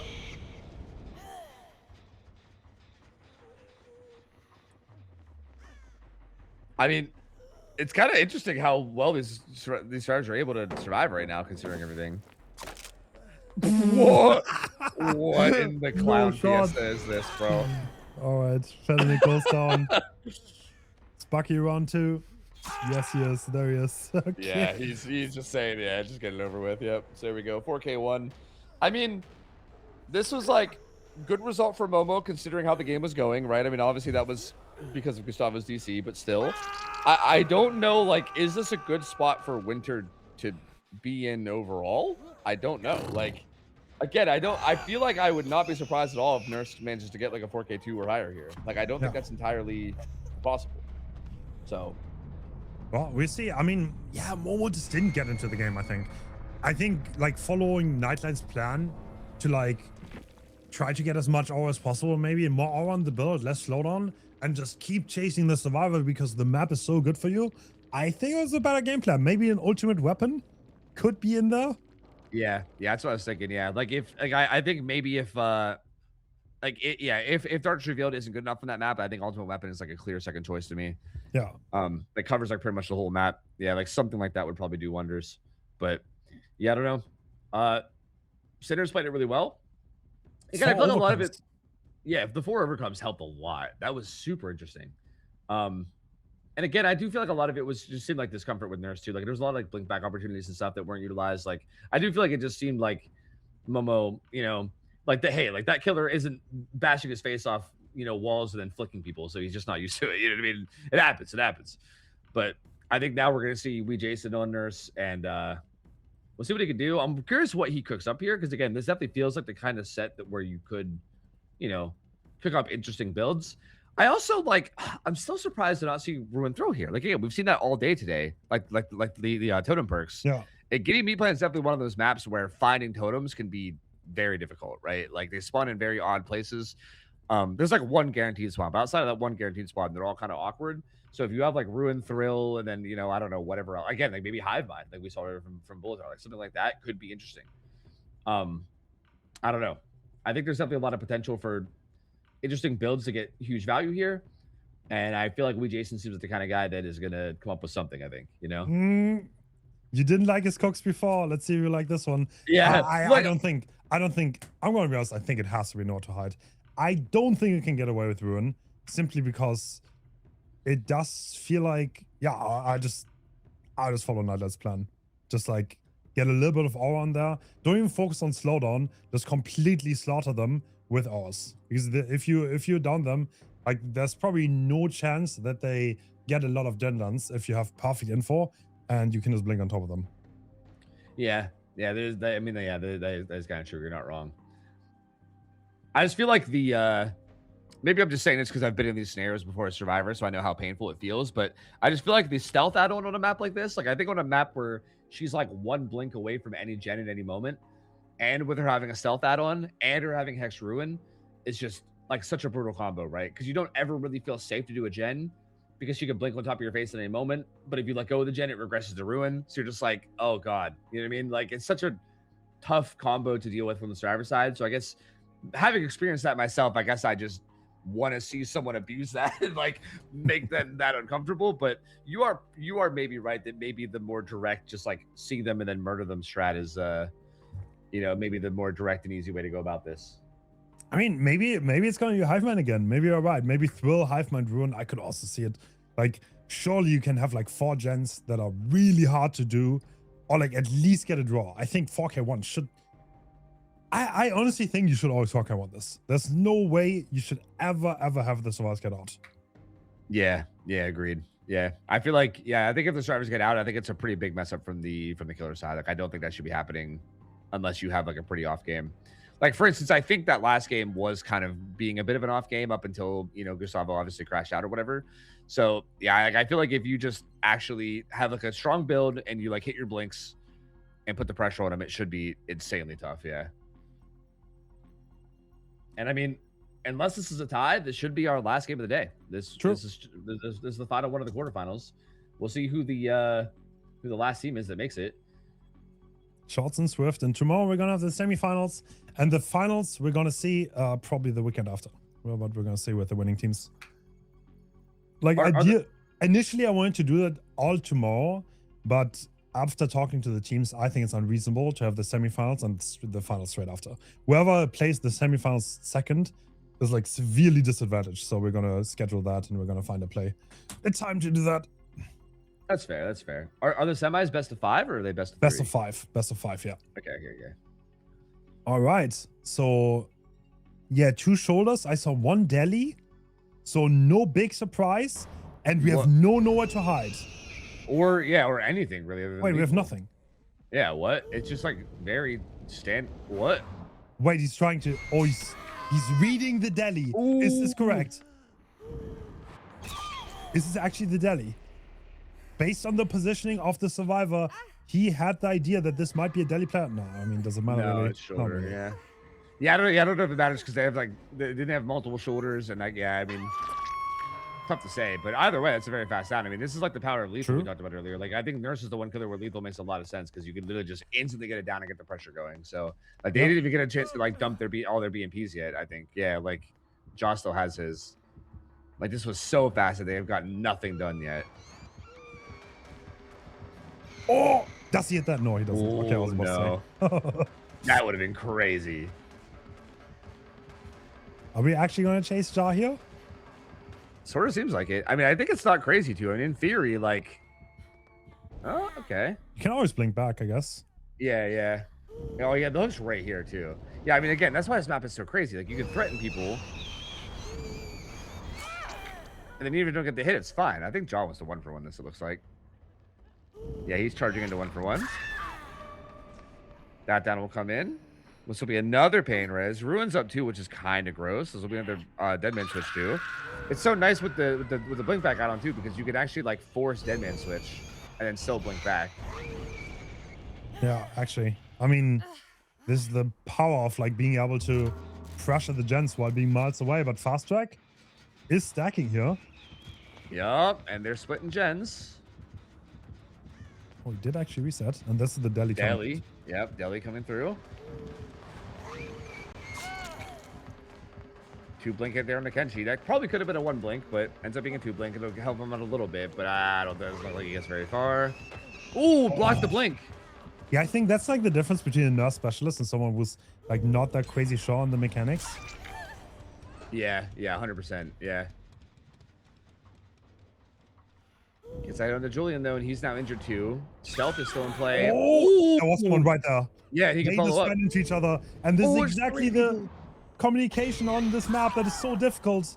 Yup, and now Wait. I think Momo's back here too, right? Yes. He's okay. He bailed, but still, I mean, they're all here. If this hook up is fast, and he goes right back to the slug. Bro, you could even drop this. No, Yeah. we're taking the Death Hawk, right? But like, still, there's not much pressure on the gens. And Rune. Yeah. Oh, I'm going for the wrong one. Surprised he didn't go back to where the slug was. Yeah. Maybe he didn't even remember where it was himself. I don't know. It's so easy to get lost in this map that like I honestly don't blame anyone if at any point they're like, wait, where was I? You know what I mean? Another hit though, and again, stealth again. So scary with everybody being injured right now as well. I mean, you can always send the second blinks. If you miss, you just blink back. You know? Yeah. The blink back. I think that's such a like a little hidden like power buff of that add-on that I feel like isn't even really like thought about that much. But yeah, you're right. Like usually setting the second blink is kind of scary because if you fuck it up, you like have a longer fatigue and all that. Yeah, there's like no risk. You just send it, and if you don't get it, blink back, and you're fine. Yeah, Oh this my game. God, is- there's only one survivor left standing. We have. Wait, can you? I was about to say, can you maybe unwind this? But- Yeah, I was wondering if you could walk him down, but yeah, no, probably not. Yeah, but still, I mean, they got to be real careful because yeah, they're getting close to being like 4-man slugged out here. Okay, jaw drops down. Oh, hard read down someone in the Kenshi. back. Yeah, and I mean, Kenji's the only person that's fresh hook, so the only person that could show this. Oh my God. God. Yeah, that's GG. That's GG. Oh It's my over. God. 4K4, really? Yep. They said, hey, Gustav lagged out. No problem, bro. No Oh, problem. jeez. No problem. Yeah, there you go. Yep, that's just disgusting. All right, I guess we were wrong. Noah Tide is not necessary. With Jason showing, like, he knows what he's doing. Good use of lethal. And yeah, Ruin really strong. Good use of all of his sparks. Yeah, he actually played that disgustingly well. Like, that was so good. So, I can't really argue with those results. I don't know. I mean, touche with Jason, touche. And yeah, 4K4, that puts Sinners through. They're going to move to the next round. And we have our 4 semifinalists, yeah? Yeah. No, 2. Actually, there are only 2. So short and swift tournaments. Well, I mean, Not- 14. Oh, you but mean yeah, 4 semi-finalists. Yeah, that's Yeah, cool. yeah. With Elysium, Invictus, Umbrella, and Sinners. Wow, well, these are some spicy matchups tomorrow. That's for sure. Oh yeah. I'm real excited to see what like the killer picks are with like the bands and everything as well. Because I think tomorrow with the best of 5s is when we're gonna actually see probably like again. I think every set is probably gonna push at least 1 or 2 killers that are like a little bit spicy out, right? Like you're gonna be kind of forced to dig into the killers that aren't just the top 4 or top 5, and that'll be very interesting to see. So I'm kind of excited for that. Yep. Maybe more twins. To be honest, we've seen a surprising amount of like cheese picks today. We've seen twins. We've seen Krasu. Things that I would have never thought. I thought we were only going to see Nelson Blight, to be honest. But there are not even that many. And yeah, tomorrow we have at 3 p.m. CT, we have Umbrella versus Invictus, 2 absolute EU powerhouses. And 5 p.m. CT, we have Elysium versus Sinners in best of 5s. And that is going to be very interesting. You're going to be there for that, Tofu? Absolutely, yes. This is such a fun tournament. It's so like I definitely wouldn't want every tournament to be like this, like for sure. But doing these every once in a while is honestly so fun, bro. True. I love it. It's so good. Like seeing how people cook up and like what they use and how they adjust is such a good time. And again, the games just get better tomorrow, right? We see what everybody learned from today, and all the teams that like played the best today just get to go at it tomorrow. It's gonna be such a good time, man. Yeah, we saw South on Hook didn't go as well as I thought. I predicted South on Hook to be the meta. It ended up not being the meta, and at this point, it's like looks like shoulder Delhi Dunmush. It's like kind of like what everyone went for. That was well played, and hopefully the teams are going to be prepared for tomorrow. And yeah, we're going to be back. The times, like I said, 3 p.m. CT and 5 p.m. CT for the semifinals. But thanks so much for watching, and thanks so much for the staff who helped make all of this happen, and for the viewers who cheered for the teams, and obviously you, Tofu, for being here and waking up early. I appreciate it a lot. Yeah, of course. Thanks for having me, man. Yeah, and we're going to be back tomorrow. See you guys. All right. Have a good night, guys. Farewell. See you tomorrow.